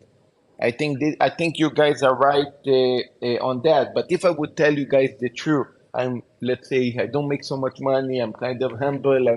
I think I don't know. I think it wouldn't work for him He the way played that into the he troll's did. hand. He really played into the Yeah. troll's hand. But speaking of one of the biggest trolls, Big Meech, $100 super chat. Whoa. Holy shit. Punters told me I fell out of the top 10 donors. Remember, Tim, I was your He OG. did. We remember. Yeah, actually, Big Meech was the first person to send me a $100 super chat.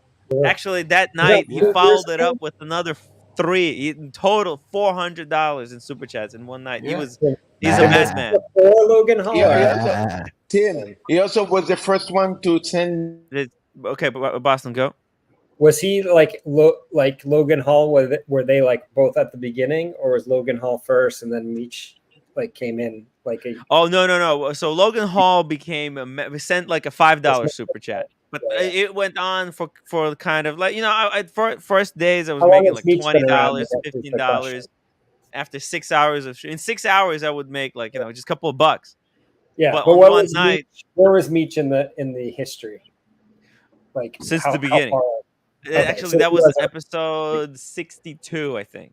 So like that was it took 2 months till 2 years, right? Or so. Big Meech is not only well respected among the rank and file here, but among the inner circle, we all have a tremendous amount of appreciation and respect for him. And Big Mac is back. The OG.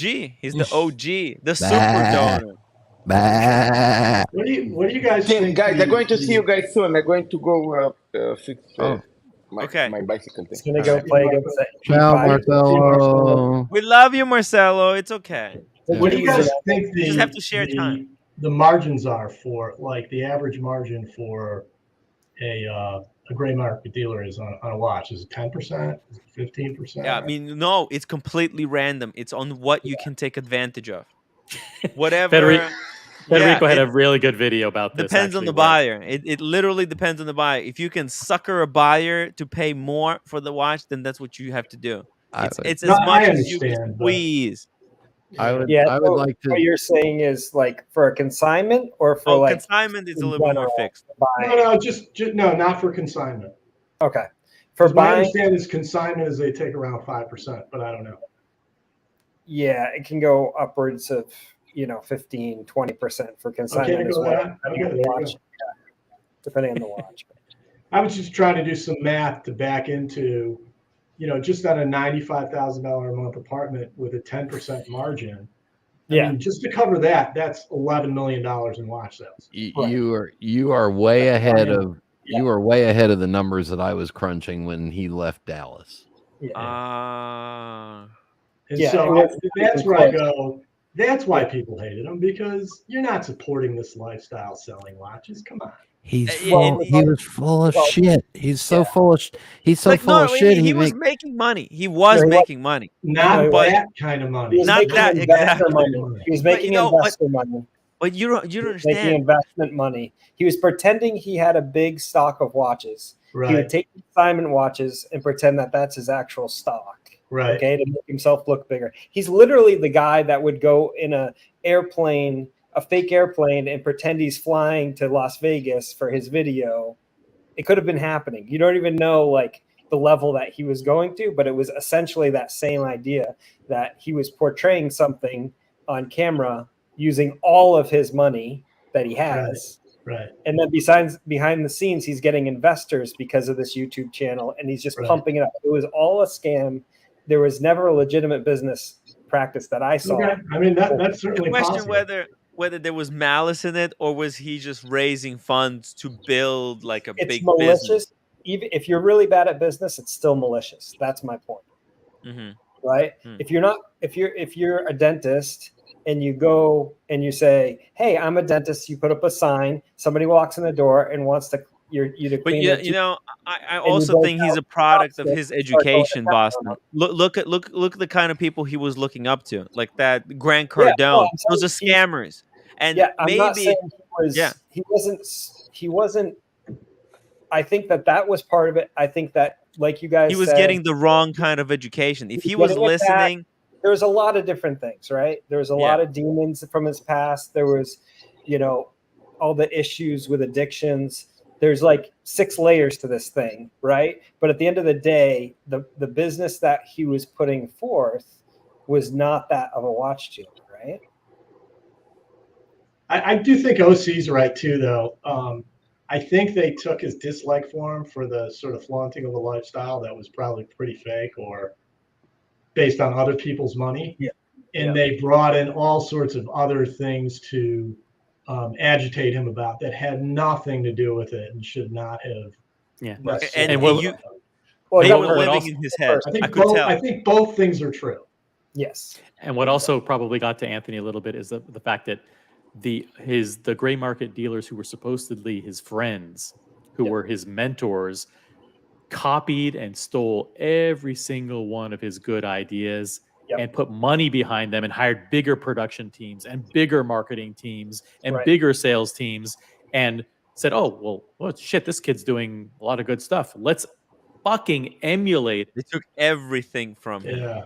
That is the same thing that happens in business every time. Some entrepreneur comes up with a new idea and tries to patent or trademark it as quickly as possible and then can't pay the lawyers enough to beat off the infringements that come out from the big company. Yeah, it's like Welcome to the world. Look at Instagram with threads. They saw an opening that maybe Twitter is flailing. Boom! They tried to steal the market share. Nasty.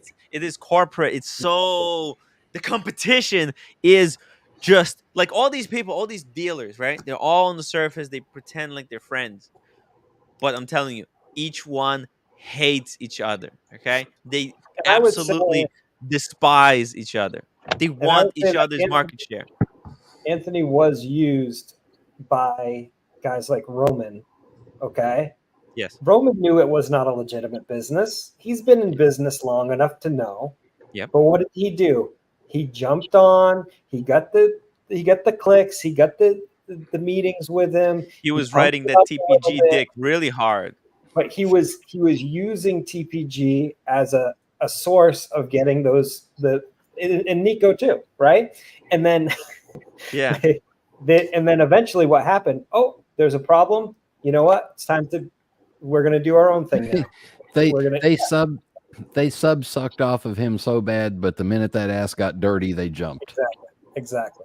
Yep. Let me put it in plain English for everybody to understand. And Anthony got abused in that way, right? He got used in that way, and I think he legitimately thought these guys are his friends and his, dealer friends, and like he was being accepted, and they thought he was successful, and he's buying you guys dinners because he's sucking up to this guys. Hey, this is Paid for my dinner. I didn't even know. I barely knew the guy. In Mathis, he didn't even know Mathis. Yeah, and that's the thing. He was sucked in. He was on the Grant Cardone. He was in the pump up my business to make it look bigger as it possibly can be.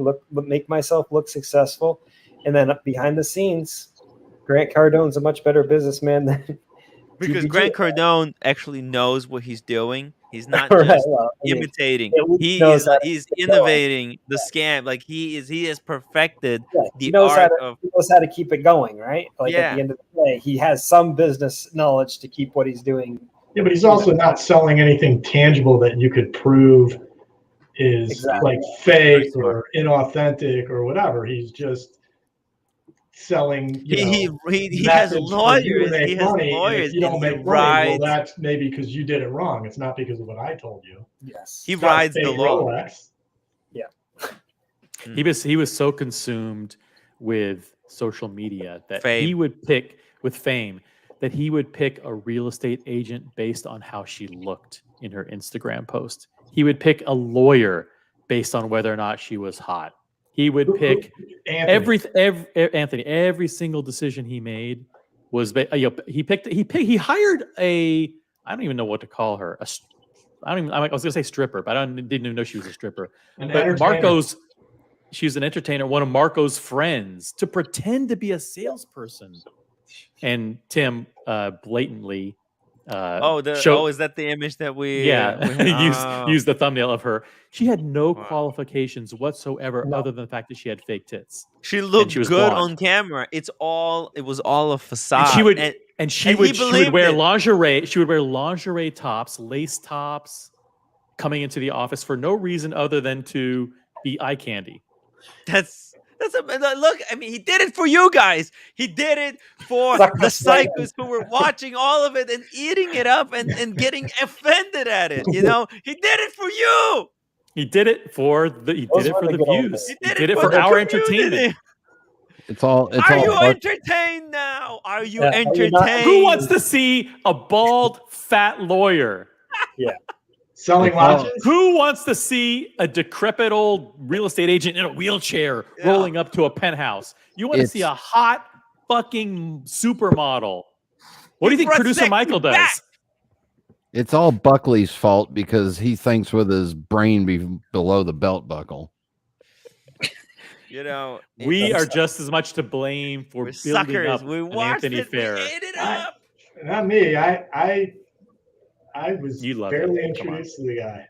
I didn't That's hardly knew who Barely he was. introduced. That's good because it was toxic poison. It was I actually took live over. out here, and I had Yeah. no idea who that guy was. It was worse than The Bachelorette. I mean, honestly, like his Fucking- videos. It was- But I don't sort of play in the gray market world all that much. So Nah. Man. Tim it was- sat in that booth at that diner right next to I him. held his camera. Yeah. I was so enamored Held with his the hands. guy. you cut his steak with him. You Yeah, shared, he you shared a paid for milkshake my with him. steak. Nobody ever paid for my steak, you know, and he No, did it. I such couldn't crazy. believe it. I was like, why? Why are you doing this, man? I mean, Little he bit for you and Mathis he to did get a do free something different where he opened up in Beverly Hills, where most of these guys are in the jewelry district in downtown LA. Hmm. You know, and so there was he went for it way differently, right out here. Well, that was after the failed penthouse. Yeah, I mean, he did that. It was Yeah, bad. yeah. $1.9 million lease down the drain. Yeah. Disaster. By the way, did you see? I just change subjects a little bit. There's a guy out here, a Rolex dealer a gray market dealer that I follow on Instagram, and he opened a new showroom in downtown LA, and instead of putting actual models in the window, he's putting like photos, like prop-up photos, and he's keeping all the watches inside in the safe because of all the smash and grabs. Oh, it's terrible. Oh, We've actually Yeah, had clever. we've had a run of some issues here in the Anyway. Charlotte area. I digress. Logan Hall, whose milkshakes are better, TPG or Buckley's? Buckley, Hey, Buckley. He has better tits though. Yeah, but yours are real. Ooh, It's true. ooh. Okay. So Buckley, what's you're very you don't believe, you're not buying any of this. You've seen it all. It's just We have to confirm if the letter's real, but if the letter's real, I think Yeah. he should get out of the watch business and be done because Not how much healthy do for you have to? Number 7? We're gonna give him Yeah. an 8th chance. 9th? How many chances do you want to give him? Why Hey, is $2 Sam, million? last one. Why American is story. $2 million in watches in the middle of the casino? Why? It's dumb because I they're don't easy even to believe- transport. I don't believe this. Even if the letter is real, that part of the story, I do not believe it. I don't believe he misplaced it. That's like I forgot where I put it and I don't remember where it is. That's misplaced. He added that he was acting carelessly, so that could Yeah. be Something- almost anything. Something super nefarious is going on. Good. I'm If so sorry I that lost thing your is- watch. So sorry I you lost started your drinking. watch. That day I just really Yeah. didn't give a fuck that day. I'm sorry. But I Let me promise paint- I'll yeah. get you money eventually. Let me paint a picture for you of what most likely happened. You started off at the bar, got a few drinks, started gambling, Yes. started winning/losing money, found a couple of friends, maybe went back to the hotel room. Maybe there was some activities, including drugs, alcohol, etc. Woke up the next morning, everything's gone. Why are Not they hard rolled, yeah. Well, that That's there all was a speculation. dealer who is out here in LA now, who's pretty well known, who got rolled in Vegas by some entertainers in a hotel room for a few $100,000 in watches about 10 years ago.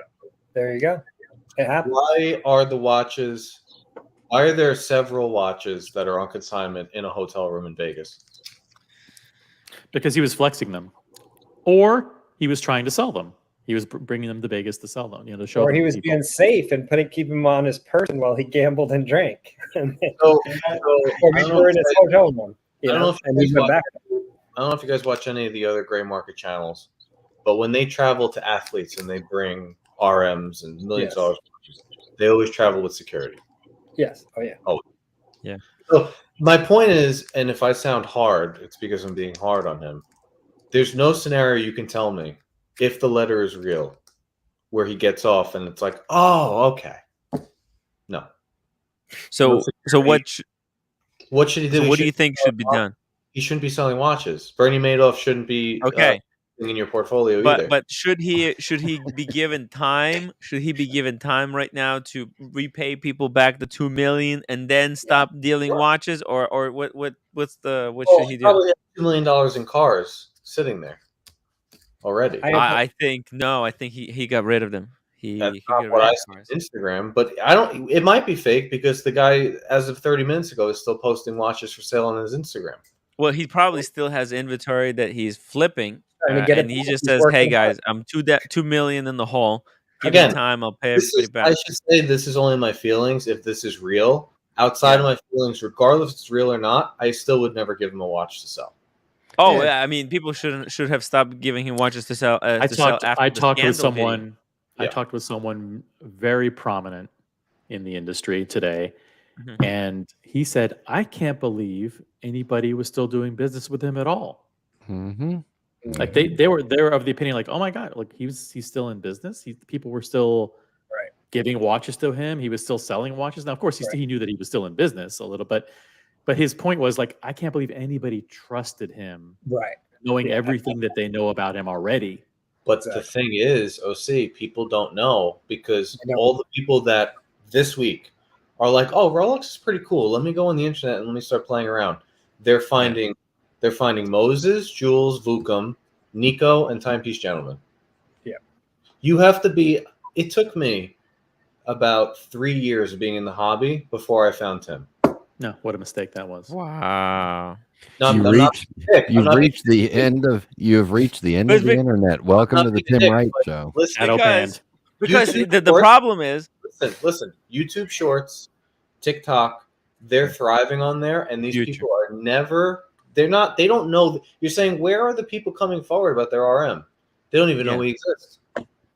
They found him 2 months ago on TikTok, and they're like, "Oh, this guy seems to know what he's doing. Look, he's driving an Audi R8." So That's the problem. Those cars are leased, by the way. That's the problem. Is the news that you're trying to tell people why are people doing business with him? Well, the point is, people are doing business with him. He shouldn't be in business because he's doing it with people that are wet behind the ears, just like Wizard. Yeah. Right. Exactly. They don't know. They don't know. Yep.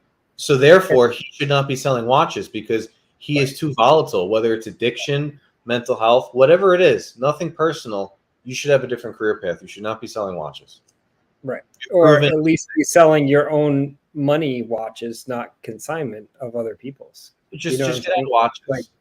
You know what? Just maybe don't do it. The thing is, he's a young guy. I'd love to see a show. Oh, sorry. Go ahead, Boston. Sorry. I'd love to see a show with TPG and the Wizard. Race to 2 million. Who can pay their people back the fast? I mean, the amazing race. The amazing race, right? Who would you put your money on? You should put a poll. Who would you put your money on paying people back faster? I think TPG will pay the money back if he actually lost it. I think he will pay the money back. But regardless, he's a young guy. He doesn't have a good track record of business sense or like making money. I think it's more spending, but see, and this is why I like hanging out with Tim, because Tim's actually too lazy to pull all these Ponzi schemes. I have no time or energy for that. Like I'm really like I'm not good at monetizing this stuff because like I think about long term. I think like look, the problem with Anthony is that he was running business for short term profits, not for long term gains. Like, I'm okay just walking. You know, I'll be fucking chipping away here with the watch for 10 years rather than, make money quick, but saying, I don't know, insane things that will get people to watch me. Just look at me, look at me. I don't listen. I don't want people to come here to see what's the next controversy that's gonna happen here. Okay, I rather do my boring watch talk, and then when something interesting in the watch world with someone with some personalities happens, then we'll cover it. And veteran Sinclair, thank you so much for your £5. Hasn't been mentioned yet. TPG Ponzi scheme failed. Just joined back to the stream. Veteran, by the way, that was not confirmed. The story, that letter. Anthony unfortunately refused to say whether it's real or not, so it hasn't been confirmed. We don't know whether it failed or if it didn't, and whether it was Ponzi scheme. Yeah, it's kind of look. Ponzi scheme is different. That's not. It's not how Ponzi schemes work. No, but the fact of the matter is, if it's real, he started a course to try to cover the money by trying to train other people to be it's just right. That course, that was the kind of a it's got Ponzi scheme. It's not kind Ponzi scheme, but it's like you know yourself, you know you have addiction issues, you know you're not running your business right, and now you're going to take people's money and try to teach them how to do what you're doing. You're all fucked up. Yeah. Regardless, the narcissism is just unbelievable. Yeah, like you don't really know what you're doing, and he knows if all of this is true, right? This is all predicated on true. He knows he's not doing the right thing. He knows. Yeah, maybe at least now. Maybe now he has come to that realization. Sometimes it takes people to hit the absolute rock bottom, to get to the point where they're drowning and they can't see the sun anymore, to realize, oh, I'm fucked. Because people, they're stubborn, the stubbornness of humans is just incomprehensible. By the way, huge shout out to Daniel Gutierrez for $2 super chat. Unfortunately, can't pull it up. The chat is busted again. Where did the letter surface from? It surfaced from supposedly one of the people that were one of the victims who had their watch, in his possession that he lost. So apparently he sent a mass email to everyone who has been affected, but one of the people have leaked it, apparently. But we don't know if that's true, because sounds pretty suspect to me. It's very sus. Yeah, it's very sus. I think it's all knowing Anthony and his love for scandal and him. Maybe he's just trolling us. He's like, oh, somebody's did this to ruin my reputation. Well, let's see who are my real friends and who's gonna stab me in the back and say, I knew it all along. I knew it all along. So it's very complex situation here. We can only say what we don't know. What you just said would be one of the most ridiculous mindsets I've ever heard of in my life. You're going to let us tear you through the mud all night. Well, keep in mind, this is a guy who, during the social media blackout, it was well documented that people thought that he had left the country with millions of dollars in watches, and he let the blackout continue for days and days extra, just to see how it rolled out. He didn't immediately go, hey guys, sorry, this was a fucking stunt gone wrong. No, he waited a week before he did that, and did it with a video. He did a contrived. He went to charities and pretended that he was giving stuff to charity to make a new video to cover for the social media stunt. So this guy, he never wants to be wrong. He always needs to be right. And I mean, he realized that. Here's all the proof I need. Yeah. Guys like Roman will still say, wizard, whatever. I vouch for him, but we know what vouching means, blah, blah, blah. Not a single person in the gray market is going near Anthony for months, which means all of you should run. If they're not willing to go near him, you should be running, not walking. But the irony, Buckley, is they didn't abandon him, not a single time, for any of his business practices. They never abandoned him a single time for content of his videos or challenging a dealer about this or that.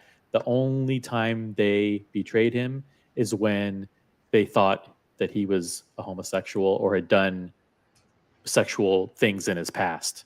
That's the only time they cut him loose for personal reasons. Is that true? Which is that Yeah. true? I don't think they're turning away money just because he might be gay. Let's be honest. They had his back the whole time up until then, and then suddenly they cut him. You know loose. why? But you know why, OC? You know why? Because I told you, all these dealers, they're in competition with each other. Okay? They cannot turn on someone because of the business things, because they're all doing business. All doing shitty shit. Or they're working with people who are running business the way TPG is running business. They're all connected. So if they want to destroy this guy, if they want to destroy their competition, they have to look for other things to take offense at. And here it's like, he may be a homosexual. So, okay, that's it. That's perfect. That's perfect. We'll use homophobia to turn on him. It's not business related. It's just like, morally we can't work with him. He may be a homosexual.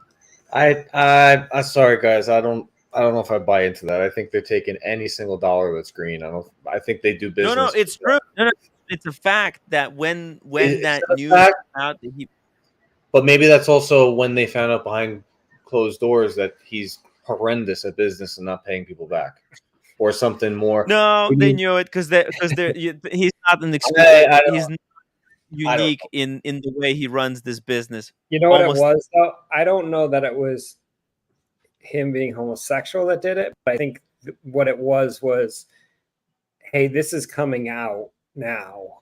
It's time to cut ties with him, because they didn't think his channel. So opportunistically, you think they took advantage of it? More like that makes a little bit more sense, I think. Like just the fact that they're like, hey, this guy's ship is sinking.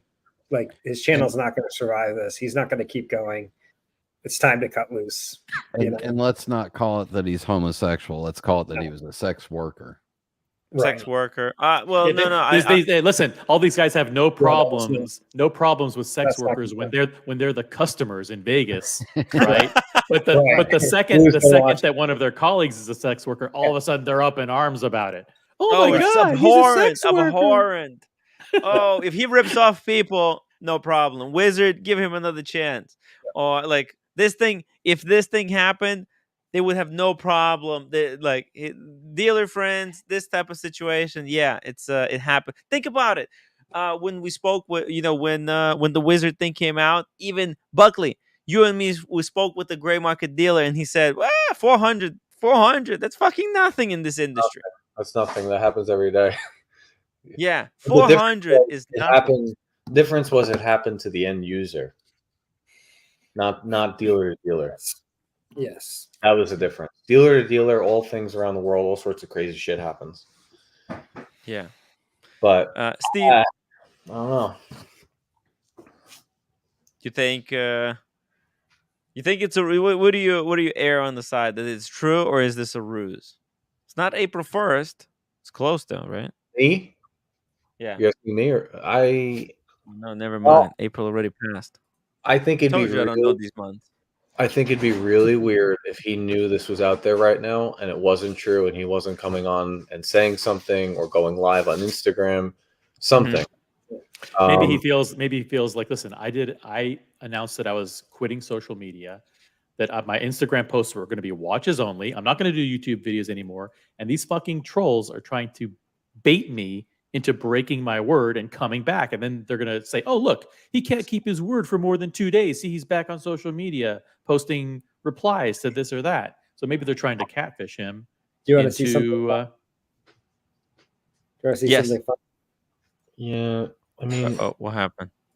Sorry. Oh, you got a Milgauss? I'm disappearing. Ooh, it's disappearing. Where did you go? What is that? Okay. That's a Milgauss on the Timepiece Gentlemen website. Yeah.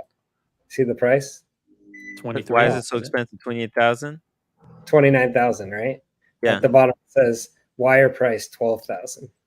It's like a misprint. It's just like shoddy. Oh, terrible. Ooh, I can hear that. That's kind of cool. Hey, maybe this means a closeout on TPG hoodies. There you go. Hey, definitely go with the wire price on that one. Those are terrible hoodies. They're awful. Come on, man. Just fucking dreadful. As far as hoodies go, I mean, it's better. These are believe it or not, Better they quality, look yes. better quality than the course. municipal. So- Okay, Here's the other that thing, too. Before I forget this, didn't you Yeah. guys say a lot of his staff has upped and quit this week? 3 of that's them. right. Or Okay. 4. Yeah. Someone said another one too. So clearly they know or see something going on hmm that they don't like. Marco saw something, right? People, the gray market guys that he does business with saw something all this year. So something's clearly going on. And unfortunately, I do know someone who went through serious addiction, and they will lie, cheat, and steal every second of every day, regardless of what happens, to get their hands on that drug. They will do anything because they love the drug, not you. I mean, So- imagine if you're an employee, right? Yeah. And he says the same thing that he sent out to you and says, "Hey, I didn't tell you guys, but the last few months I had lost 2 million. I'm trying to dig us out of the hole. I can't pay you, unfortunately. Your paycheck's due. I have to, fight my way back. I hope you stay with me." And they're like, "Well, see you later. No paycheck. See ya." Right? And all of them are quitting. That's plausible. If this kind of thing happened, why would they stick around? They know the whole company's crumbled. They know he's a mess. They're gonna take off. Just speculation, of course. Well, Just saying, employees that's have how this. that would happen. Employees have this addiction to paychecks and being able Right. to pay for rent and Yeah. food and stuff. So Yeah. Tim, food and rent and paying for that's a thing that people do sometimes. And again, this is the whole poor business practice, right? He was offering Yeah. them these huge salaries and all kinds of stuff using probably investor money or whatever, loans. Who knows how far in debt he is, and paying their salaries. So they're like, "Yeah, this is great. I just work for this guy. I have no experience. We just have to look like a legitimate business." They think they're doing the right thing. All of a sudden, he's like, "Hey, no more money." They're like, "See ya. That's it. Show's over. Party's done." Hey, salespeople that are working on commission, by the way, we don't have any inventory. Yeah, I mean, Yeah. I worked for a guy like this. So Yeah. like I've been through this firsthand when you have a boss that's just out to lunch. Right. They're losing money, they have a shit product, they have a shit service. And Show the instead- watches, Tim, not this awful merchandise. Like, let's see if he has actually watches in inventory. Oh, really? I know you're hung up on the apparel, but Wait, go back up. There was a picture of his butt. I want to see it. Wow. are there actually watches listed for Wait, sale? wait. Oh, wait, inventory. Okay, no, it's new arrivals. I think he bought like 10,000 of each of these things, by the way. I think you got sucked into the apparel website. You need to go to. Oh, I'm on the merch. You're right. There's a whole website just for merch.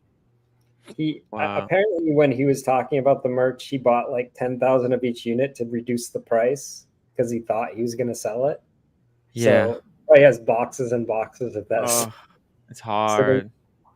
Just view all poor business practices, Well, all the YouTubers, you always try to innovate and find new creative ways to make money, right? So he's probably like merch is what a lot of YouTubers are doing. I've tried to do it. I had a little bit of a few crappy mugs.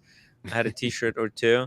It's a total flop. So, but yeah, his stuff is not great. Spruik the Miami mug again. Somebody might buy it today. I think I discontinued those. I don't want to get in trouble. Some people are very sensitive to the mugs. Oh, really? Oh, okay. Yeah. Could you blur out portions? I have a limited edition Tiffany blue one. Whoa. Very nice. Very nice. So, but by the way, we don't know whether these watches that are listed here are real or is it some of these are the ones that are stolen.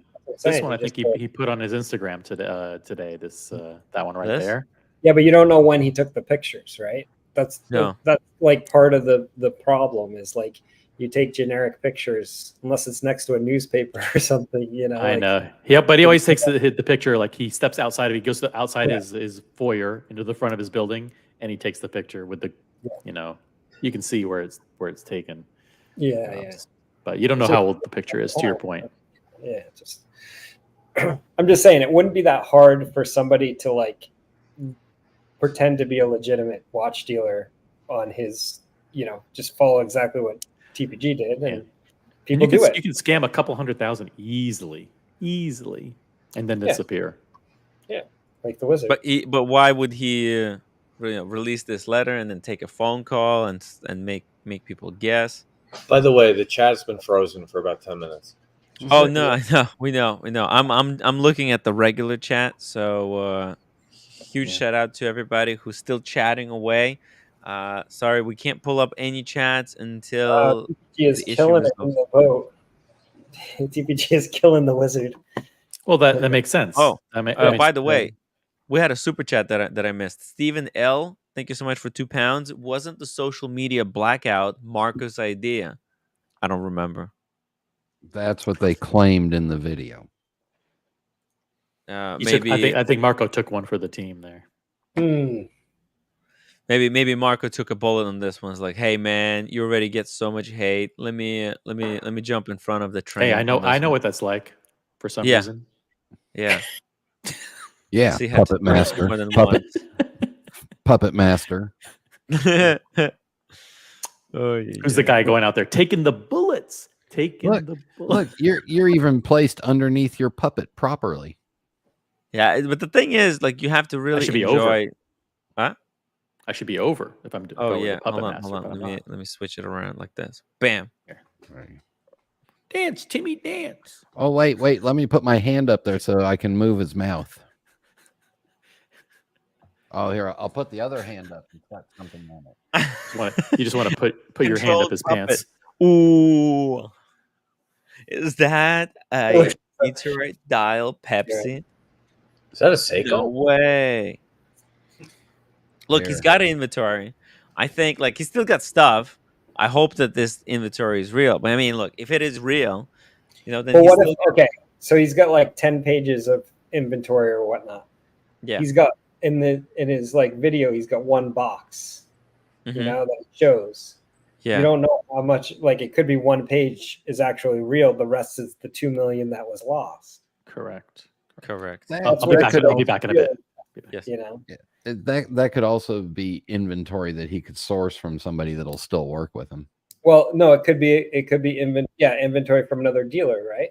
Yeah. And, like, hey, can you send me over some inventory that I'll sell for you for 2%? The guy's like, sure, no problem. But he's just backfilling some of his pieces, Yeah. It's easy for them. It's too easy. The YouTube and other social media just make it that.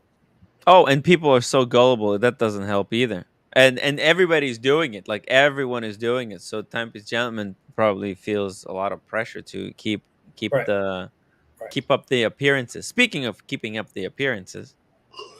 Oh, hey, Diego. Comments are down again. Huh? Comments are down again. Yeah, the comments are not working. It's dead. The comments are dead. I thought you were joking around when you said that before. But I'm actually on StreamYard and they're down. I thought you were like joking the last few days, but it's an actual thing, guys. Like in the chat, like it actually is down. It's not like Tim just saying that. Yeah, we're in this because of Brian. Ooh, wait a second. Oh, your Coke. No, he changed the bezel. Changed the bezel. Let's black. There we go. Black. Damn it. I need a new camera. Very nice. Very nice. Yeah. Oof. Is that I love it. Black. Wait. Lower your hand a little bit. Keep going. Oh, yeah. Okay, there it is. Oh, yeah. Yeah. I think I'll join you guys. I'll put on my Pepsi as well. Just for the fucks. By the way, I don't wear any rings. I'm old school. Oh, actually, no, not old school. I'm like really new school. Don't really care about that. No school. We can't afford it. Okay, let's be honest. Okay? Let me stop bullshitting you guys. I got married in a hoodie. Ooh, shit. Oh, you. In a hoodie, really? Was it a nice one? Was it like a Gucci? It was really old. It was like 5 years old. It was falling apart. Buckley, And I've then only got a roommate, that little was bit my of. favorite hoodie. You might have pajamas on. It was Invader Zim hoodie. I'll trade you. Invader Zim. Ooh. Buckley's OP looks like my 36 date just on me. Yeah. It's But And wait, I gotta be honest. I've only got a little bit of red, and Buckley's got all that red. Damn. Buckley's in love with that thing. I love know the it. size. The size is Yeah. so good. It is good for you. That It's looks so good. comfortable. Yeah. All right, So Tim. simple too. Tim, I got bad news for you. No, you have to go. Yeah, I got to go. Okay, it's fair. And now That's that fair. Diego's here, I'm no longer the best looking, so I got to leave really I'm quick. gonna drop the link. Ryan is Guys. now the king of the GMTs. King of the GMTs. Congrats. I actually, man. I wanna invite somebody who, maybe some of these Bye, trolls Brian. who were so. Congrats. Oh, bye, Brian. I actually, like, I'm dropping a link. Can one of these people who absolutely hates Timepiece Gentlemen's guts come on the show and explain yourself? We wanna get people's opinion. We want to get the haters' opinion. And if you have a watch on consignment with TPG, we want to hear from you what in your opinion would be the best cause of action. Like, what would be the best thing to do? Hey, Diego, do you have any watches on consignment at TPGs? No, I don't think I'll ever consign a watch. Ooh, yeah, it's freaking risky, right? It's like playing Russian roulette. You really Depends on- don't know. Really. In a hot market, I might, just to save to me, consignment, the purpose of it is I don't feel like dealing with tire kickers. I don't feel like shipping. I don't feel like answering questions, taking phone calls, meeting some guy in a sketchy place. So when the market's going up, and when the dealers were like, they buy a watch for 20, they sell it for 22. And they say, look, Yeah. I'll give you 19 since I'm doing, okay, fine. But the way it is right now, they might not even sell the watch. I mean, if you look at Grand Caliber, they still have Brian's watches. If you look at, what's that other place? Nashville Watch. Has he sold Brian's Patek yet?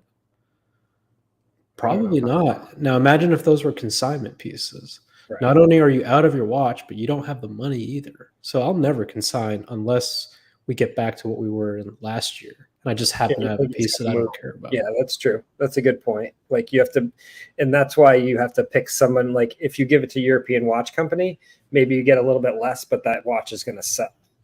Like, they get a lot more traffic and sales probably compared to, Marco or Nashville, whatever. So you're it's a trade-off there. So you need to judge that when you're actually. I told you guys by the way, the Palm Fronds I gave to my mom, I took Bright Blue's advice. So I gave that to her as a wedding gift. But when I tried to sell it to a local guy, everybody tells me they sell for 10, they sell for 10 or 12. The guy that was local to me, I said, hey, you're local, no shipping. You want to buy this? Sure, what do you want? I was like, just give me 9. Fuck it, just give me 9. Yeah. Oh, well, they're selling for like 85 on Moda. I can give you 6. You know what I mean? Or whatever the fuck he offered, 7. So it's like, it's a hard time right now to sell watches. Pain in the ass, man. People want to skin you alive. And they don't want to give up cash because they're in the summer. Yep. They're like, hey, I might as well. I can just consign. I can. They have the power back that they haven't had the last 3 years. So they're trying to get as much margin now to make up for those losses that they had on some of their pieces going down. Right. And they've been doing that for, a year now. And they're happy. Like, gray market dealers right now are so much more happy than they were when they were selling a piece and then they had to buy it for $1,000, $2,000 more the next day. That was happening, or the next week. They didn't like that at all. They didn't like flippers coming in and saying, hey, I want $15,000 above retail, and they had to pay it to get the watches. They didn't like that. So they rather this market. This is what they're comfortable with. And that's kind of where they're keeping it kind of in this range. That's easier for them. Yeah. It's crazy. Hey guys, I'll be back. Okay. I just do a couple things. Boston Collector, thank you. Freaking legend of the watch community. It's a tough situation. I wish that Tony or Anthony or TPG, whatever he goes by, I wish he could just let us know and stop playing with people. Have you played the role of, let's assume that this is real? Now let's talk about it yet? I was listening when I was in the gym, and you were like, I hope it's not real. I don't think it's real, whatever it was. But have you, let's just assume it's real. Have you stated your thoughts on that? I mean, I think, well, I don't even know. I don't even know what would be the best course of action. If this is real, right? What should people do? Should they just hope for the best and give him time to work it back and just hope that he learned the lesson like he says he did?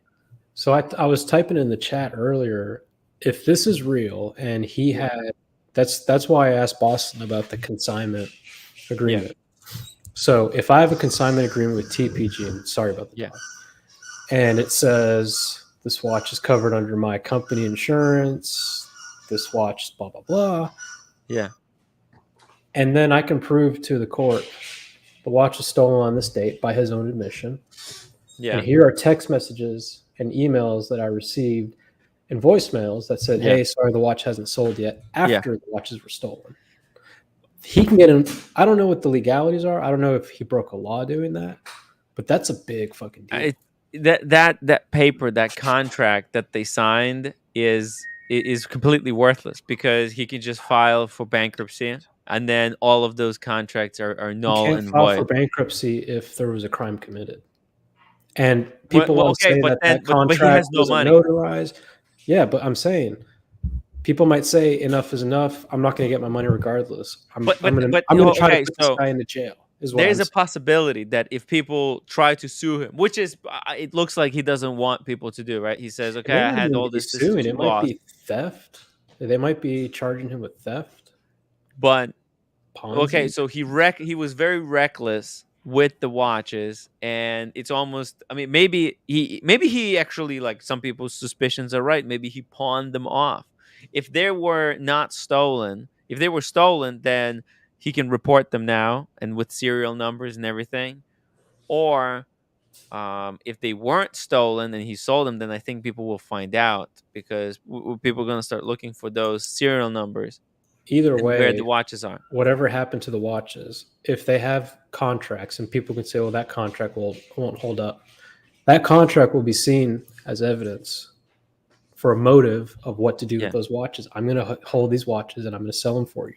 And then when there's text messages or voicemails or emails after the fact saying it hasn't sold, and now you have this admission, assuming this is real, that the watches were stolen, but I continue to tell the plaintiffs for months or weeks that they just weren't moving, or I couldn't find a buyer, or I'll get you your money soon. The courts will see that. Okay, but courts. Okay, what do you think courts are going to say?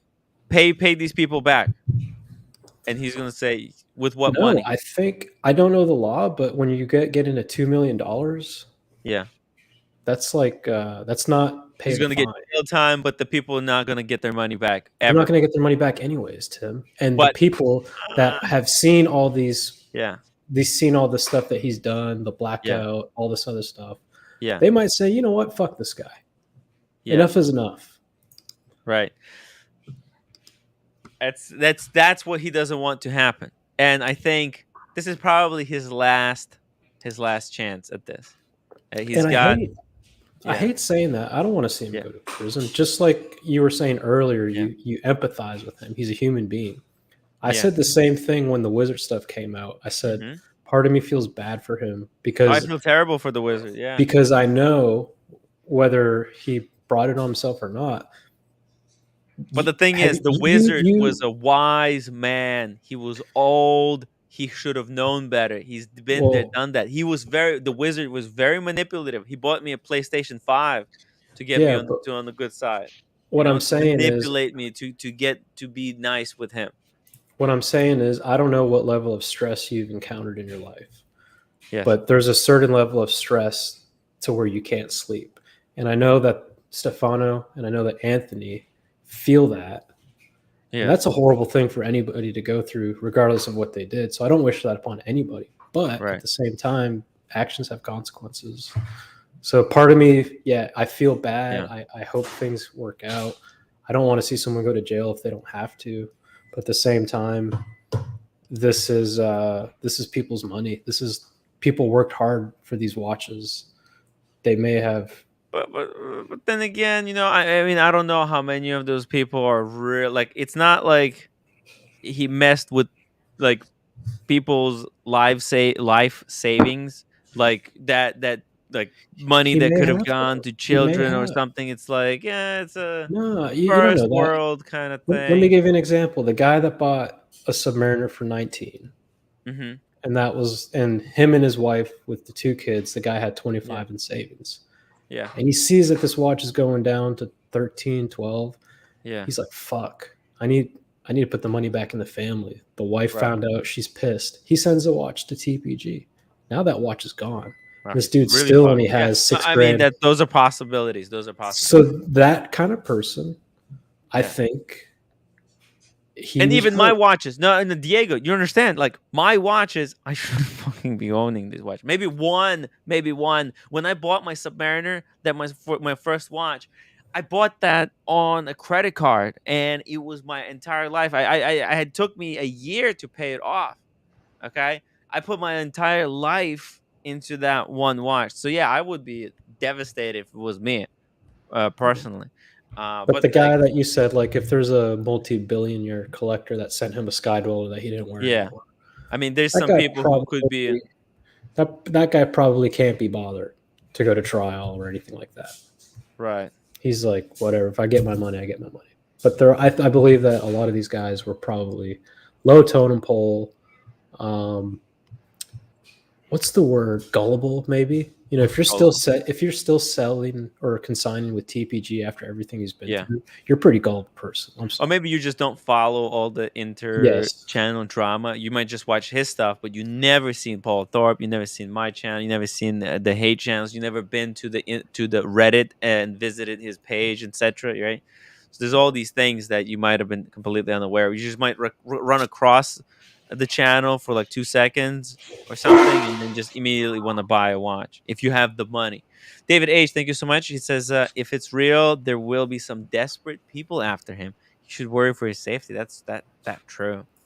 It's very true. Like, especially. Has Buckley spoken on it? That's why I don't want to like raise this crazy alarm, because we don't know what kind of people he could be owing money to. Right? Think about it. If we sit here and just start like just mercilessly attacking him, there could be someone who's watching, and he has a watch on consignment, maybe a $500,000 watch. The guy might explode, fly, and God knows what can happen. So I think the best we could do is just everybody calm down.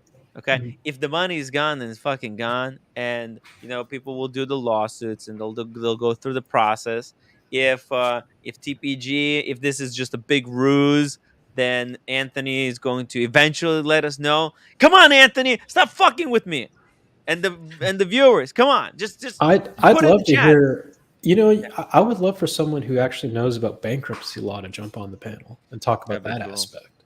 Because I have a general idea that if you committed a crime, you can't declare bankruptcy. I'm bankrupt, but me too. I'm broke, but I don't know anything about bankruptcy laws. Buckley's broke, and Tim Wright LLC, my channel, will be bankrupt if people don't become members and support the show.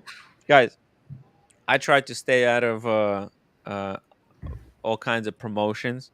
I try to be as independent thinker as possible. So I rely on your guys' memberships, by your views, by your clicking, upvotes, or spreading the word about the channel, and also super chatting and asking us questions, engaging in the chat, guys. Become members. It's like for $4, literally for $4, you can get a $5 super chat and all kinds of little cool icons and all kinds of bullshit in the chat. Why not? Support the show. Support the watch enthusiasts. And I want to be a little bit, I think if I had more authority, back in the day when the whole scandal broke down. I think, but I was also really young. I didn't know what the hell I was talking about.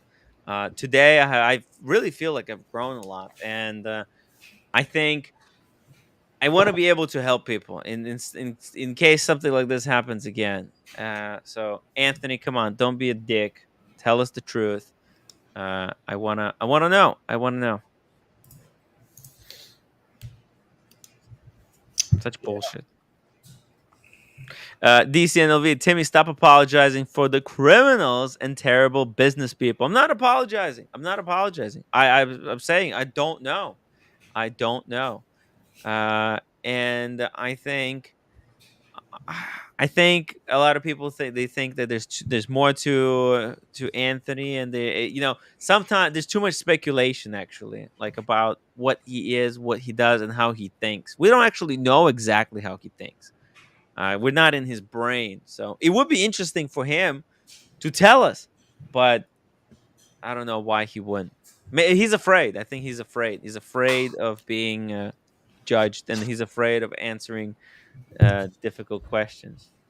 Maybe for now. Maybe he thinks he will be unfair to him, but I want to be fair. So there's always two sides to every story. Okay, remember that, guys. There's always two sides to every story. Man. Okay. I mean, are we done? Oh, Marcelo. Hey, welcome back. Hey. Oh, your No, audio. you're doing Did you change phones?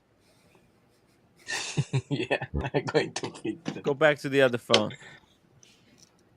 This one is terrible audio. Go back to where you came from. It's just because he has two phones. One, the camera doesn't work. The other one, microphone doesn't work. Somebody in the chat needs to find the clip when Marcelo joined with two mics, please. Oh, I wish we could find that clip. Oh my god! You guys can hear me, and then that squeak. God damn, Marcelo!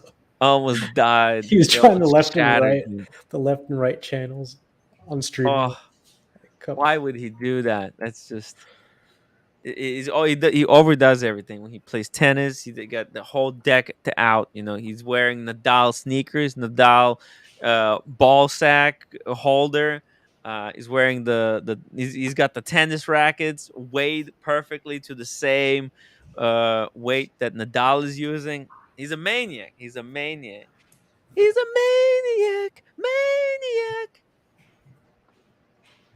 Anyways.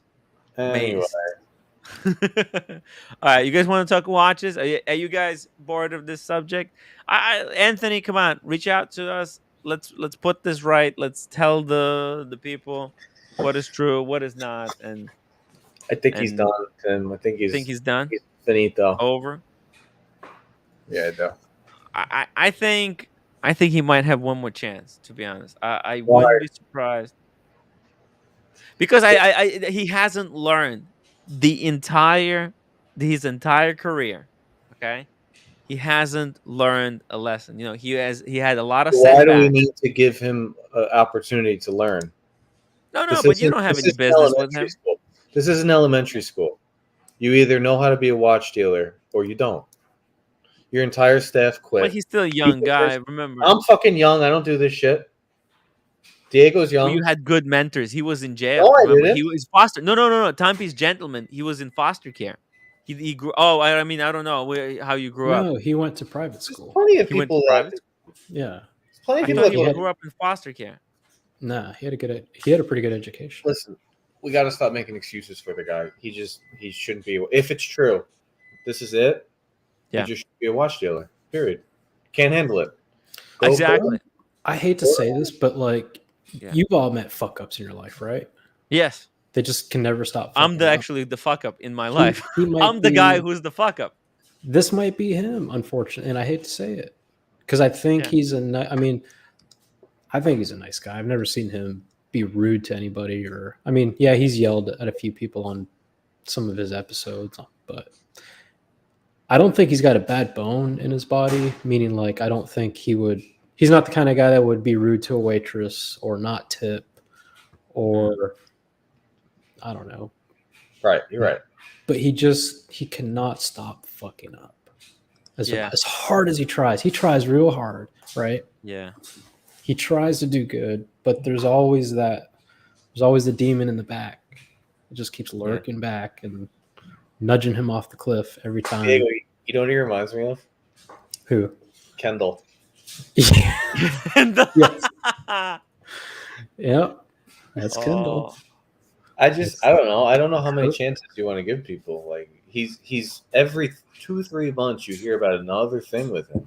The DUI, the fucking pulled over for doing 150 in his car, blackout, lost $2 million in watches, house got robbed. They only took fakes. No, they didn't take fakes. Laying out 90 grand. Like, what do you want to? You just shouldn't be doing business, man. You have talents, but running a business is not your talent. You're a good salesman. You should just go be a top salesman for a watch company. You need to go to rehab. And when you get out of rehab, we'll talk right now. Pack it up. You don't know what you're doing. Stop losing people's money.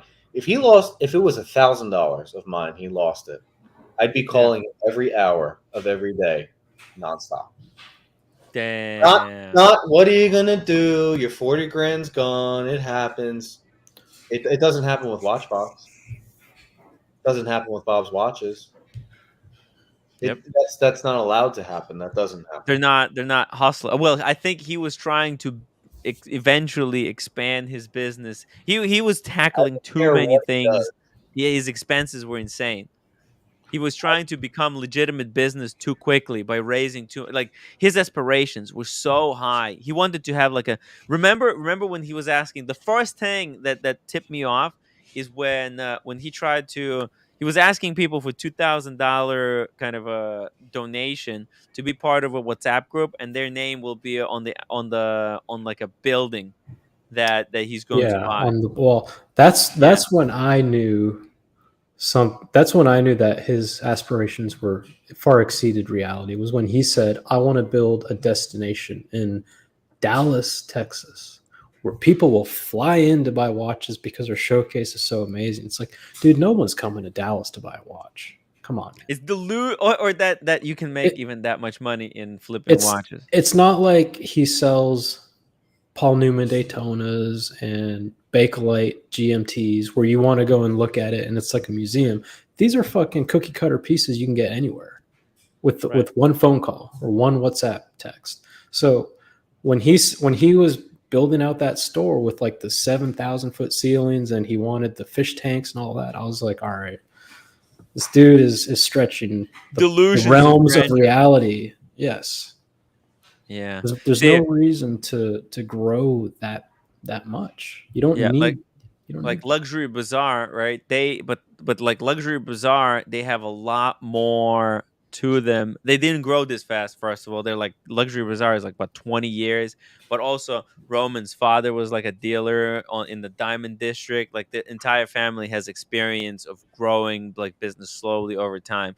Because the thing what he didn't understand is this risk that he was taking, this was gonna catch up and you will lose money. So you take on, every business has risk, and he thought, oh, this is by being reckless, you can make a lot of money because you can go out, meet clients, customers, and you can make content. You're like making money on multiple fronts, but you're also taking all of this risk, which he wasn't taking into consideration, and he was taking on way too much risk. Which whenever the robbery was gonna happen, the question was when. Is it going to happen early or is it going to happen later? And when it happens, it's going to set him all back. But he wasn't thinking about that. Do you hear what you just said? Yes. He was so wild and out of control that the robbery was going to happen. Yeah. A matter of okay. It was a matter of time. And actually, every business gets robbed. Even Paul Thorpe's, a legitimate brick and mortar business. But you have to take into account when you're selling and buying watches, you have to be taking that and paying it into insurance if you're running a business. Because when you get robbed, you want the insurance to take care of you. That's the thing. The difference with those robberies is they happen in a controlled, secure environment. Insurance is going to pay up. This guy's on video 1,000 times on YouTube carrying around 6 figures worth of watches. Yeah. That's not that's not how business happens. After Marco got robbed, he immediately he's like, I'm not doing this anymore. And Marco right now is only working from brick and mortar, and when he's transporting stock, like his stock, he doesn't publicize it. He also built his business based on the current market of what it was. We're churning watches every day. We're making $100,000 a week in profit, right? And that's what he based his business off of. He didn't have the foresight to say this might not continue, and what happens when prices drop, or what happens when people stop buying, or what happens if there's a downturn in the economy. Can I keep this up? Yes. I mean, Asheen was talking about it earlier. Archie said, just work out of your apartment, man. You don't need the showcase. You don't need the fish tanks to sell watches. Yeah. I agree. That's what a lot of other dealers did, the ones that survived. I also don't think you get yourself into this much of a mess when just drinking. So the letter that he says that he's just drinking, sure, you could really mess your life up drinking. Is there any of these videos that's indicating he's so inebriated all day? No. I think there's hard drugs involved, because that's the hole that these guys get into. No, I think he's like alcoholic. Once he has the first drink, even he has one drink, that's it. It just breaks him down. The Reddit things, if Could be they're out there, pills. I found. Listen, the Reddit things I found where, when he was pulled over, or whatever, and the way he reacted. Well, I think if he probably reacted like that because he was under so much stress and pressure of owning $2 million. When you mix pills or cocaine with alcohol, you react like that. Yeah, I mean, look, if he's an alcoholic, brother-in-law fought first 6 drink, one, then you and get 3 more drinks, then you add other drugs. Yeah. Well, that's what I'm saying is the drinking leads to the drugs, and then you black out and you do things that are psychotic. Yeah, I've did some. What kind of shit was he doing when he was so drunk though? Like buying watches on WhatsApp? Like fuck it. No, he was taking his Lamborghini and doing 180 down the freeway. Or taking a Richard Mille and putting it on black. Yeah. If he got somebody earlier said perhaps he takes in say $100,000 worth of watches, he sells them, and instead of distributing the 90,000 back to the consigners, he puts $100,000 on black, and then that doesn't work out, and then he sells another 100,000 of watches, and I got to win twice now on black. Yeah. It's not a person that should be doing but if he would do that, he wouldn't be able to do that. But for 4 years. what should he do about this? This is the problem. Like that's a human. Like he shouldn't be selling what. Like so then what the hell? He needs to find another thing to do, because I mean this is like a human condition and people don't change. Like what he needs to do, he needs to change his circumstance. He needs to get away from this hardcore flipping and just become a pothead hippie. What he needs to do in this very moment is sell every single asset he has and distribute that money immediately. We don't know. I mean, maybe he doesn't have that much probably. If he's got a pre-ceramic sub on his wrist, he needs to sell that. Is what I'm saying. But I mean, but if he doesn't wear a watch, he may be thinking he can't sell watches if he's not wearing and projecting. Tough shit. You owe people money. It's a catch-22. He's in so deep right now. If he's wearing a $70,000 AP and he's like, yeah, I could sell this and put a dent in the $2 million, but I won't. It's probably not even his. It's probably on consignment from someone. Think about it. If it was that easy to sell these watches, I think he's probably furiously flipping through it. And I'd be interested to see what the people in the chat and what you guys would do if you were one of these people that consigned. And if you are one of the people who have consigned, hop on the stream. Yeah, and if not, and if you happen to be, what would your reaction be? Do you call the cops? Do you say we'll work it out? Do you go public? I mean, what do you do? I would probably go to where he is, and I would ask for a watch that is of equal value, or I'm going to go nuts. I'm going to put this all over the internet. I'm going to film it, and I'm going to bring so much harassment to you that you don't know what to do. And, or, you know, I would be calling him nonstop. I wouldn't react intelligently. I put it that way. So if he actually got away, that's not a good thing. That's not a good thing. I know it's not a good thing. It's not a good thing for you. It's not a good thing for other people that have watches on consignment with him. I know, but you know, listen. Sometimes that's called. What human nature is. This is what people do. And who are we to judge how anybody reacts? People react the way they react. Because, like you said, Tim, who can blame you? I don't blame you reacting like that. Tim, someone might get a 5-iron and go and put it to his mouth. You know, there's all kinds of people. Tim, like you said, if he gets caught too early, he won't be able to sell watches anymore, and he won't be able to pay back the $2 million. Right? Just like Wizard, he can't pay back the money because now he can't sell watches. I'm gonna get there to get my money back. Right. I'm gonna handle my problem. If you don't want to go handle your problem and get your money back, that's on you. You want to wait and sit back? Yeah. Okay. I'm not sitting back and waiting. Yeah. So I think people have to start like there's people who can act rationally, probably should. If they can, if somebody can act rationally, then they should. I think Anthony needs to stop the bullshit. And I think, listen, he says he's going to quit YouTube. That's probably for the better. If he's not posting anything on YouTube, then there's nothing haters can say about him. Well, they can still talk about it, but it's not as potent. So if he can stay off YouTube, and also staying off YouTube, then he doesn't have to spend money to project an image of wealth.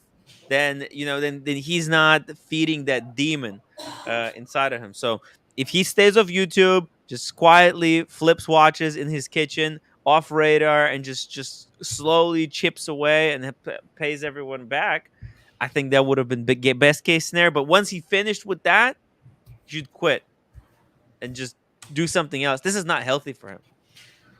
Tim, could you be hammered by flexing on Instagram only? Money did not make this man happy. It only brought, I think, a lot of misery, and it fed only the bad parts of his let's do the math real quick. $2 million. And here's a problem. Let's just say every one of the victims is like, fine, Anthony, keep selling watches, pay me back, right? Yeah. So how many watches now do you think you can sell in a week? Knowing what we know now, how wide this has gotten, can we say 10? If he can focus, he's very good. Yeah, one thing, he's very dedicated, he's very determined. He knows how to use the WhatsApp. 20 watches a week now, maybe 10. What do we want to agree on? 15? We'll call it 15, okay? Yeah. You know what I'm thinking about? I'm thinking about $2 million in watches. Do you know how many watches he must have had? Or on the flip side, the watches he had must have been the absolute most expensive watches he had on consignment. And he chose to bring those to wherever he was going. He's going to Vegas. The more you think about this, the more stupid it gets. Yeah, he's very, very dumb. Very dumb. Let's go back to this math real quick. $2 million is owed. And what's the profit on these 15 watches he sells a week? Do we want to say 15%, let's say. 15. Okay, so hold on. So that's 300,000. So divided by 15, divided by. Let's get that math. That's a long time. Okay, so $300,000 is the profit, and he sells 15 a week. Oh, fuck.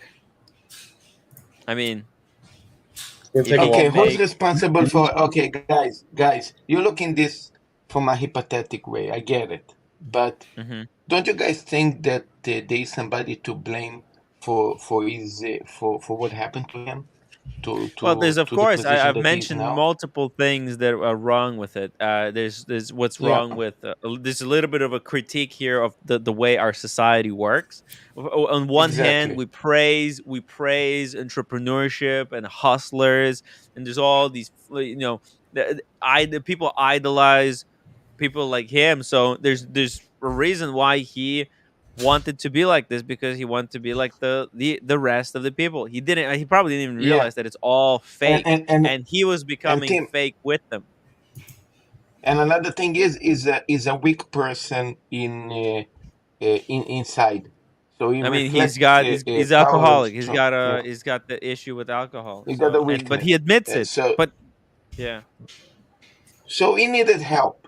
He needed somebody to help him and not hammer him all the time. He needed a place, maybe even here. I think the reason he probably don't want to come here is because he lost trust in so many friends and people that he maybe is even scared to come here to basically impress himself that we're not going to hammer him. We're not going to attack him. But I think he's afraid because he got attacked so many times. Well, I don't think I've ever attacked him. I only analyzed his. I know. But I tried to be as fair as possible. I'm not just going to criticize someone just for sake of criticizing them. You know. I know. So, course, but maybe it came off to him as if he was criticized, right? Because everybody's criticizing him. Paul Thorpe tried to help him out, but even Paul Thorpe got hammered for trying to help. So Paul Thorpe backed off. He's like, okay, I don't want to get involved in this anymore. Yeah. You notice Paul Thorpe doesn't get involved with this bullshit. Oh my God! You know how long it's going to take? It's okay. Let me share this real quick. 2-3 years. Hold on. This is getting bad. Oh shit. So let me see if I can zoom in. We gotta see if it's even real, though. I feel like we could be wasting all this time if this is not a real letter. How do I zoom in? This is Command plus. Yeah. Okay. All right. So he owes $2 million, right? Yeah.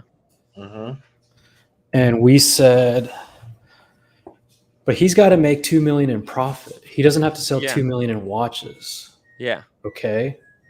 So that's 2 million times, and we're assuming that he does 15%. 20% margin, let's say. But Let's he's say probably 15. getting 15 because he's also got expenses. So if he sells, let's just check this math. If he sells 3.7 million, oh no, it's even more than that. No, it's more than that. You guys are wrong because 10,000. He needs 10 million. He needs 10 million. He needs to sell at least 10 million. He at least 10. Probably has to sell like 15 million watches. Yeah. Okay, so let's just say it's 10 million. He gets lucky. Okay. Yeah. And we divide. What's the average price of a watch? $20,000. Yeah. Okay, so how many watches is that? A lot. 500 watches, and we said let's just say he can sell 15 a week. That's more. That's 2 years. No, that's 33 weeks. So 33. Oh, that's That's not even that bad. That's 7. That's 8 months. No, it's what? Diego, he could be out of this by the end of the year. If he Those are very generous numbers. Yeah. Diego, I know you're very good in calculating things, but as a business owner, your calculation got very wrong. If That's you assuming charge, he doesn't get scammed or robbed again. No, if you charge 20%, if your profit is 20%, it means that your profit is only 2%. Clean profit. Oh, I know. Just for you to know. You're talking about overhead and all that kind of stuff. I get that. Yeah. But I'm saying these were very generous There's numbers. very little overhead in flipping watches, to be honest. All the overhead is completely imagined. Or he has to sell for 8 months. He has to sell 15 watches a week, worth $20,000, and have a profit of 20%. That's not possible. It's not impossible for him. Diego, I don't think that math was right.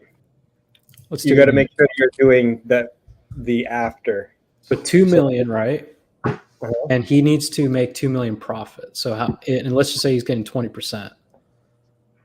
That's 10 million. 10 million is 20. 2 million is 20% of 10 million. Right. Okay. And then we said that each watch is $20,000. Yes. That's 500 watches. And if we say he sells 15 a week, it's 33 weeks. That's 33 weeks. And there's 33 divided by 4.33 is almost 8 months. Correct. I don't know. Yeah, but what are we the, doing the wrong? other things he's up against are that's 20%. That means he'd have to have a 30% margin. What he usually sells is Rolex, which has a less of a margin in general. Right. So So he what do can we sell think the margin? faster. What do we think the margin is? His margin is probably 5% on watches, if he's lucky. But he also has a big spread. So he has a lot of heavy hitting watches, like that. So he, Yeah, but 5% of 50,000. Yeah. You know what I mean? so Like, what would it's this gonna take number at be? least a then? year. What would this number be, Boston? it's gonna If- take if, like 3 years. if this is 5%, so that'd be equals that Do times 4 million. It's 40 million in watches. 40 million. Yeah. 40 million in watches. Fuck. Yeah. Yep. Because 2 million Jeez. would be 4 million would be 10% of 40. So 2 would be 5. Yeah. You're probably right because the market has also changed so much. The market is And hard right now. Remember, he has to get consignment watches after this as so well. that turns into 2.5 years. Right. And that's Oh. that's assuming he's going to sell at that same pace and that he can get the consignment watches in order to sell at that pace. Right. Yeah, That doesn't but here is the problem. With the success that he had before, relationship, a friend, and so on, he could do it in 3 months. But now he got hammered No. from all directions. Million in I 3 don't think months. he have friends so much. He needs that's the thing that people don't realize. He needs to make 2 million profit right. Profit. to Yeah. pay these people back. It's a Right. lot. That's What selling did a you lot think? of 2 fucking million watches. It's a lot of watches, man. Yeah. That's crazy. And you're assuming he doesn't have other debt, which we know he does. Everybody's like, yeah, he's a businessman. He always rebounds. He can make the money. So when I you just think of it want- like that, it's impossible. But that's Uh, why if this letter is true, that's why it's probably so dangerous. That's why I feel so bad for him. He could have Because 10 if this million. is true, He could imagine have you're 10 this million in other fucked. debt. As an example, he could have 10 million in other liabilities and debt. He was racking up money pretty quick. Yeah. I mean, this is like you're gonna have to be on such consistency for so long to pay this back. It's just It's not like all it's these a things monumental he's task. purchased, the vehicles, the apartments. Right. It's not like No, it's all all those fair. things Hey, are I have on a monthly question. terms. I have a question. Hold on, Marcel. Hold on. He can't just cancel all those obligations. No. He didn't go to buy, what is it, rent to own, right? Like, Yeah. these are long lease terms. Right. A He has to year, pay 2 years. without it. Yep. So just Okay, to if get I you am in guys- the edge of suicide, there is any sympathy here? If I am in the edge of suicide, there is any sympathy here to help me out? Any? For you? Think For you? about For it you? like this. No, not for me, but you get the point. I mean, Uh, this is the kind of stuff that could bring someone to the edge of suicide. That's why Yeah. it's so dangerous. Because if these people turn and all demand their money back, it's like that's not helping anyone. Come on, let's just. I think this has to be worked out diplomatically because it's Yes. And here's it's the other thing: bad. if people go to the court, right? Like, Yeah. let's say I was one of the victims, and it was I had a GMT. If I go to the court and say, "Oh, he owes me 15 grand for my GMT," Yeah. the judge is going to say, "Okay, this is a peanuts case." And then if I say, "Yeah, Yeah. but there's 30 other dudes," he's going to go, "Yeah, but Yeah. this is between you and him, not you and the 29 other guys." Right? So even though it's a $2 million affair, if one person decides to take it to court, it's going to be treated as a singular event. Right. So it may not be worth going to court. I don't think because listen, if all these people band together and they go to court, he's not gonna have the money to pay them back anyways. They might get few dollars here and there, but he could be so pushed into the corner that he finds out, okay, well, it's he might be on the brink of whatever. You know, it's and he's not strong enough, Tim. Marcel, I lost 1,500 and I was on the edge. Yeah. Okay. You were going to say something, Buckley. Well, I'm looking up. I was just curious because he has to do 40 million revenue. Just to give you some perspective, Watchbox with 160 plus employees around the world it does about 150 million. So he by himself with no employees now has to do a third of their revenue. Right. It's not happening. But It's but not Berkeley, come on! I love you as a friend. A little bit sympathy, a little bit. No, I'm not Please. giving him any sympathy. No. Marcelo, we're speaking on the idea that this is Business true, plan. Yeah, right? but You know, actually, guys, I'm telling you from my experience, from meeting the guy, I think if he has actually came to the realization that he can't, if we're treating this as true, right? If we're treating that he lost the money, right? Then we also have to treat his realization as true as well. Over the last year, I've let my demons get to the best of me. I'm an alcoholic. I have a gambling problem. I have a spending problem. I let the little successes and the little money go to my head.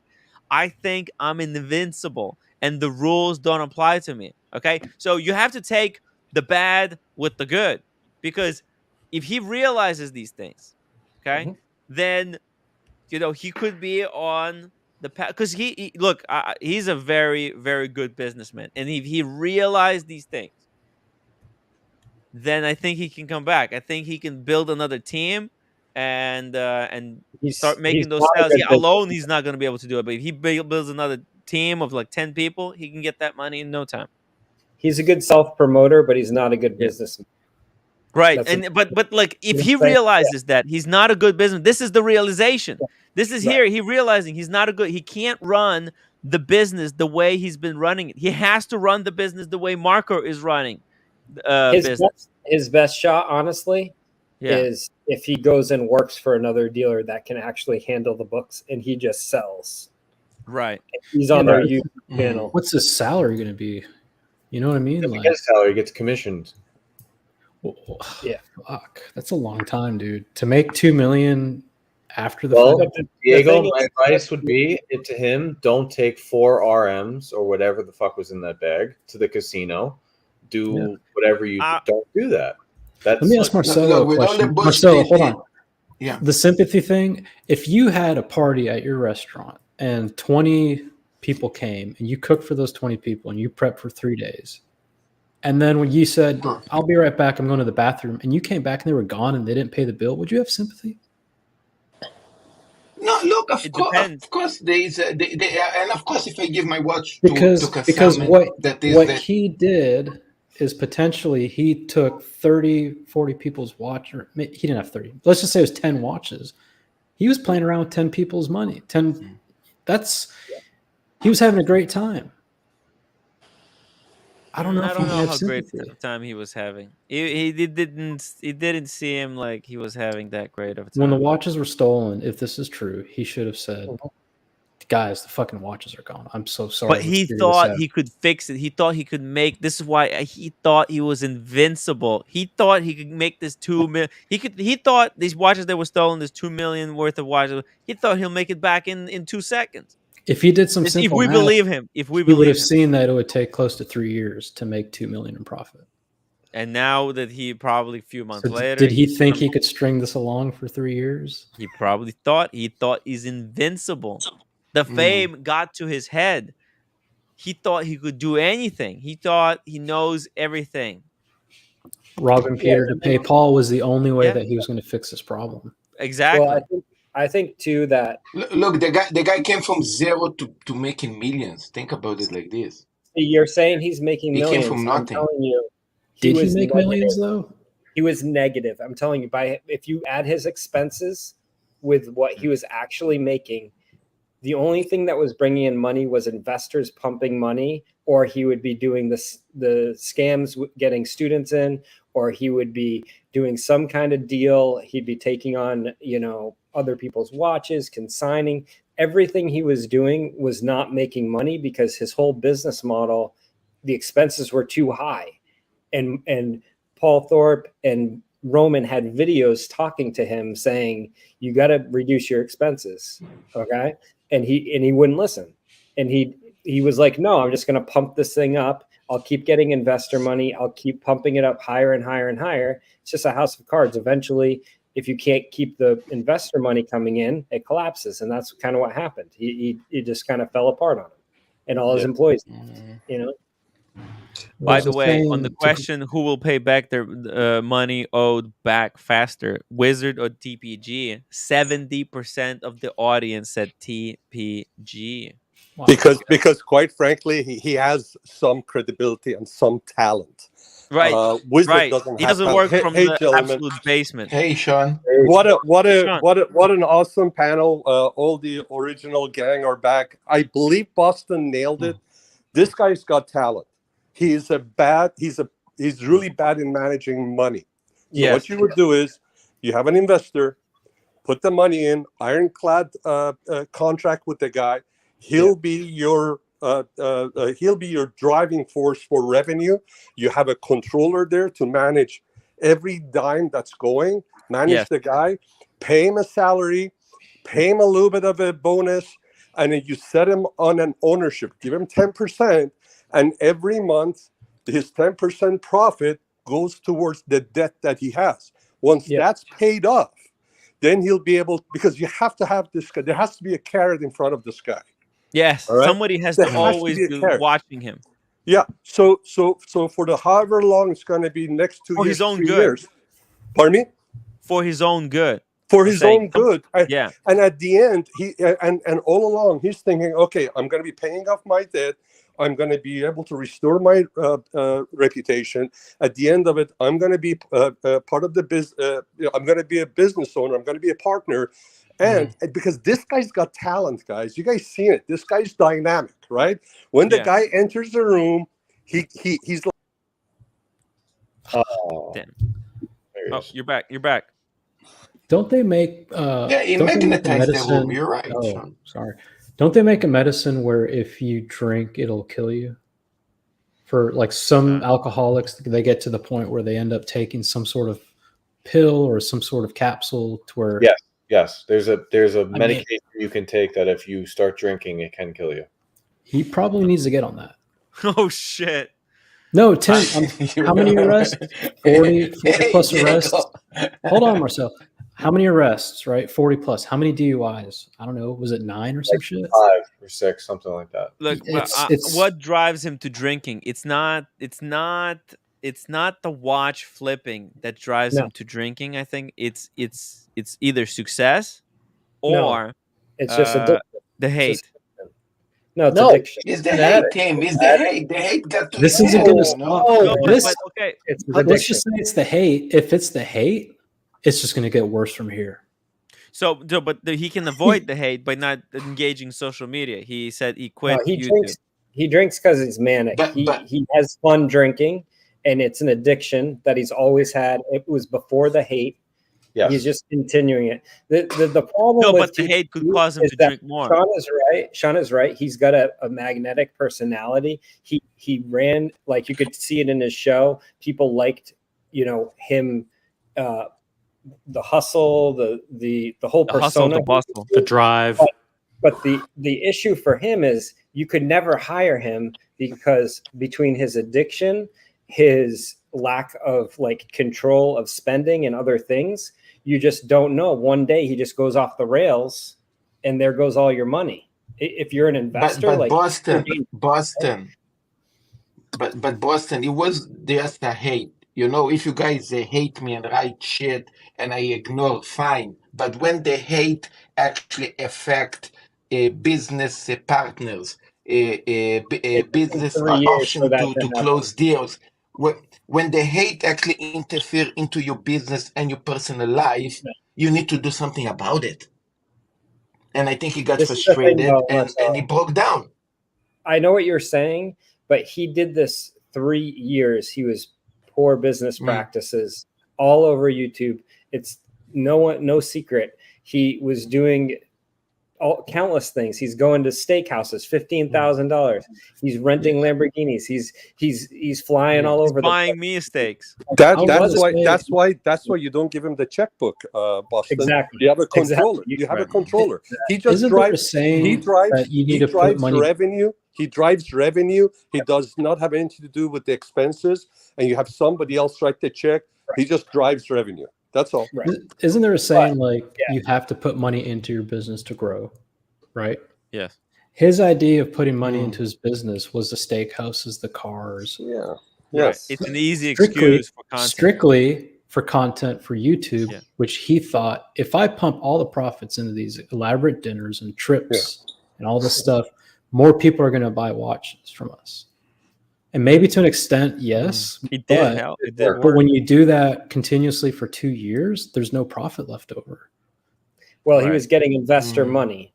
That's a known fact, right? And then he was spending money faster than it was coming in. Was he making money? Sure, like on paper, he had revenue, right? And that's how he could get bank loans and then new investors. And he was good at that hustling, like build it, like showing a dream, like get behind me. We're Yes. growing so It fast. was always interesting how many different getting storefronts he potentially had, right? How close he came to opening up all these storefronts. Maybe that's when the investors would say, all right, here's an influx of cash, go get it. But something always happened, right? Yeah. Either a different tenant, or they decided not to lease to us. I got to say, there's like 3 or 4 times where this is our new storefront. Here's a tour. Here's a layout. I'm meeting with the architect, and then something always happened.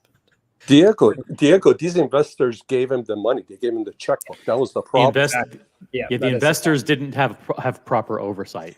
They did not, and that's the whole idea. Because obviously these investors were not all stupid. Even after the first time when he flopped, they knew in him. They knew this guy can generate, right? The guy's got something in it. Now, if you can take that, and you can harness it, and you make sure you control the expenses. He has nothing to do with expense. Just bring in the revenue, and you get him hooked with that partnership. I think there's a way to go. And I know his name right now is tarnished, but this guy has come back. This will be, I think, the first time that he's got people, he hasn't paid people. Up to now, I believe he has made good on his these grandiose promises. So this will be his way to come back and say, hey, I'm gonna pay back. I'm gonna pay my debt. Final comeback. It's like the final comeback. I mean, here. If I were going to invest, I that money has to be a disposable money for me. That cannot be my last dime that I have, because the guy is a risk factor, right? Yes. But if you got somebody that says, "Oh, damn," invest the money. The issue right now, though, got the right contract. It would be, The issue right now, though, is that we're living in a consignment. Like, let's just say, give me a big name, Bob's Watches. Bob's Watches hires Anthony Farrer, right? We're living in a world of consignment. They're suing him, actually. Okay, then somebody else. Who's another one? I don't know these guys.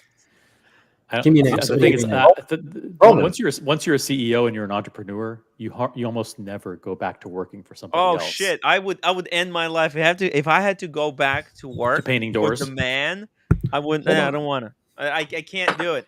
My personality is beyond that point. Tim, hold on. Let's just say I am completely out of control. I will not listen to what people above me have to tell me and moralize me. I'm totally out of control. I will not be subservient to any fucker. If one of these big houses hired him and said, we do a lot of volume, we're going to give you your 10%. Yeah. Those same companies right now are working on a consignment business, right? Yes. Who the fuck is going to consign Anthony Farrer no matter where he works? It's this is the problem. He doesn't, and that's the thing why he keeps rebranding, right, and moving location, is that his whole thing is based on getting new investors, new people that don't know about his past. So that's why he keeps moving around. But the issue that Sean brings up, like, yeah, he can hustle and stuff, but with the investor money, he targeted people. Number one, a lot of these investors would consign with him. Okay. So they were like clients, and then he would bring them on as an investor. And he knew they were ultra wealthy. They're putting 1/100 millionth of their money into his company.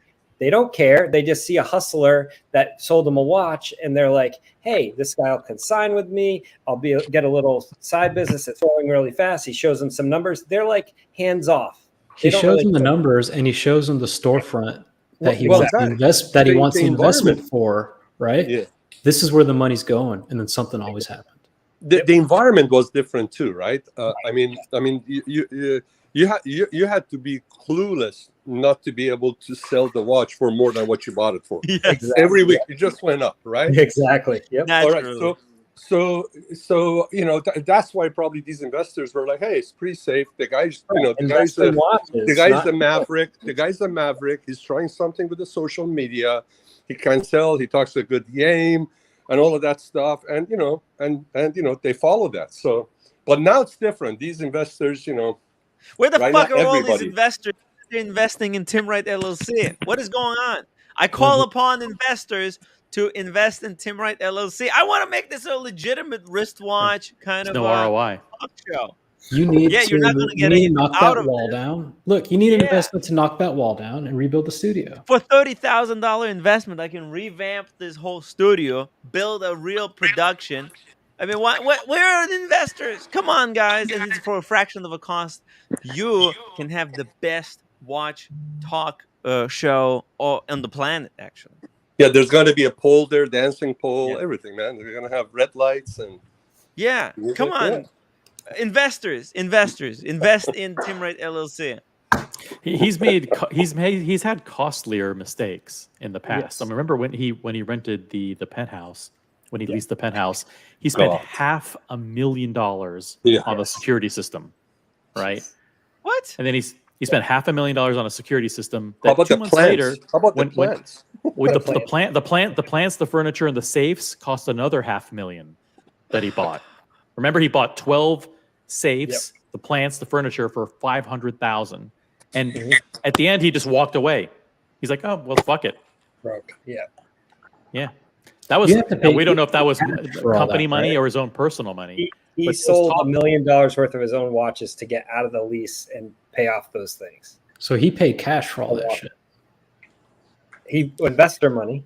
I would love to ask See, him. this is the thing. Everybody says that he didn't scam anybody, but his investors lost money and just walked away from it because they knew, hey, it was a big risk. It's like angel investors, right? They're just going to put 50,000 in, whatever. Like, here, I'll just give him this money. Maybe it'll turn into something. Maybe I'll get a percentage of his company. Great. No big deal. He'll do all the work for me. He loses the 50,000. They're like, oh, I'm out 50,000. They walk away. He finds some other investors. That's who was losing the money on what he was doing. But these guys they're not going to come out and say, oh, I invested with TPG and he scammed me. They're going to be like, whatever. I'm a billionaire. 50,000, whatever. That's kind of what he was doing. So it's the dangerous part, though, is that somebody can use YouTube in this way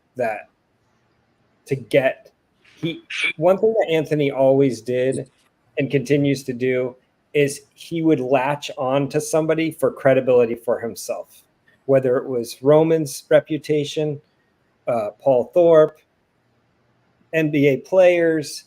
Hey, I know this guy. I know that guy. It's the same thing that Wizard was doing, right? Hey, I know Roman. Hey, I know Rico. Same idea. And that's kind of the stuff that Anthony was doing because he didn't have a reputation. So he's latching onto these other guys on YouTube. Hey, Roman Sharp, he's been around for 18 years. Everybody that was on his channel goes over to Anthony. Hey, they're friends. He must be okay because Roman vetted him, right? Exactly. No. At the end of the day, it's not. And then the vetting was all fake. Roman, the vouch. Roman even admitted it that vouching for a dealer is completely irrelevant because, the dealer will vouch for a dealer to dealer transactions, but not to customer transactions. It was all. Yeah. According to Roman, there is 2 types of vouch. Right. There's a vouch and there's a vouch. The vouch is if a dealer steals from another dealer, they'll help each other out. They'll make each other square. But if it'll say vouch, but if it happens to a customer, then you're on your fucking own. You better hope that the guy can get out of the hole. And this is a deep one. This is a really deep one. But I mean, there's just something.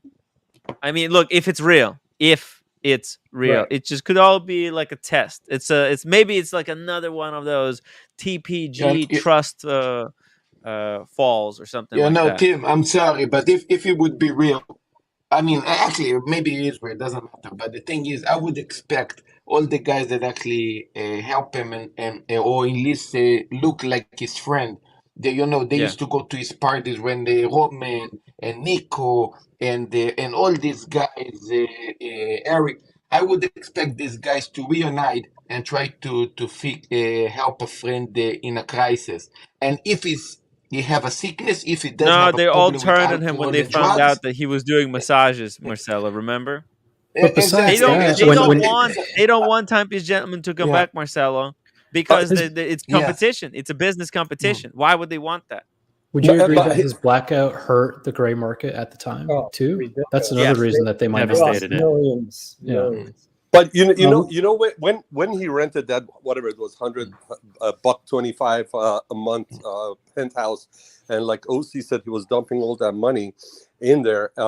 You know, we all knew, hey man, this thing's not going to work. But even after that, when he moved to 150 South Rodeo Drive, we thought he could make it because it looked like he's got it going. He's got Z working for him, Yeah. and not only we thought he may do it, I kind of was rooting for him.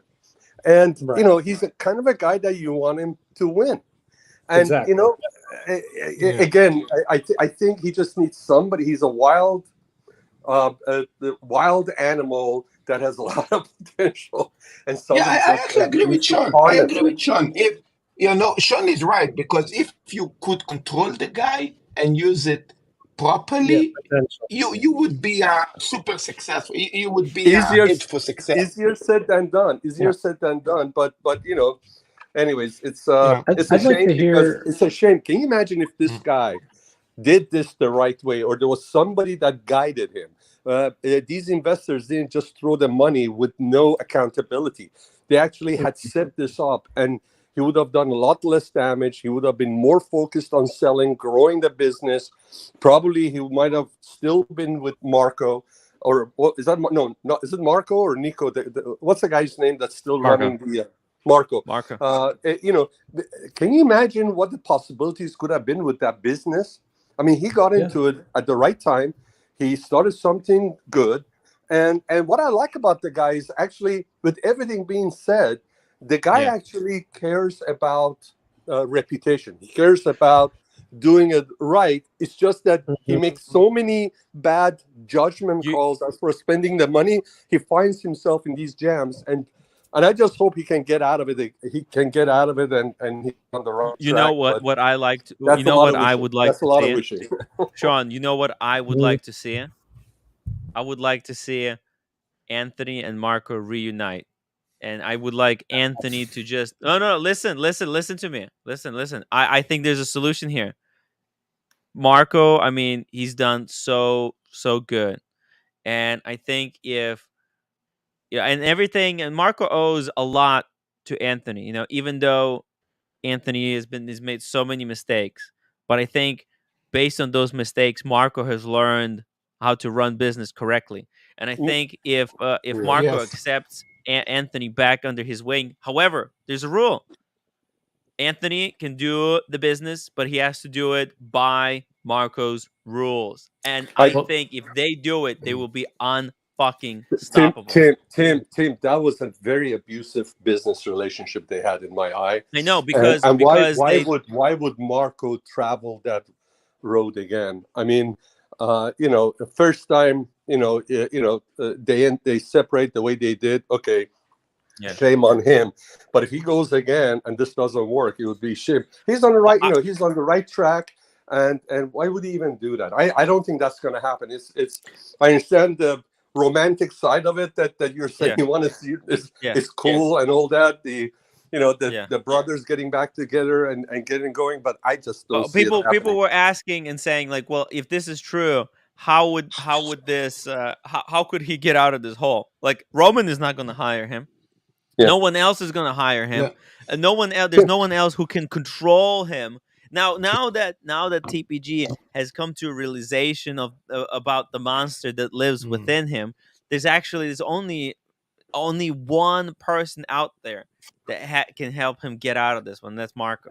I think whoever he has had business relationship or known in the past, I think it would be to his detriment. He needs somebody strange, somebody fresh, that's all business minded, have a really solid framework to work on, and maybe go forward. I think it's over for him. He's not coming back from this. I know he's tenacious, he's talented and all that, but just he's lost the trust of people. We haven't talked about how is he going to regain that trust. No matter who he goes to work for, that trust is broken. By the way, the one thing about real quick, the one thing about Marco and Anthony that they both realized is that they both weren't good operational executives. Right. When they were both still together, they hired Jimmy to actually be the CEO. And then when they split, Marco, as part of the deal, as part of the separation, Marco took Jimmy as CEO with him, and Anthony hired Z to run the company for him. So they both knew, like, we're not like business people. We don't know how to, like, write checks and, manage cash flow and pay employees and hire people. So they actually together wouldn't be like the best fit either, because it'd be two people that don't know business, and you'd have to have a CEO actually there anyway, running operations. The best guy, honestly, that I know for Anthony would be like producer Michael. This is a weird match, okay? Just hear me out.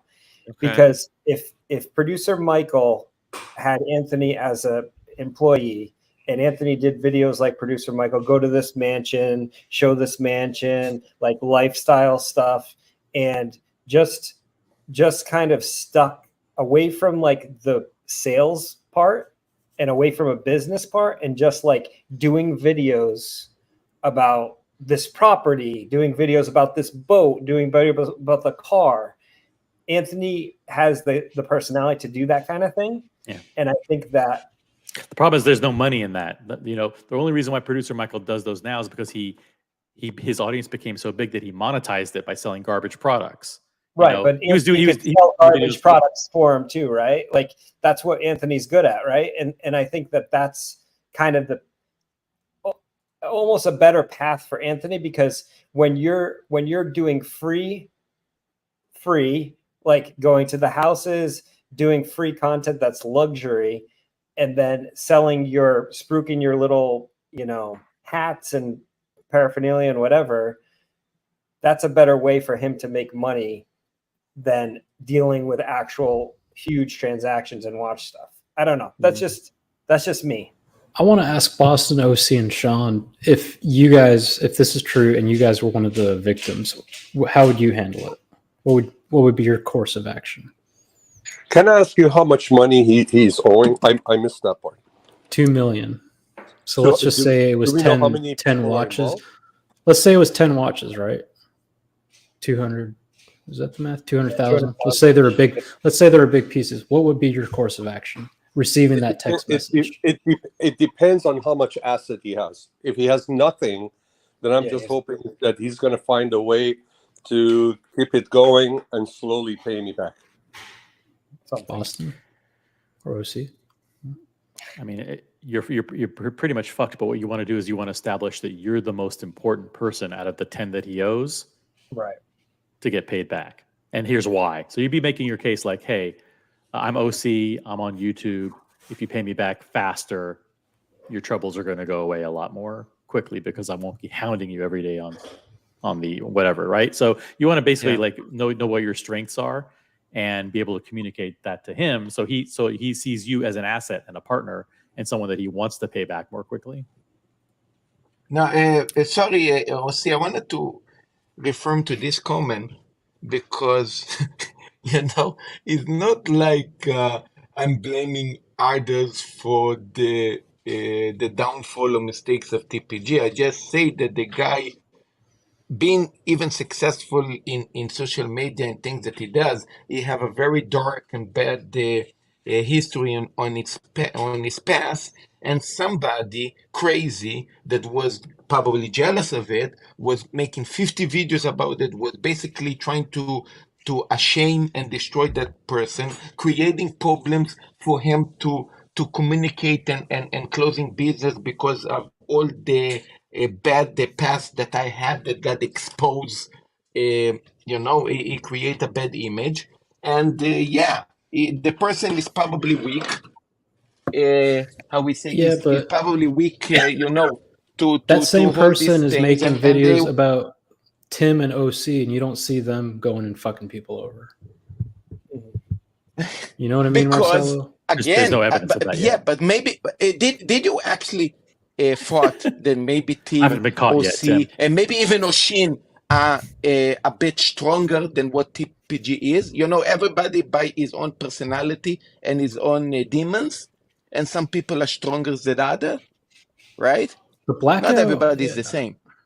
No, different people are react to similar situations differently. Everyone is unique. This is why just like these people who are saying to TPG, who are just yelling and blaming him for everything, like sometimes to get someone to change, it's not as simple as just saying, hey, instead of doing it like this, you should be doing it like that. It's not going to get through to someone like TPG, who, if he was believing himself that he is invincible, he knows better, he knows best for how to do this, because he did build business, with the Timepiece Gentlemen. He did create that in the beginning, but where was the YouTube channel making 50 videos of him when he went to jail 40 times? There wasn't one, yet he still was making poor choices in his life. Right. Where was the channel? Where was the channel when he got his 5th DUI? It wasn't even a thing at that point. So this. Yeah, that channel probably maybe had some impact, but this is just who he is. Well, if maybe this is why he was drinking, because people were criticizing him, right? Like, but there's also 30 years of drinking prior to. Okay, yeah, so exactly. So he has a problem, but he knows he has a problem. That's why he was going to AA. When I met him in Miami, he wasn't drinking. Did he start drinking again after he got off parole and he took that patch off and all that? Exactly. I don't know. No, only he knows why he started drinking. He knows what was the inciting incident that got him to drink again. He doesn't drink like that, though. No, I know what happened. No, I know what happened, because he actually posted, I think it was a couple of months ago, if not last year, I think a video specifically targeting that crazy guy that actually exposed the things that he was doing. I think the escort thing. Watch exposed Nicholas? No, the other guy. No, it's another doesn't guy. matter. Doesn't matter. But exposed that he have a son, that he was keeping this probably private secret. I get all that. I'm just saying you can't use that as an excuse. But Diego, if I tell you, look, I was an alcoholic. I am now clean for, let's say, 5 years. I did a lot of shit. I was in prison like close to 40 times for a lot of bad things. You know what? I want to change my life. I want to open a new page. I want to be completely clean. You're supposed to appreciate that. You're supposed to support that. You are, but he also had a thing on his body that if he took a sip of wine, it would go off and he'd go back to jail. But Diego, then I become successful. Listen, then I become successful, and somebody got so jealous or angry or whatever reason it is, try to destroy my life. No, Marcelo, but there's a track record. Marcelo, there's a track record of 30 plus years prior. Of him being a fuck up. But here's the deal. He lost his what do you call it? His brother, twin, to I think he committed suicide, didn't he?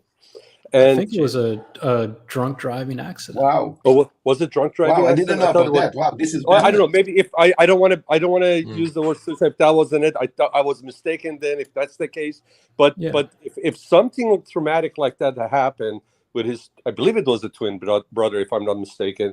And if you take a look at his life, fast motorcycles, fast cars, fast pace. He always needs that rush. He needs that adrenaline rush, and again, we're not psychoanalysts, but there's something, he has to go and get healed, and he has to get help to really sort out his life. He's young. He's got a lot of talent, and I think he And to can his get it credit, back on the road. But it's not just about the business part of it. He also has to make sure between the ears everything is sorted out. And to his credit, we have to take what he has said in that letter we have to accept it. If he says, I realize I have problems, I'm going to try to get help, we have to root for him. Absolutely. Sometimes 100%. it takes, You know what I mean? it literally, to 100%. make a change like this, to make a life altering decision to never drink again, it takes a very powerful incident. You have to, it's just because look at this, he was drinking, he was getting DUIs, but he keeps getting away with it. So it's not, like you say, he kept fucking up his entire life, but you know what, somehow he was always getting through to the end. It takes absolute total breakdown. Even today, with a fifth or sixth DUI, he got off relatively light. I mean, the guy should be in jail for years, right? With a sixth DUI, but he got off with 96 hours. He's definitely got a guardian angel. You think after watching 2 out. DUIs that you'd be in prison?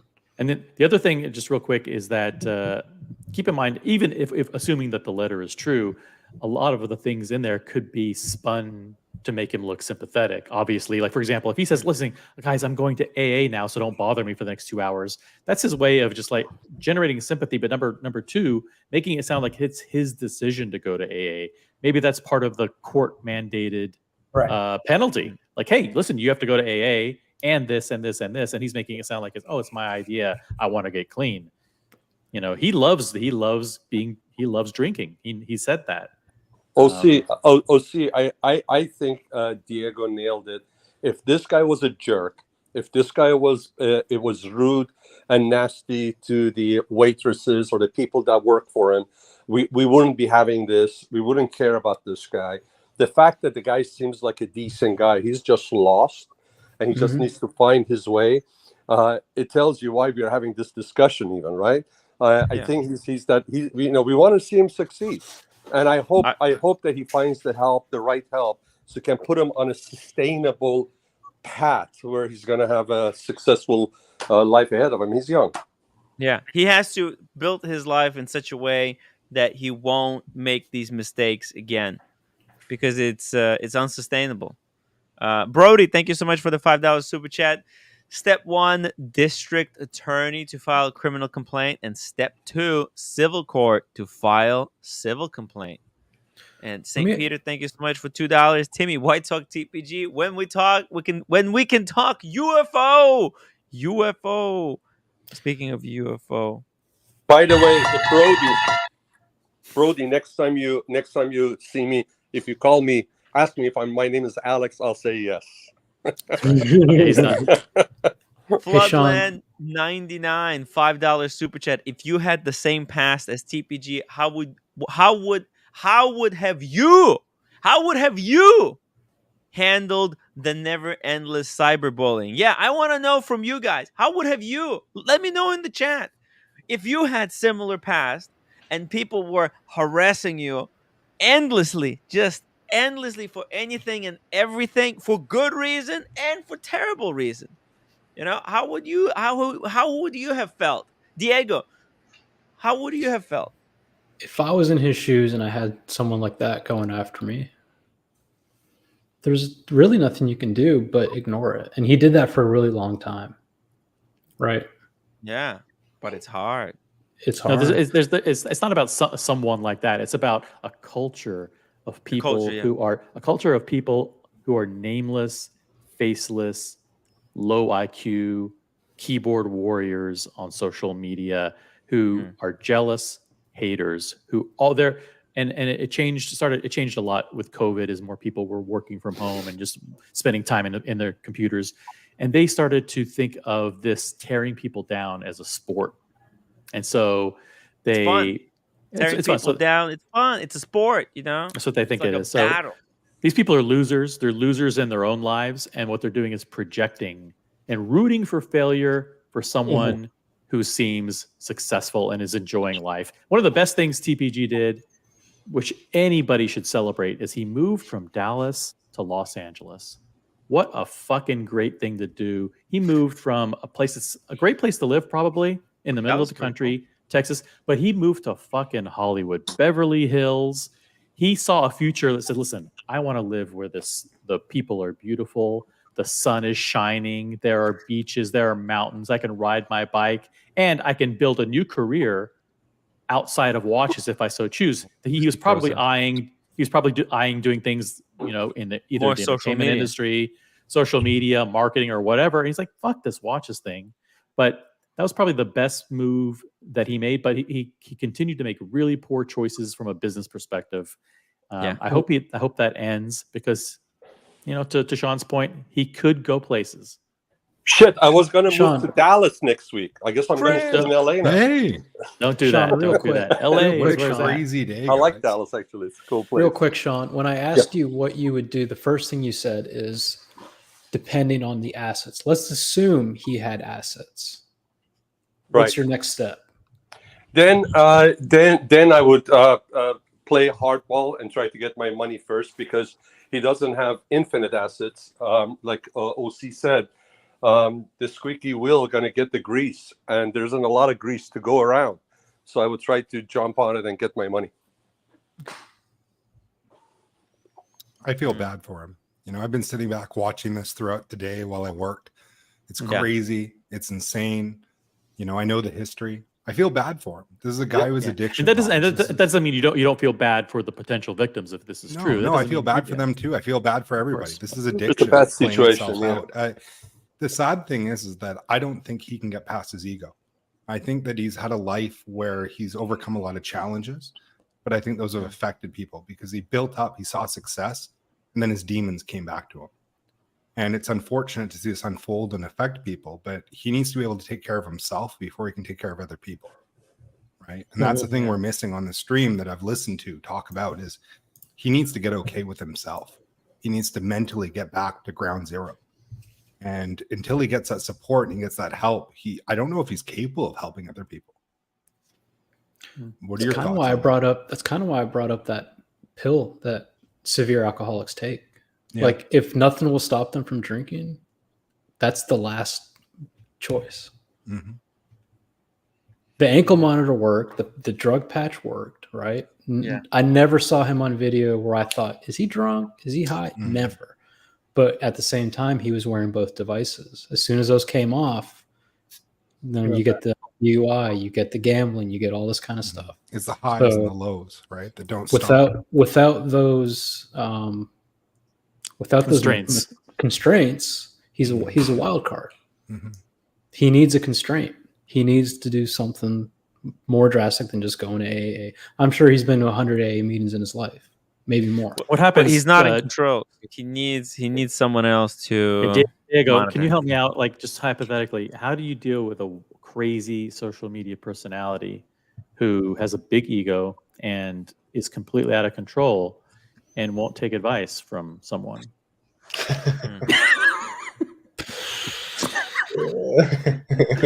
That could This is a hypothetical question. Hypothetical question. Someone who doesn't know how to deal with constraints and just.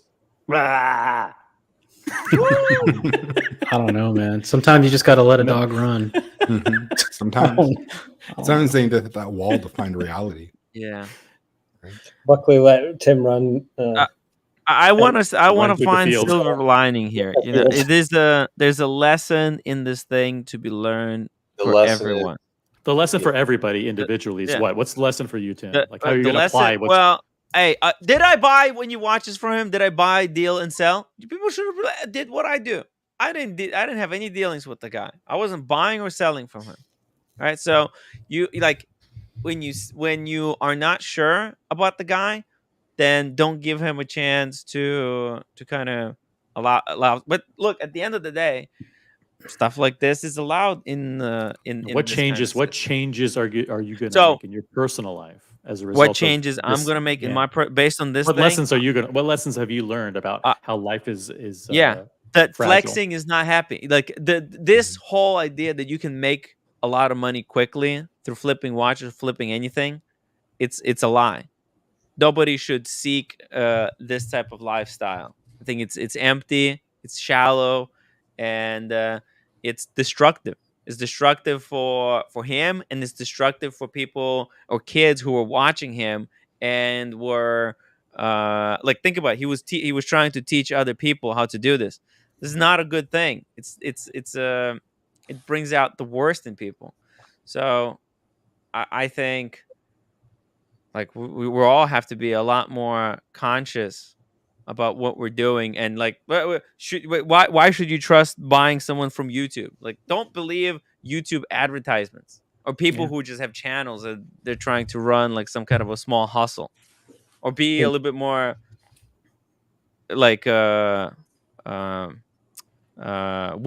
when you engage in business with like online personalities. You know, you got to be there's a lot here, you know. And also, don't be like him. Use this as a lesson on how not to be.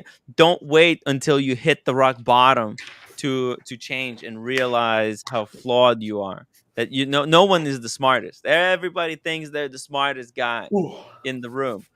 Because we wear a Rolex. You know, Rolex can give you a lot of false security in yourself. People put on a Rolex, they think they're the best in the world. You have to be humble the entire time. Just be calm, be cool. Always think before you do anything. Tim for president. Thank you. Daniel Katz 279. Yeah, what lesson have you learned, Tim? I've learned a lot. Anybody else? Did anybody else learn? Yeah, I'll say quickly that it's important to keep to understand what compulsive or addictive behaviors are driving you. So obviously this we saw the alcohol thing in Anthony, but we didn't see the gambling thing, and the gambling thing is really that was scary. That was scary, man. When they were on that mini golf thing, oh my god, when he was just betting and on the next hole. And there's also this culture of risk taking within the watch dealer space. Like, for example, you go to buy a watch, and then you're like, okay, well, can you sell it to me for $12,000? The guy goes, no. How about 13? And then they say, listen, let's flip a coin.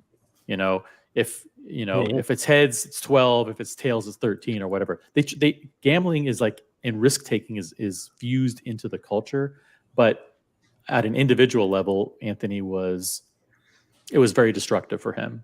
I don't gamble. That's something but for people, it's an incredible high. You know, betting is, and I'm sure people who are watching and people in our community who are, you know, every weekend they're betting on football games and horse racing and who knows what, and it can consume you like YouTube can. Not for the best. Not allow YouTube to consume us. Let's start wrapping up process. Yeah. Let's get everybody's final opinions on final thoughts. Final thoughts. If I can just say real quick, one segment of the people that we have forgotten that are also victim of this whole thing, and it's really sad. And I got to meet this gentleman a few times. Were the people that were working for him, people that believed in the dream, the vision, and they went. And the gentleman that, I'm not going to say his name, but the gentleman that came in and he got a car from us and so forth. He's just like anybody else. He joined the team. He wanted to do a great job. It was exciting for him, and it is sad that those guys now they have to go and find their ways. And I don't know, a bunch of people, and so these guys have they have dreams and they have responsibilities. They have they're responsible for others in their family, and it's really sad when you see this. It's not, obviously, it's the victims, the watch owners, it's the victims that have their money invested. And it's, it's sad to see him go through this, but also the people that he surrounded himself with. They're also victim of this situation. So my heart goes out to them. Well said. It's a terrible situation. I mean, for everybody, right? It comes down to balance. I think that's the big lessons here is life is balance. And if you live a life of extremes, you're going to crash. and you need to be careful of who you tie your boat to, right? What dock are you tying to? If you're going to work for a guy like that, do your research, know the ups, know the downs, know who you're associating with. This is a guy who has addiction problems and has a history. And I hope him the best, and I hope he changes, and I hope he becomes the best version of himself. I really do. But he is a guy who was headed in a direction, and he didn't put people in relationships and ethics first. And I think that was pretty clear. Good, very, very good point, Chris. Anybody else? Buckley, Diego, Boston. Any final words, guys? Same thing in the chat. Because Yeah, I have a final word. Basically, they're repeating basically the same thing that I said before. He needed help probably since the beginning. He needed somebody to guide him and to help him and keep him strong. Too bad he didn't have somebody to back him up, somebody to actually hold him. He couldn't. His ego wouldn't let him. Yeah. He was just way too up his own ass. He believed that. I mean, if he's honest, because he really was. He believed that this little success that he had made him invincible. Yeah, Paul tried. Yeah, Paul tried. My final words are: this guy has had more chances, more help. When you go to prison, they set you up in programs, right? That we taxpayers pay for. This guy's had more opportunities to get his life on track, and it has failed. But having said that, I'm not going to not root for him in this instance to get back on track and stay on track. So I think what he's done, I mean, look, the guy fucking lost a bag, right? That can happen to anybody. Yeah. The crime here is that he didn't tell the people. No, the crime here is that he had the bag on him in an uninsured place. Yes, that too. Hold on, Marcelo. So he's not indefensible in this. But having said all that, we have to. We can't just say, "Oh, 3 strikes, you're out. You're dead to us. You're dead to the world. You need to just disappear." That doesn't help anybody. Yeah. Diego, by the way, I didn't know about this programs that they have in jail, the way that you said now. And saying that, does somebody that finish a program like that to come to society, that society accept them with open They don't arms? work. No, they don't work. In fact, being someone who's been, I've never been to jail, but people who have been to jail, when you have that record, it is nearly impossible to ever go back to normal life. Good luck getting a job. The programs, I mean, though, Marcelo, is that they'll send you to rehab programs. Okay, so if you're a drug addict, they will help you not be a drug addict. Yeah, but they cannot help me get a job or yes, they help. No, they help with that. Yeah, there's programs for that. Not a job that's gonna. Yeah, you're not gonna go work on Wall Street, right? No. But they have people that are dedicated to helping you find a job wherever they'll hire you. There are some places where you have to, when you apply, you have to put, do you have any arrests? If so, what were they? And they have the option to say, you know what, I don't want to hire a guy that's had 3 DUIs. Sorry. Yeah, you know what? Hypothetically joke, like you said, the Wall Street, he actually did not fall away from it in this kind of business, thinking about the dinners, the cars, the show-offs. I think he felt as a broker, if you actually think about it. He's naturally gifted in sales and communication. He'll be fine no matter what. He's lucky in that way. A lot of people who have gone through the process don't have those skills. He's a hustler. He's a hustler who works hard. He gets up early, Tim, and 5 o'clock in the morning. He was hitting the gym. I was freaking drunk from hanging out with Mathis. That guy was at the gym at the crack of dawn. 5 o'clock, 7 o'clock. He was out hustling. He was living. He was hustling for like 12 hours a day. The guy works hard. He's traveling all the time. It's not easy. The guy has a son he probably never ever sees. It's a tough life. Tough life. It's hard, guys. Huge shout out to Sean for $10 super chat. Says, sorry, gents. Keep on getting disconnected. Cheers, and wish the Anthony and his customers and employees best of luck. Thank you so much, Sean. Really, I just want to close this in a way that if you have a problem with me or anyone, you deal with the person. Go how much you want, don't go after my family, don't go after my friends, don't go after, deal with me, know, and that, I think, what went wrong, and this what is wrong about our about the vicious guys, about our society goes against Tim. Even you got the they actually expose where you live, they talk about your family, they talk. Come on, guys. You have a problem with Tim, talk with Tim. Yeah. When you put yourself on the internet, it's that's it. You accept all of that. So he knew exactly that that could happen to him. I don't want to hear about the cyberbullying bullshit. A 35-year-old man, I don't want to hear about cyberbullying from 25 fucking people in the watch industry that no one's even finding. They don't even exist. They don't rank. He wasn't mentally okay to put himself in the situation he put himself in. That's the deal. You have to sit in Tim's chat for months to even find out they exist. I don't want to hear about the cyberbullying. Like, grow up. If you're gonna go on the internet and you want to be famous, you're gonna deal with the consequences. But it's way too much. I mean, this is just overboard. I think that it was not equal. It was not. It was completely disproportionate, in my opinion. But maybe you disagree.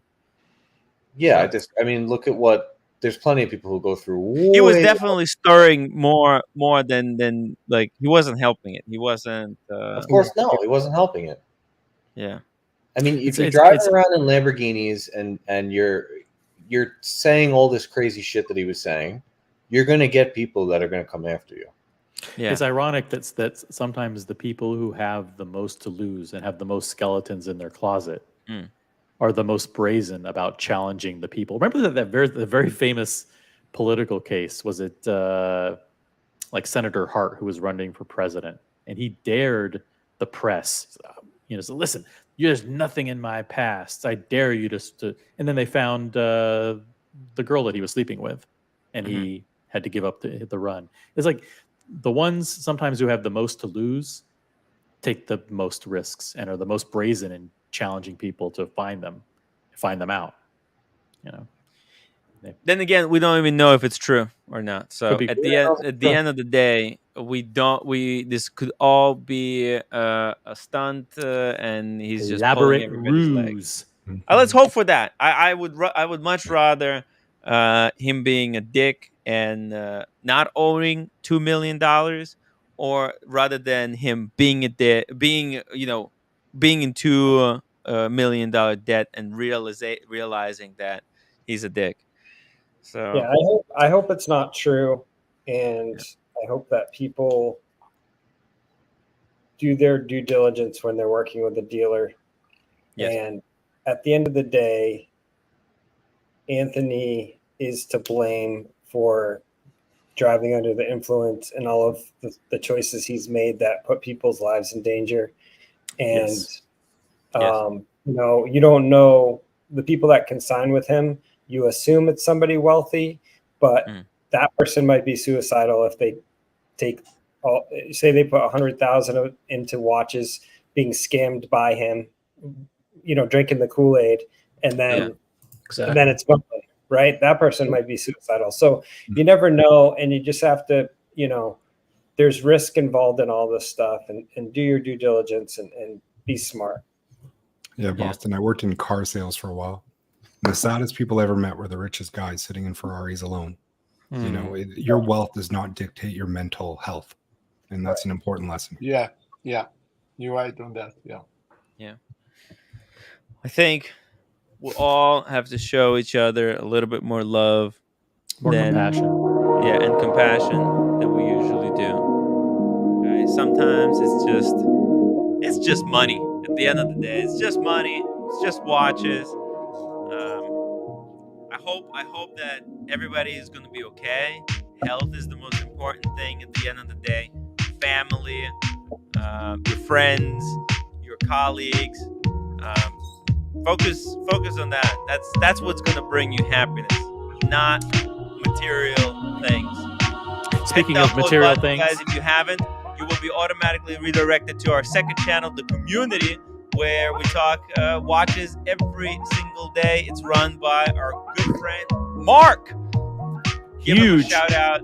Huge shout out to Big Meech for the $100 super chat, and mega everybody donor, who super the chatted, mega donor. and America and PG for almost 100 gifted memberships. Eddie Mao added 20 as well, I think. Eddie Mao, PG, and America over 100. Thank you guys for watching, and if you wanna invest in Tim Wright LLC, rebuild the studio. The link, the PayPal link is in the chat, and we'll see you guys tomorrow.